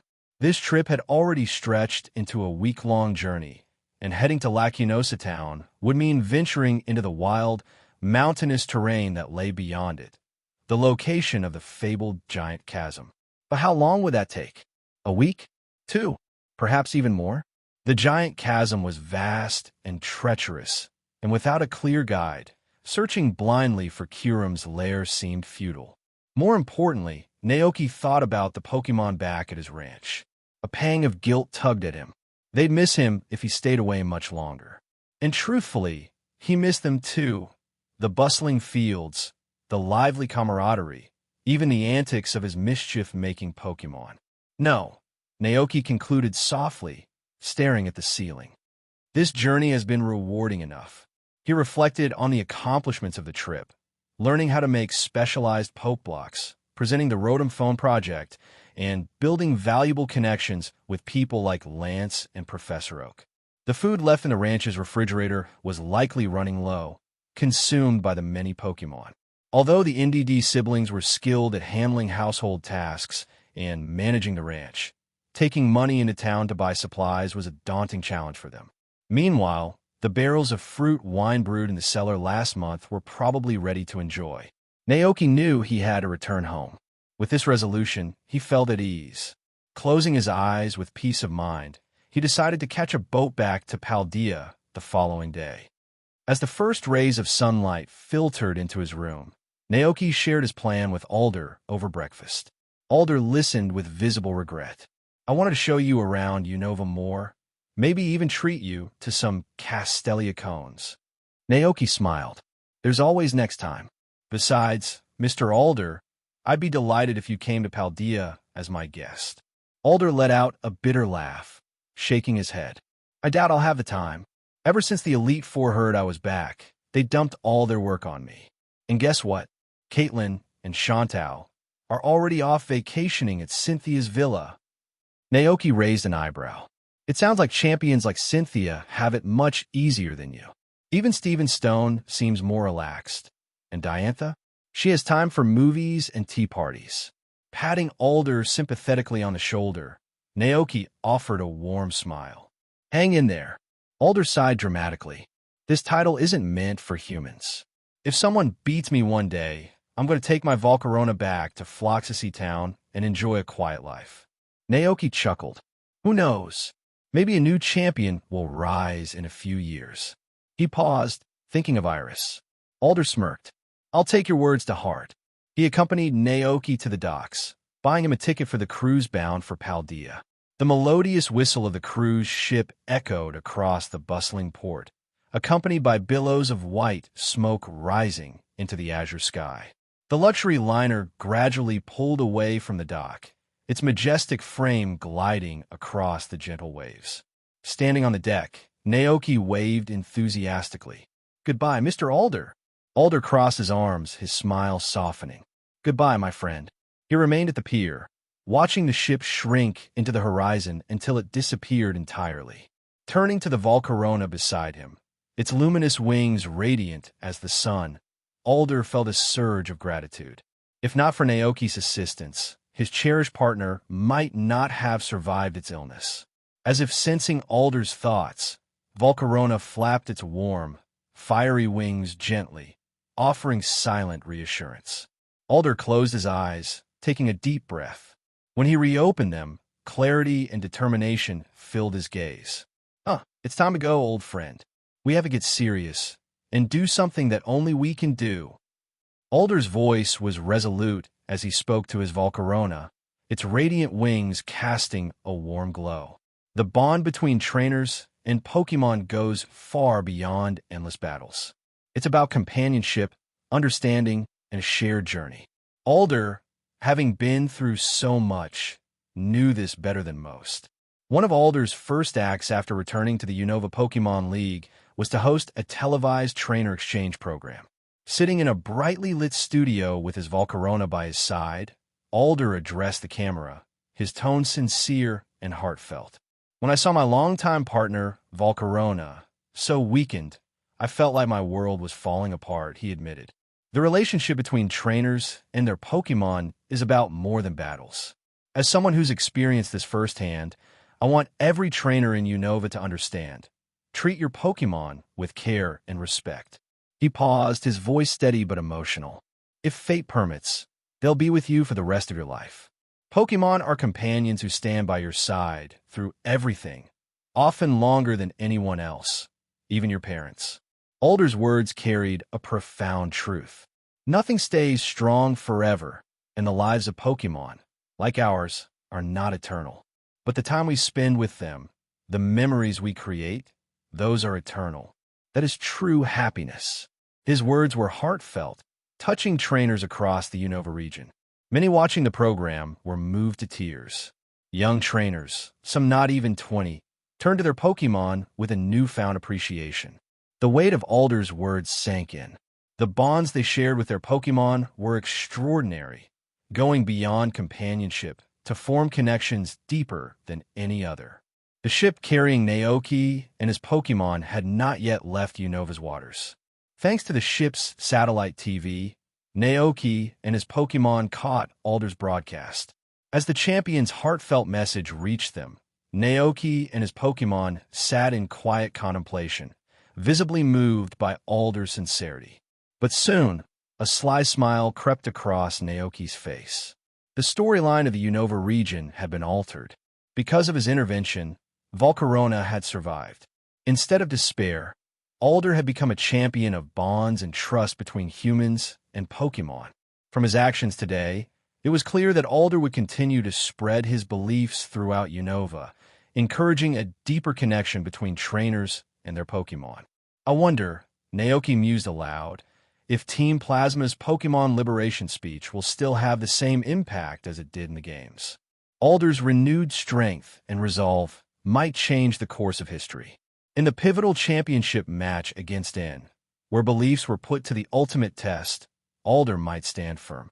If one of the legendary dragons, Reshiram or Zekrom, chose Alder instead of N or the protagonist, what would the future of Unova look like? It was thrilling to think about. Meanwhile, in a small town, outside of a convenience store, a man with pale skin and flowing light green hair stood still. The brim of his black baseball cap cast a shadow over his face. Through the store's glass window, he watched the broadcast on the TV screen inside. Alder's passionate speech echoed in the man's ears. After a moment, the man lowered his head, his expression obscured. Silent, he turned and disappeared into the shadows of the bustly Alliance calendar year 199, April 5th. The ship docked safely in the Paldea region. A wind gull soared gracefully across the clear sky, chirping as it descended onto the top of a tall lighthouse. The scene was idyllic. Golden sandy beaches stretched along the coastline, meeting the azure waves of the sea. Beyond, modern skyscrapers loomed, symbolizing the prosperity of Lavintia City, the Paldea region's hub of technology and commerce. Naoki stepped off the ship, accompanied by his trusted Pokémon, Koraidon. Returning to his hometown after such a long journey, he felt an immense sense of relief and joy. Taking a deep breath, he stretched and looked around. "Ah, it's great to be back," he said, smiling at Koraidon. "Come on, let's head to the mall and pick out some gifts for everyone at the ranch." "Aga," Koraidon replied enthusiastically, its voice resonating deeply yet joyfully. Naoki decided to keep his return a surprise. He hadn't called the ranch to inform anyone. He wanted to see their reactions firsthand. Walking through the lively streets filled with bustling crowds and vibrant storefronts, Naoki eventually reached his destination, Lavintia City Mall. The mall stood as a testament to the city's advancement, a sprawling complex filled with everything one could imagine. From appliances to groceries, fashionable clothing to Pokémon supplies, the mall had it all. Naoki made a beeline to the third floor, where he purchased a berry mixer to create Pokeblocks. With his first errand complete, he took the elevator to the 12th floor, home to the gift section. To avoid drawing attention in the bustling mall, Naoki released his Pokémon in two groups. The first batch included Glacian, Alchemy, Palmot, and Ogerpon. The Pokémon gathered around Naoki, looking up at him expectantly. Naoki addressed them with a warm smile. "All right, this is the Pokémon toy section. If you see anything you like, go ahead and grab it. I'll take care of the rest." "Alchemy, Bui, Okay, Palmo." Their cheerful cries filled the air as they dispersed like excited children, exploring the shelves lined with colorful toys and accessories. Naoki trailed behind with a shopping cart, a grin on his face as he watched their antics. Alchemy stopped at a shelf filled with jars of brightly wrapped candy. Standing on its tiptoes, it pointed eagerly at a particularly fancy jar. "All right, I've got it," Naoki said, placing the candy jar into the cart. Alchemy hopped into the cart right after, curling up contentedly. Moments later, Palmot returned with a large box of cereal from the lower floor, placing it carefully in the cart. Seeing Alchemy lounging inside, Palmot clambered in as well, making the cart creak slightly under its weight. "All right, you too," Naoki chuckled, pushing the cart forward. Glacian soon trotted back, a small plush dinosaur in its mouth. It glanced at the other Pokémon in the cart, its gaze lingering with a mix of curiosity and envy. Naoki, noticing the hesitation, gently picked up Glacian. "Come on, you can join them," he said, placing it into the cart amid surprised but happy yips. Watching this, Koraidon let out an excited sound and lowered its head toward the cart, clearly wanting to join the fun. "Absolutely not," Naoki said, pushing Koraidon's face away with both hands. "You'll break it." Hearing this, Koraidon drooped its head dramatically, letting out a low, pitiful growl. "Aga." Sighing, Naoki softened. "All right, I'll get a pickup truck when we get home, and we'll go out together." "Sound good, Aga." Koraidon immediately perked up, as if a literal dark cloud had lifted from its head. Meanwhile, Ogerpon returned holding a Pikachu mask. Spotting the others enjoying themselves in the cart, it let out an eager cry and flitted toward them. As Naoki walked down the aisles, he carefully selected gifts for the Pokémon back at the ranch. "This plush bed is perfect for the Cyclizer. Let's get a few." These antler hats from the holiday collection are adorable. One for Dragonite, another for Dragonairs. "Oh, look at these sunglasses. So sleek. Elder and DD will love this." In that case, I'll give this blue silk scarf to my sister and DD as a gift. "This piece looks like charcoal that a fire-type Pokémon would enjoy. Let's buy it for Slugma." After walking several rounds through the mall, Naoki finally finished choosing gifts for everyone. By now, Koraidon's cart was overflowing with items. Noticing that Palmot and Ogerpon were beginning to look tired from their playful antics, Naoki recalled them into their Pokeballs and released Dragonite, Cyclizer, and Fluttermane in their place. He repeated what he had said earlier to the first group. "Go on, pick whatever you like." The three Pokémon eagerly dashed off, their excitement palpable. Dragonite returned first, hugging a large plush, salted fish doll. It looked content as it imagined snuggling with the toy at night. Cyclizer took its time wandering the aisles before settling on a box of assorted snacks. Its face lit up with joy at the thought of sharing the treats with everyone back at the ranch. Fluttermane, meanwhile, followed the smell of food and floated down an escalator toward the meat market. It stopped in front of a stall selling fresh steaks and bones, staring intently at the display. The butcher, startled by the eerie-looking Pokémon, froze in place. Naoki rushed over just in time and gently pushed Fluttermane away, saying, "You can get all the fresh meat you want back at the ranch. There's no need to buy it here." Fluttermane seemed to understand, reluctantly turning away. But before leaving, it grabbed a large chew bone designed for dog Pokémon to gnaw on. Naoki took the bone and inspected the label. Seeing Fluttermane's sharp canine teeth, he suddenly realized what it wanted. "So your teeth feel itchy," he murmured, piecing it together. Since arriving at the ranch, Fluttermane had grown accustomed to eating cooked food. With no need to hunt for itself, its teeth hadn't had the natural sharpening they would have gotten from eating prey. This likely left them feeling uncomfortable. "This is my oversight," Naoki admitted to himself. "All right then," he said aloud. "We'll take this chew bone." Fluttermane let out a soft sound of satisfaction before returning to its Pokeball on its own. Turning back to Dragonite and Cyclizer, Naoki smiled. "All right, shopping's done. Let's head home." Both Pokémon nodded in agreement before disappearing into their Pokeballs as well. Finally, Naoki turned to Koraidon, who had been quietly following him the entire time. "And you? Is there anything you want?" he asked with a grin. "Rayo," Koraidon replied, shaking its head with a smile. "Really?" Naoki raised an eyebrow. "Rayo," Koraidon confirmed with a nod. Naoki stared at it thoughtfully, sensing there was more to its silence. Koraiden shifted its weight and glanced toward the exit. Its body language was clear. It wanted to go home. If you don't choose something now, you might regret it later, Naoki teased lightly. Koraiden tilted its head as if to say, I'll take my chances. All right then, Naoki chuckled. Let's head back, and I'll figure out the best Poke blocks for you later. With all the shopping completed, Naoki paid for the items and stuffed them into his travel backpack. The bag was nearly bursting at the seams by the time he was finished.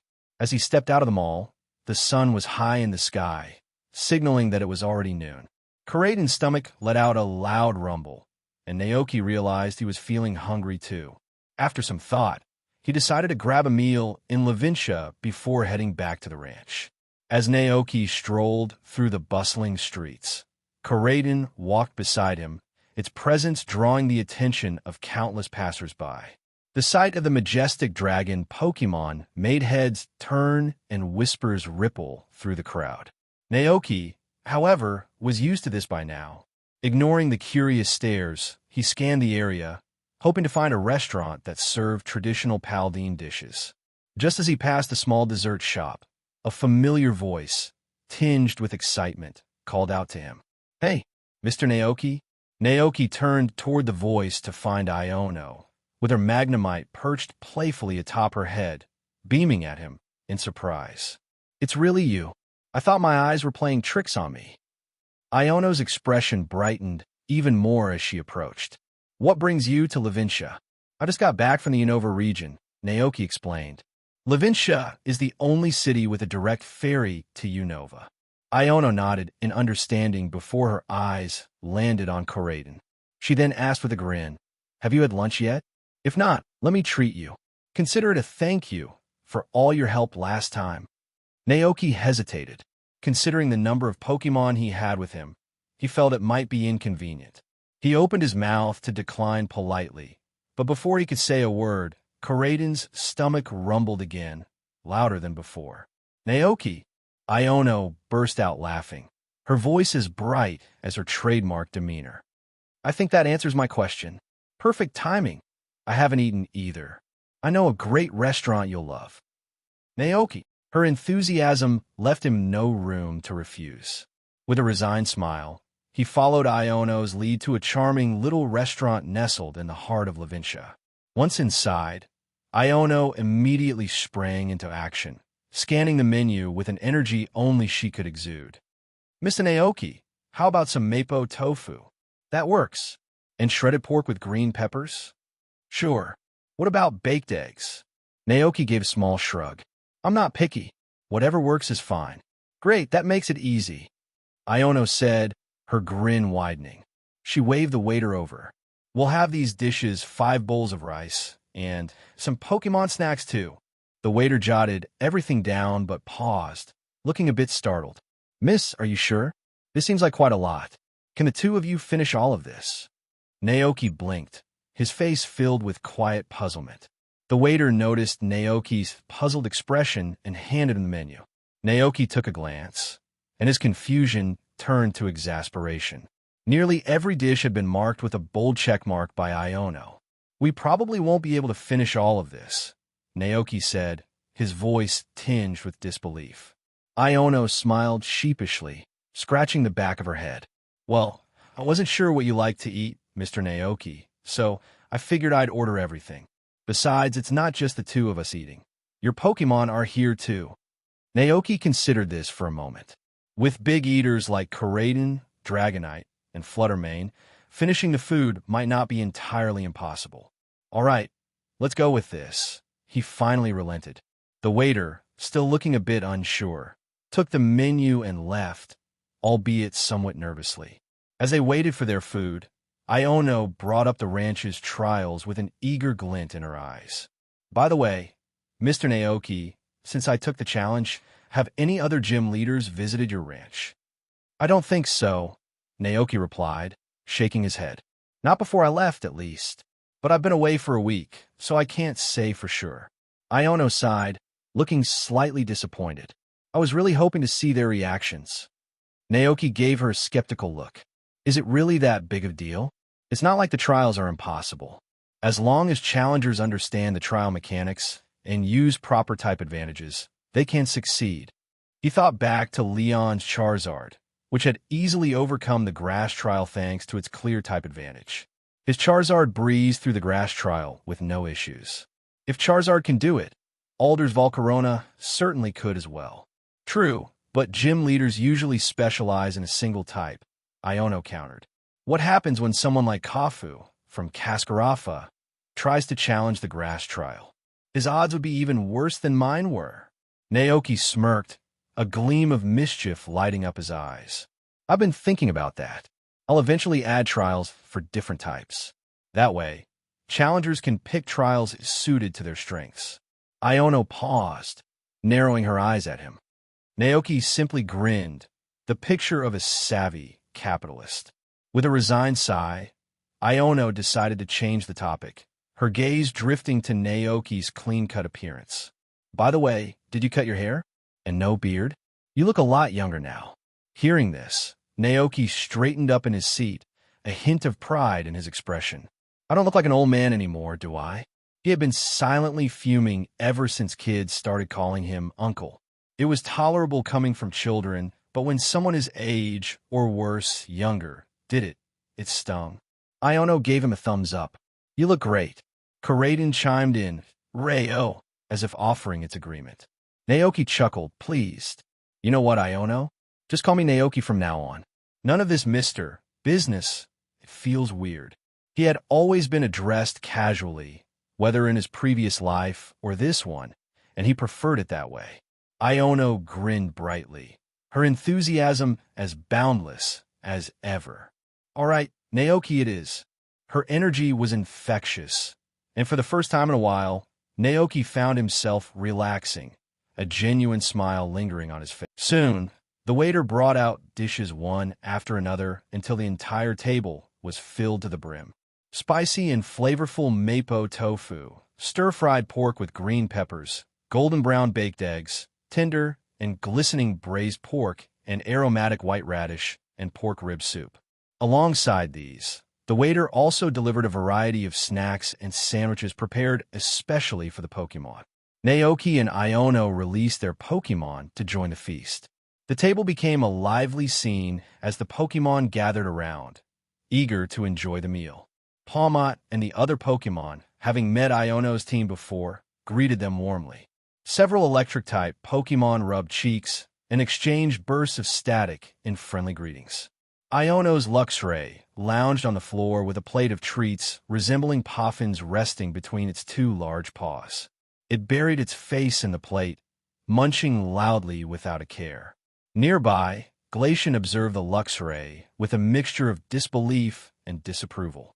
Clearly, Glacian thought such behavior was unbecoming. Elegantly, it lowered its head and began nibbling on its food with deliberate grace. Meanwhile, Fluttermane floated quietly, its gaze fixed on Miss Drevis. Miss Drevis, sensing its stare, turned to meet its eyes. The two ghost-type Pokémon locked eyes, their mutual curiosity holding them in place. Neither one looked away, as if silently assessing each other. Iono grinned, her chopsticks poised over a plate of mapo tofu. All right, let's dig in, she announced enthusiastically. Naoki smiled, amused by her energy, and began eating as well. As he ate, he glanced around at the Pokémon, checking to see if any of them needed help or attention. This was a habit of his, ensuring that his Pokémon were well-fed and comfortable during meals. But instead of finding any Pokémon in need of assistance, he saw a scene of perfect harmony. The Pokémon were interacting joyfully, their bonds evident as they shared the food. Seeing this, Naoki relaxed and focused on his meal. This is amazing, Iono exclaimed, her face lighting up as she savored the food. So delicious. Naoki chuckled softly, then asked, Did you have any trainers challenging your gym this morning? Iono nodded, her cheeks puffed with food like a chipmunk's. Yep, we had 3 challengers in a row this morning. Miss Drevis and Belly Bolt are practically exhausted. That sounds tough, Naoki replied, sympathizing with the busy lives of gym leaders in Paldea. Iona waved it off with a laugh. It's not so bad. Gym leaders get breaks, you know? We're not stuck in the gym all day waiting for challengers. That would be way too boring. Naoki nodded thoughtfully. He remembered that, among Paldea's gym leaders, Iona wasn't exactly the strongest. It wasn't her battles that stood out. It was her charisma and flair. Do you enjoy being a gym leader? He asked curiously. Of course, Iona replied brightly. It's amazing seeing the crowd cheer during battles. It makes me so happy. No wonder, Naoki thought. With Paldea's league offering generous salaries to gym leaders, it wasn't about the money for her. Her passion for the audience's excitement seemed genuine. Her love for broadcasting and live streaming was probably more of a personal hobby, a way to engage with people beyond battles. The thought gave Naoki an idea. Maybe he could start his own channel in the future, something like Naoki's Ranch Life, to share videos of his farm and Pokémon. It could even help promote his agricultural products and berries. What about you, Naoki? Iona asked, tilting her head. Do you like what you do? Naoki blinked, then smiled. I do. Life in the city doesn't suit me. The small, cramped apartments feel like pigeonholes compared to the open space and freedom of the ranch. But you have to admit, city life is convenient, he added. Then again, with Pokémon like Koraidon or Dragonite, traveling between cities is pretty easy. I can go anywhere in minutes. Iona laughed, imagining the stark contrast. You and I are opposites, huh? Naoki raised an eyebrow, a teasing smile forming. Don't tell me you eat out every day. Iona hesitated, her grin turning sheepish. Not every day, just sometimes. Okay, fine, a lot of the time. But I can cook. I just don't do it often. Naoki gave her a skeptical look.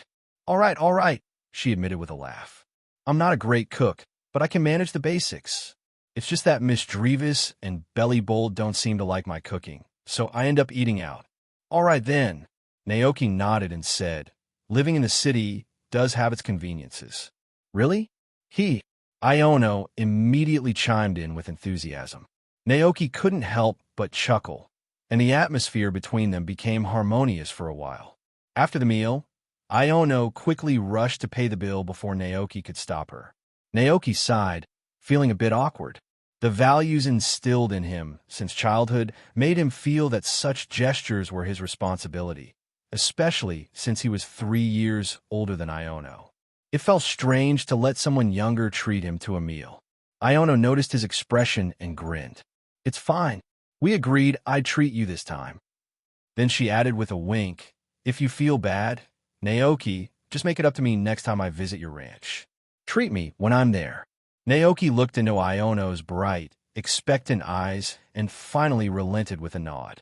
All right, I'll treat you next time for sure. Hee deal, Iona said, satisfied. After lunch, Naoki said his goodbyes to Iona and hopped on a Koraidon. Together, they left Levincia behind. By mid-afternoon, Koraidon soared over Kosagi town and landed gracefully at the ranch.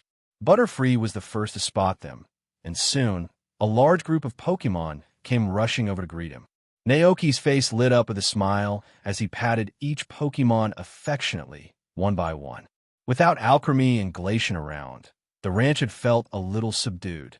Many of the Pokémon appeared to have been listless in their absence. Seeing this, Naoki quickly released all the Pokémon from their Pokeballs. He looked at Alchemy and Glacian and said, Go on, play with everyone. Without you here, Garganacl and the others have been pretty down. Hearing this, Alchemy turned to the line of rock Pokémon standing before her. Normally upright and sturdy, they now looked pitifully dejected. This tugged at Alchemy's heartstrings. She immediately fluttered over to them, perching on their rocky forms and coaxing them into play. Naoki smiled at the sight and turned his attention to Cyclizer. He patted its head and sent it off to join the fun before heading to the living room with his bulging backpack of gifts. Calyrex was lounging on the couch, engrossed in a television program. Meanwhile, NDD approached Naoki to give a status update on the ranch's activities over the past week. Naoki popped a handful of seeds into his mouth and listened as NDD began to relay information. Nothing major happened, but some wild Pokémon accidentally broke a few fences by the river. Aye. Oh, and 2 days ago, a person named Grusha visited the ranch. She left after hearing you weren't around. Grusha? Naoki echoed, surprised. NDD nodded and added something else, seemingly unsure. Hey, Grusha, the girl. Naoki couldn't help but chuckle. Oh, I see. You figured that out based on his hairstyle and appearance, didn't you? NDD looked puzzled, unsure whether it had made a mistake. Naoki grinned and clarified. Actually, Grusha's a guy. He's the gym leader of Glacido Mountain's gym. But don't worry, plenty of people make that mistake. NDD blinked, seeming both confused and a little embarrassed.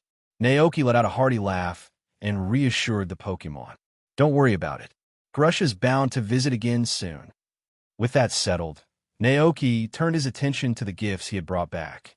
Unpacking the items from his overstuffed backpack, he began sorting them for the Pokémon.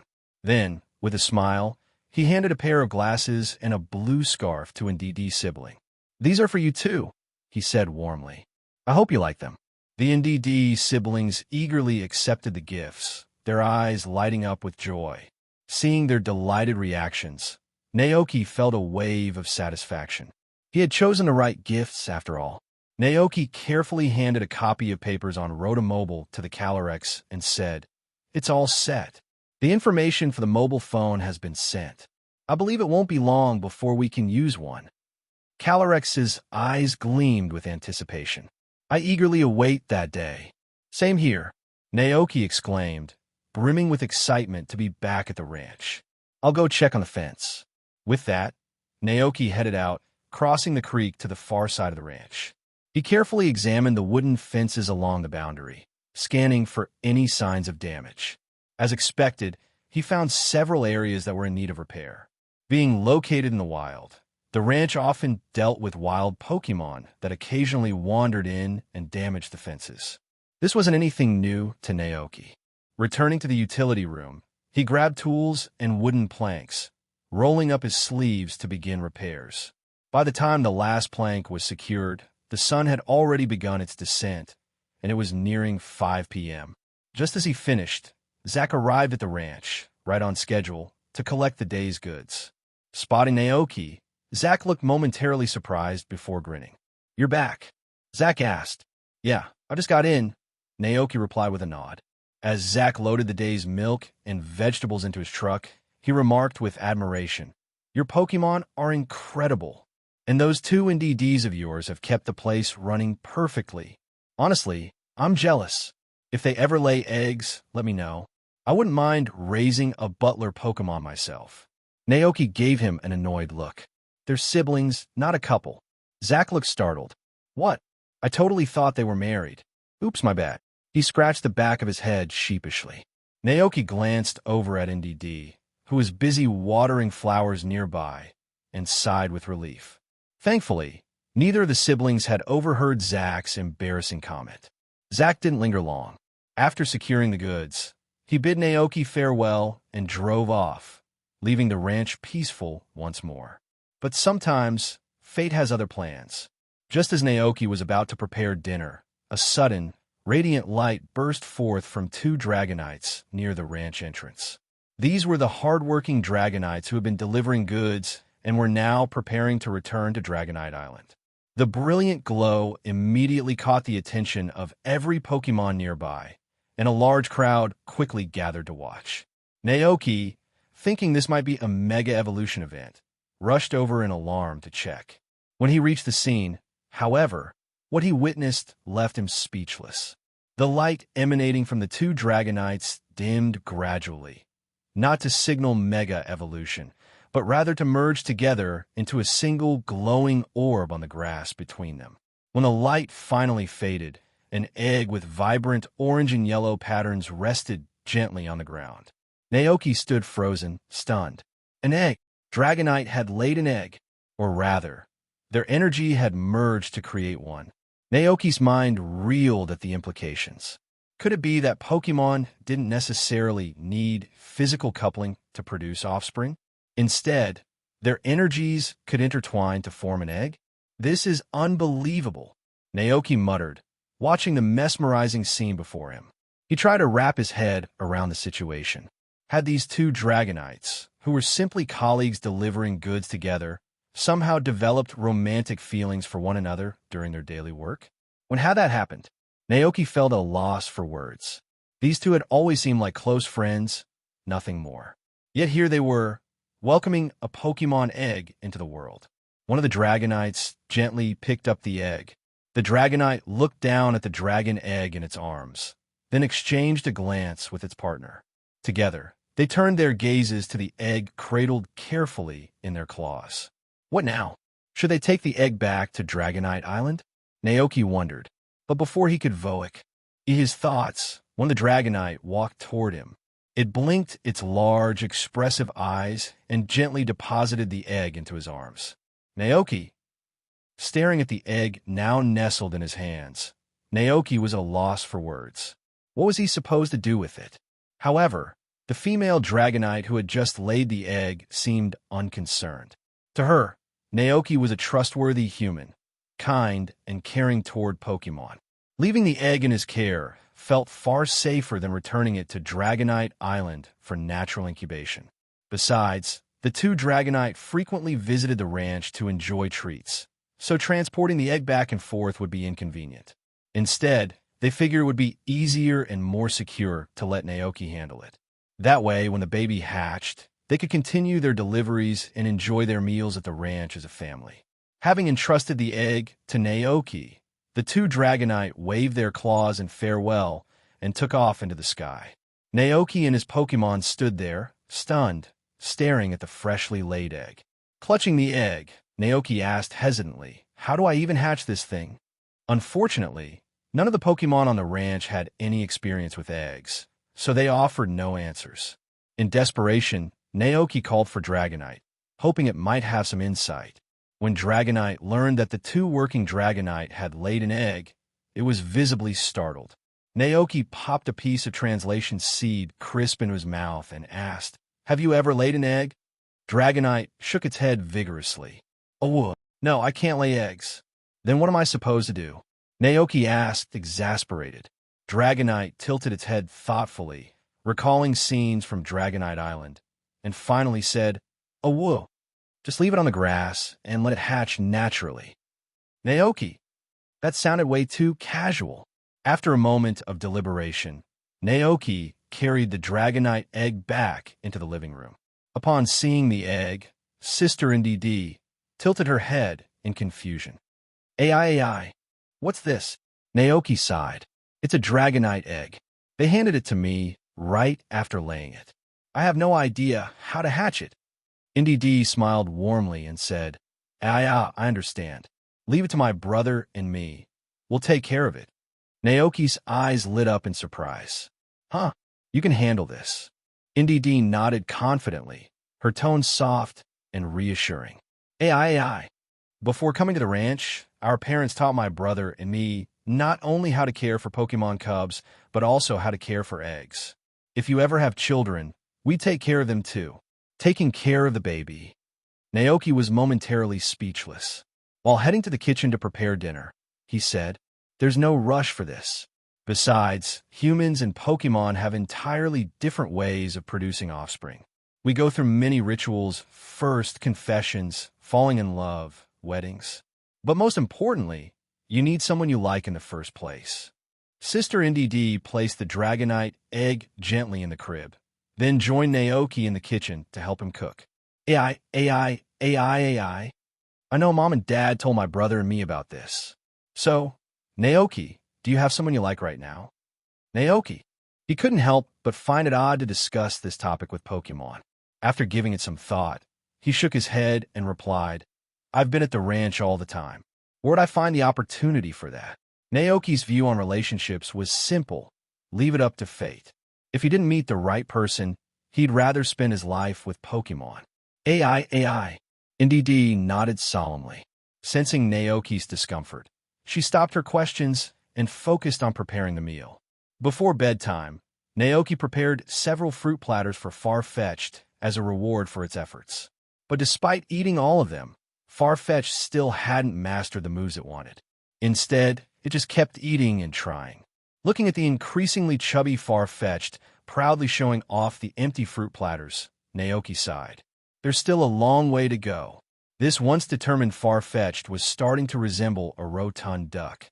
Early the next morning, Naoki moved the fruit mixer into the kitchen and set it up. However, he didn't immediately start working on poke blocks. Instead, he planned to visit the vehicle management office in town to get a driver's license, and then buy a pickup truck for transporting fruit back to the ranch. He also needed to stock up on ingredients and seasonings, since the Pokémon had cleared out the stock while he was away. Naoki rode on Cyclizer straight into town and headed to the vehicle management office. He paid the examination fee to a uniformed staff member, who then led him to the test area. Compared to his previous life, getting a driver's license in the Pokémon world was surprisingly simple. To pass, you just had to demonstrate basic driving skills and answer a few questions while driving. Naoki breezed through the process without any issues. When it was done, he received his freshly printed driver's license, which still smelled of ink. With his license in hand, he rode Cyclizer straight to a car dealership. The showroom was filled with vehicles of all types: commercial vans, sedans, luxury limousines, every option imaginable. Thanks to Pokémon, cars in this world weren't particularly expensive. A reliable vehicle could be bought for a few $100,000 Poke dollars.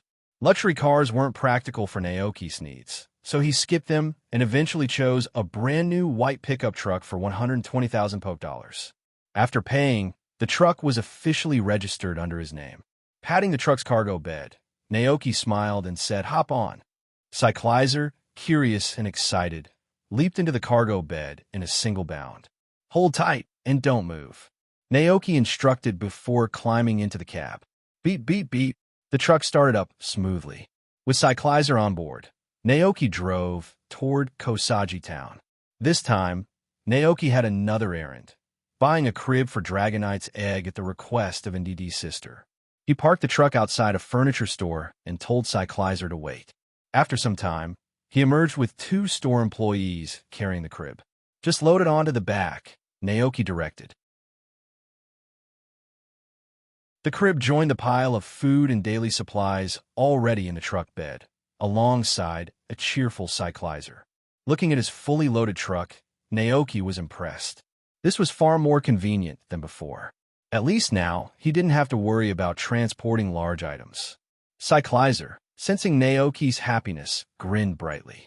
With all his errands complete, Naoki clapped his hands and said, "All right, let's head back." Gah!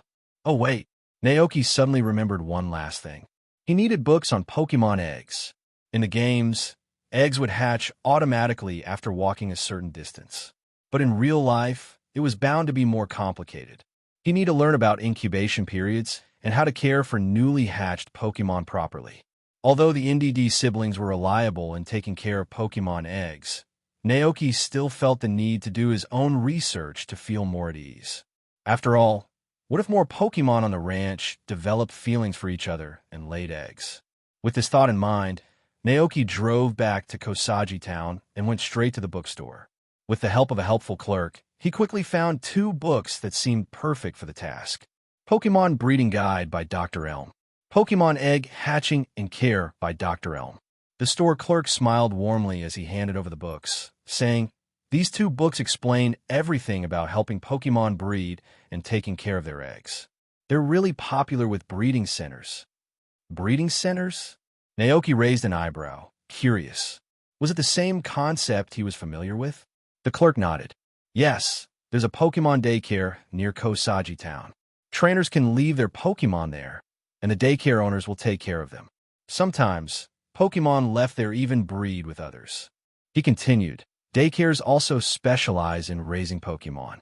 If a young trainer is about to start their journey, they can pay an adoption fee and choose a newly hatched Pokémon as their starter." Naoki nodded, now understanding how daycares operated in this world. Without asking more questions, he purchased the books and drove his pickup truck straight back to the ranch. As soon as Naoki parked, a crowd of curious Pokémon surrounded the vehicle, their eyes wide with intrigue. Naoki chuckled and introduced the truck with pride. "This is the car I told you about earlier. Now I can give all of you rides." Pon. Ogerpon looked excited, its eyes shining with anticipation. Naoki grinned, then began unloading the supplies from the truck bed with the help of Cyclizer. Once it was empty, he patted the truck's bed and called out, "All right, climb aboard." Immediately, a group of Pokémon, including Alchemy, Glacian, Palmot, Butterfree, Koraidon, Dragonite, and Dratini, happily swarmed into the truck bed, quickly filling it up. Naoki was pleasantly surprised by the truck's capacity. It held all the Pokémon comfortably, despite their weight differences. However, the 5 massive Garganacl Pokémon stood at a distance, their eyes filled with envy as they watched the others settle in. Naoki sighed and said, "Don't worry, I'll take you next time." With that assurance, the Garganacl stayed back while Naoki started driving the truck around the ranch, circling the open fields. The Pokémon riding in the back chirped and cheered, thoroughly enjoying the ride. After a few loops, Naoki parked the truck near the house and called out, "All right, that's enough for now. Go have some while I finish some chores." The Pokémon gleefully leapt out of the truck and scattered across the ranch to continue playing. Naoki turned to help NDD's sister carry the new crib up to the 2nd floor, where they placed it in a cozy room. With a satisfied smile, the sister NDD spread out a soft blanket inside the crib. Meanwhile, her brother carefully cradled the Dragonite egg and placed it gently in the center of the crib. "Ai, all done," Sister NDD exclaimed with pride, admiring the setup. Naoki, now seated in a nearby chair, began flipping through the 2 books he had just purchased.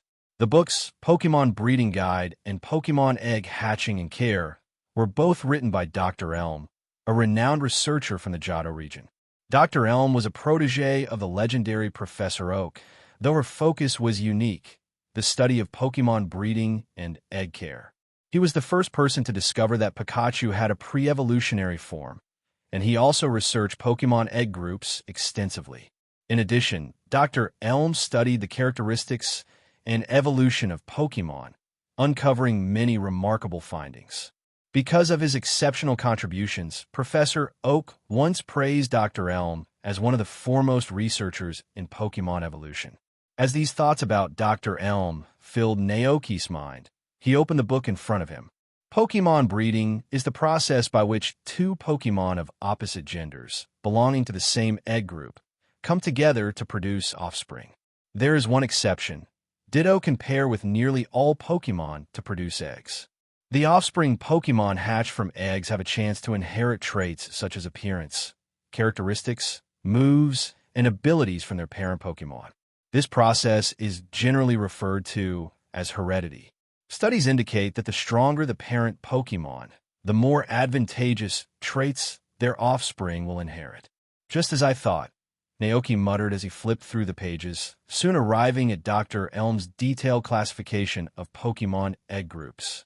The book explained the various egg groups, including the Dragon group, Bug group, Fairy group, Flying group, and Grass group, among others. Each group included examples. For instance, Pokémon like Machamp were categorized in the Humanoid group, while Dragonite belonged to both the Flying group and the Dragon group. Naoki continued reading.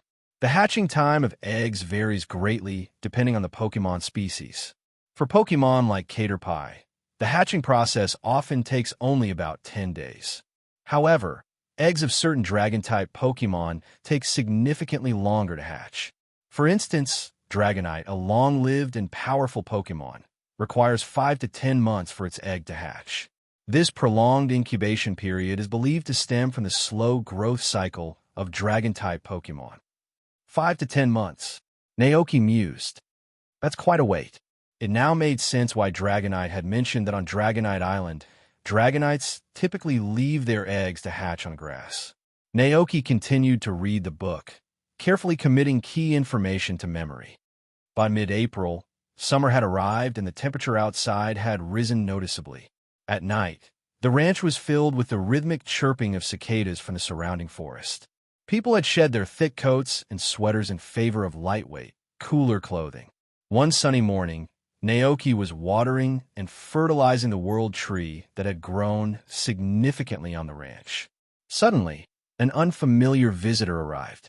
Naoki turned to see a girl dressed in a rustic outfit, standing awkwardly near the ranch gate. When their eyes met, the girl called out, her tone slightly nervous. "Excuse me, is this Naoki Ranch?" Naoki straightened up and responded, "Yes, it is." He observed the girl more closely and noted that she didn't have any pokeballs on her belt, which suggested she wasn't a trainer looking to challenge the trials. After a moment of thought, Naoki asked, "Is there something I can help you with?" The girl nodded quickly and said, "Yes, I was wondering if you sell berries here." "Berries?" Naoki was taken aback. If the girl wanted berries, wouldn't it be easier to buy them from town? The girl noticed his confusion and quickly explained, No, I need a large amount of berries. I'm from Artisan Town, where we're planning to host a bug-catching contest. But the berries we used to make snacks for the event were all eaten by a Snorlax. Without the berries, we can't make the snacks that attract bug-type Pokémon. If that happens, the contest won't take place. I've already visited several other farms, but none of them have orchards. Bug-catching contest? Artisan Town? Naoki vaguely remembered hearing about the place from Mayor Thomas. He'd mentioned that last year's harvest wasn't very good there. Naoki hesitated for a moment and glanced at his orchard. He'd recently harvested a batch of berries to use for developing Poke Blocks. After some thought, he realized there wasn't a rush to start his project. Besides, with Calyrex around, the orchard's berries would grow back quickly. He decided to lend a hand. "All right," Naoki said, nodding. "I just harvested a batch of berries a few days ago. Tell me how many you need." The girl sighed with visible relief. "As many as possible." "Naoki." He led her to his warehouse, where crates of berries were neatly stored. The girl's eyes lit up as she surveyed the stock. "I'll take all of them." Naoki raised an eyebrow. "Can the bug-catching contest even use this many berries?" The girl nodded shyly. "Yes, definitely. Lots of trainers have arrived in Artisan Town over the past couple of days, and they're all excited to participate in the contest." "All right." Naoki mentally calculated the price of the berries and asked, "Do you have a truck to transport them?" The girl hesitated, then said apologetically, "We don't have one." "Naoki." With no other choice, he relented. "How long is the drive from Artisan Town to Kosagi Town?" "About 20 minutes by car," the girl answered. 20 minutes? That wasn't too far. Naoki nodded. "All right, I'll drive them over for you." The girl's face lit up with gratitude. "Thank you so much." After paying a deposit, she left on a cyclizer to take care of other tasks. Naoki, along with his Pokémon, began packing the berries into crates and loading them onto his pickup truck. Once everything was set, Naoki climbed in the driver's seat and honked the horn twice. "I'm heading out. Anyone want to come along?" A chorus of excited cries followed as several Pokémon eagerly gathered around. Ogerpon hopped into the passenger seat, while Alchemy the Palmot jumped onto the dashboard, pressing her tiny face against the windshield. Glacian and a few Dragonairs squeezed into the back seat, leaning against the windows with curious eyes. Corradian and Cyclizer climbed into the truck bed, where they settled comfortably. Neither Fluttermane nor Dragonite joined the trip, bidding Naoki goodbye as the truck pulled out of the ranch. As he drove along the country roads, Naoki couldn't help but smile. The Pokémon's cheerful chatter and playful antics turned the journey into something special. Glancing at the rearview mirror, Naoki saw the lively group and chuckled softly. With them around, every trip felt like an adventure. He thought to himself, "I'll never have a dull moment as long as they're with me." At 9:25 in the morning, the weather was clear and sunny. Above stretched a vibrant blue sky, adorned with a few fluffy clouds drifting lazily in the gentle breeze. A pickup truck loaded with berries and filled with lively Pokémon cruised along a quiet country road. In the car, a CD played a soft, melodic tune. It was said that the singer of this song was a Jigglypuff who loved performing. The lively Alchemy, the Palmot, and other Pokémon followed the rhythm, chirping along, filling the truck with an infectious, cheerful atmosphere. Naoki drove attentively, his mind drifting to what he knew about Artisan Town. Located just south of Kosagi Town, Artisan Town was a quintessential rural settlement.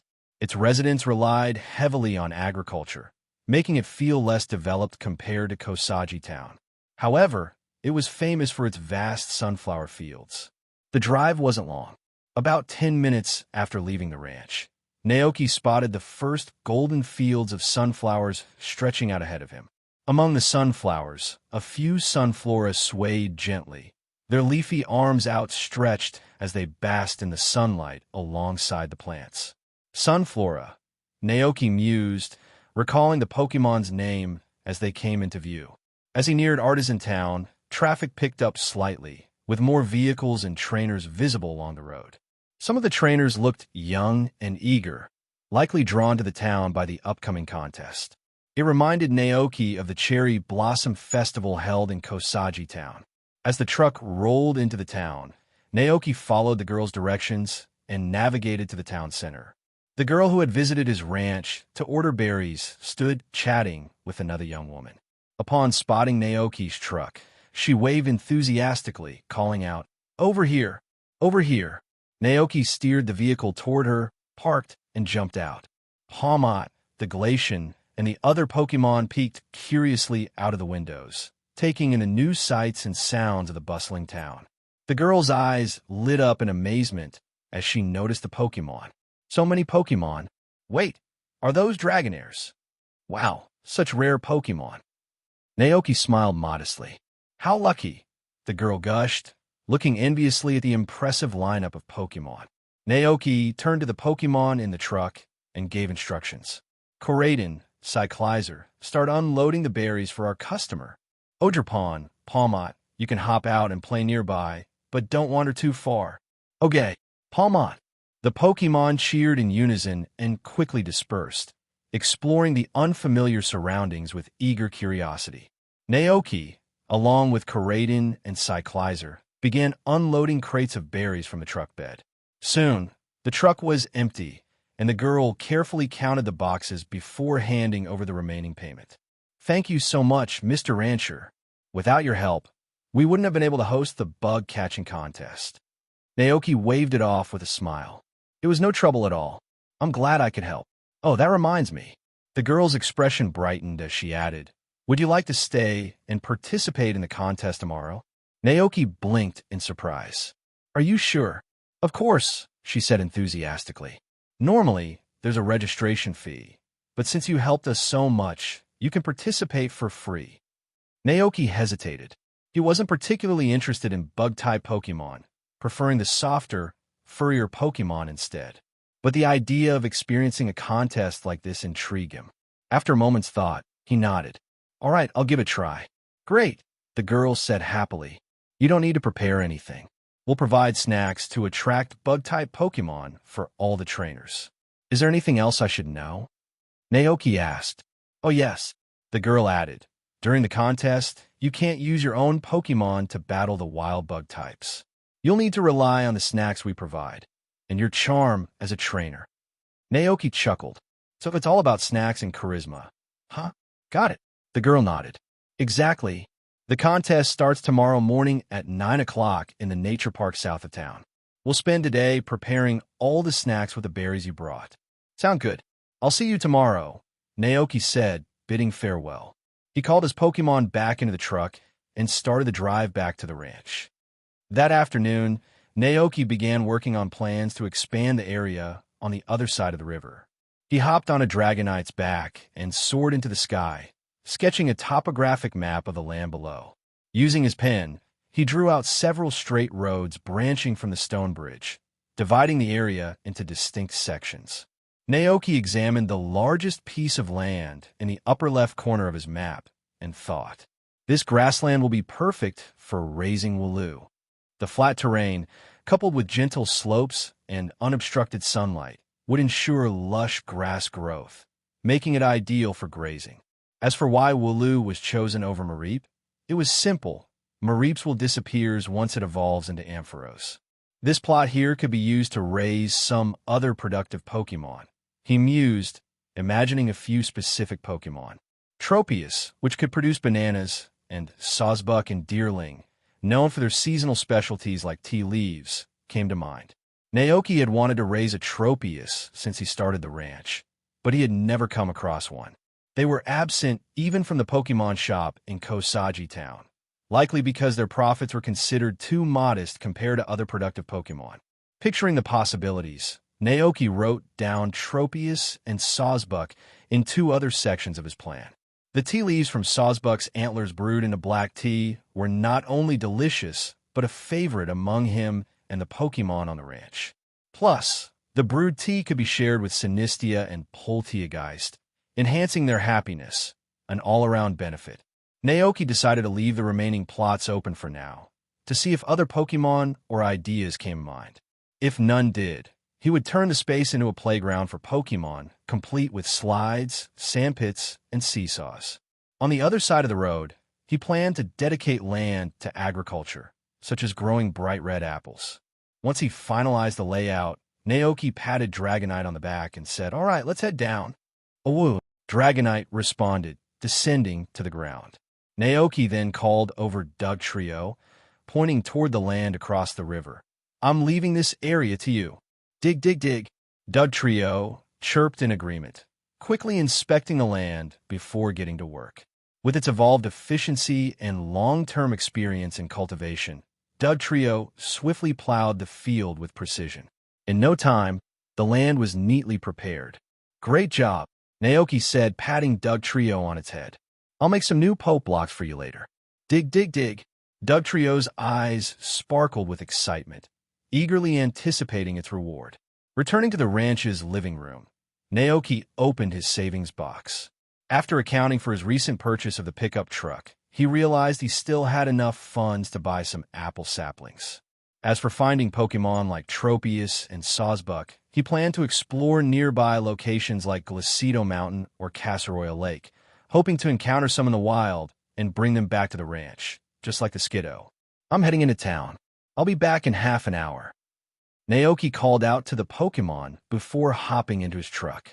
When he reached Kosagi Town, he parked and stepped in a Hugh seed shop.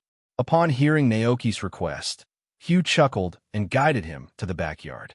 "You're in luck. We just received a new batch of apple saplings. Take a look. How many do you want?"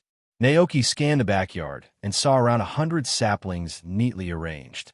Naoki roughly estimated the size of the field that Dugtrio had prepared and said, 30 trees should do." "All right," he replied. "Do you want me to deliver them later?" Naoki shook his head with a smile. "No need to trouble you this time. I can handle it myself." Hugh looked surprised, but quickly understood when he spotted the pickup truck parked by the road. "You bought a truck? When did that happen?"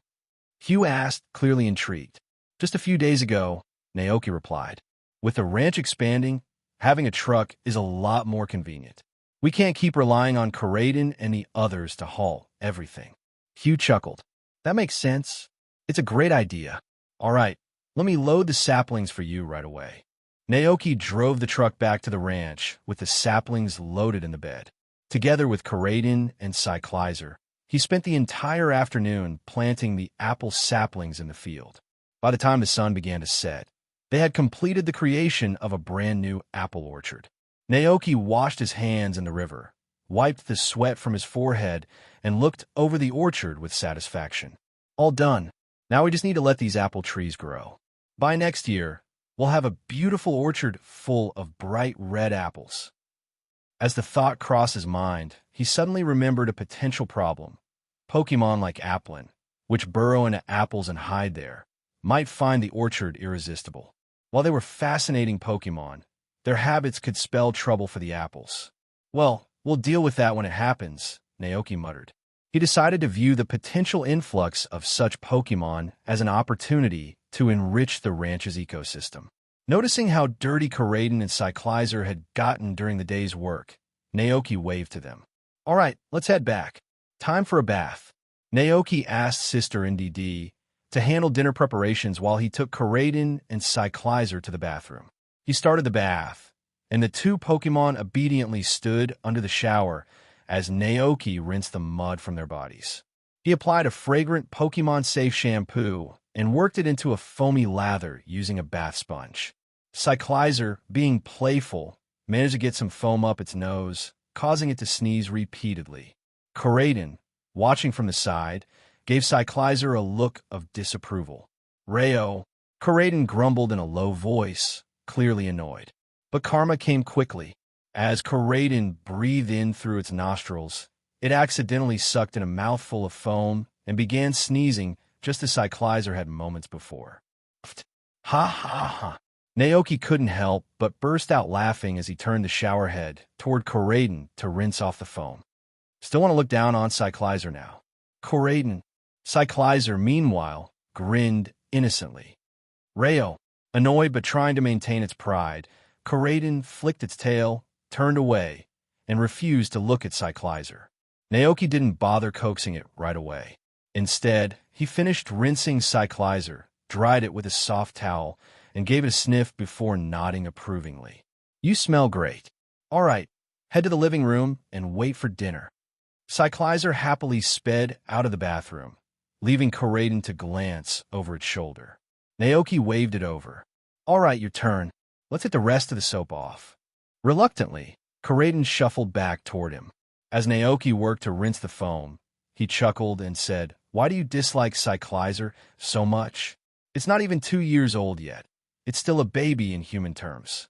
Rayo. Koraidon grumbled, unable to argue. Everyone starts somewhere, you know, Naoki said, his tone gentle but firm. Cyclizer is still young. Give it time, and it'll grow smarter and stronger. I have a feeling it'll become an incredible Pokémon someday. After all, the effects of the birthday cake take time to fully manifest. However, upon hearing Naoki's words, Koraidon felt even more conflicted. Did Naoki truly hold it in such high regard and trust it so deeply?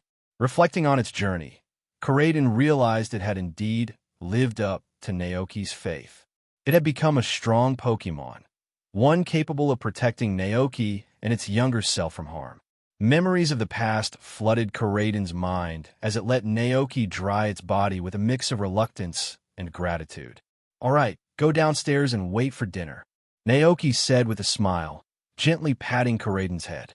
Koraidon responded with a quiet nod, its mind preoccupied. It descended the stairs and glanced at Cyclizer, who was joyfully lounging near the dining area. Inside, Koraidon was torn. Naoki could now understand its thoughts, which meant it could tell Naoki about the future, everything it knew. But doing so might lead to dire consequences. Fragments of past conversations resurfaced in Koraidon's mind, particularly discussions between Naoki, Professor Sada, and Professor Turo about the perils of time travel. Koraidon vividly remembered Professor Sada's words. If someone from the future were to alter events in the past, like preventing their grandparents from meeting, that person's existence would be erased, along with everything connected to it. At that time, Koraidon had been a Cyclizer, and such complex ideas had left it bewildered. Naoki had patiently explained these concepts, emphasizing the dangers of tampering with time. If you play with time, time will play with you. Now, Koraidon found itself grappling with the very scenario it once struggled to understand. If it revealed the future to Naoki, everything that followed would change. Naoki would undoubtedly take steps to prevent the tragedies ahead. Yet, if events were altered, Cyclizer would never fall into the time machine, and without that event, Koraidon would never be born. In that case, Koraidon would vanish, ceasing to exist along with the timeline it sought to protect. Koraidon shuddered at the thought. It didn't want to disappear. It wanted to stay by Naoki's side, to continue sharing moments with him. But as it looked at its younger self, innocent, eager, and oblivious, a wave of pity washed over Koraidon. If it said nothing, then its past self would endure the same pain, the same hardships, and the same terrible experiences that had shaped its present. Koraidon's golden eyes reflected a mixture of sorrow and confusion as it gazed silently at its younger counterpart. At least, let it stay with Naoki, Koraidon thought sadly. Hello, everyone! As we wrap up this video, I want to share a quick note. I have a Patreon account. If you'd like to support me and enjoy on-demand audiobooks, you can become a Patreon member. Alternatively, you can check out my Google Drive link, which has 500-plus novel audiobooks available through my Ko-fi or Patreon shop. I appreciate your support.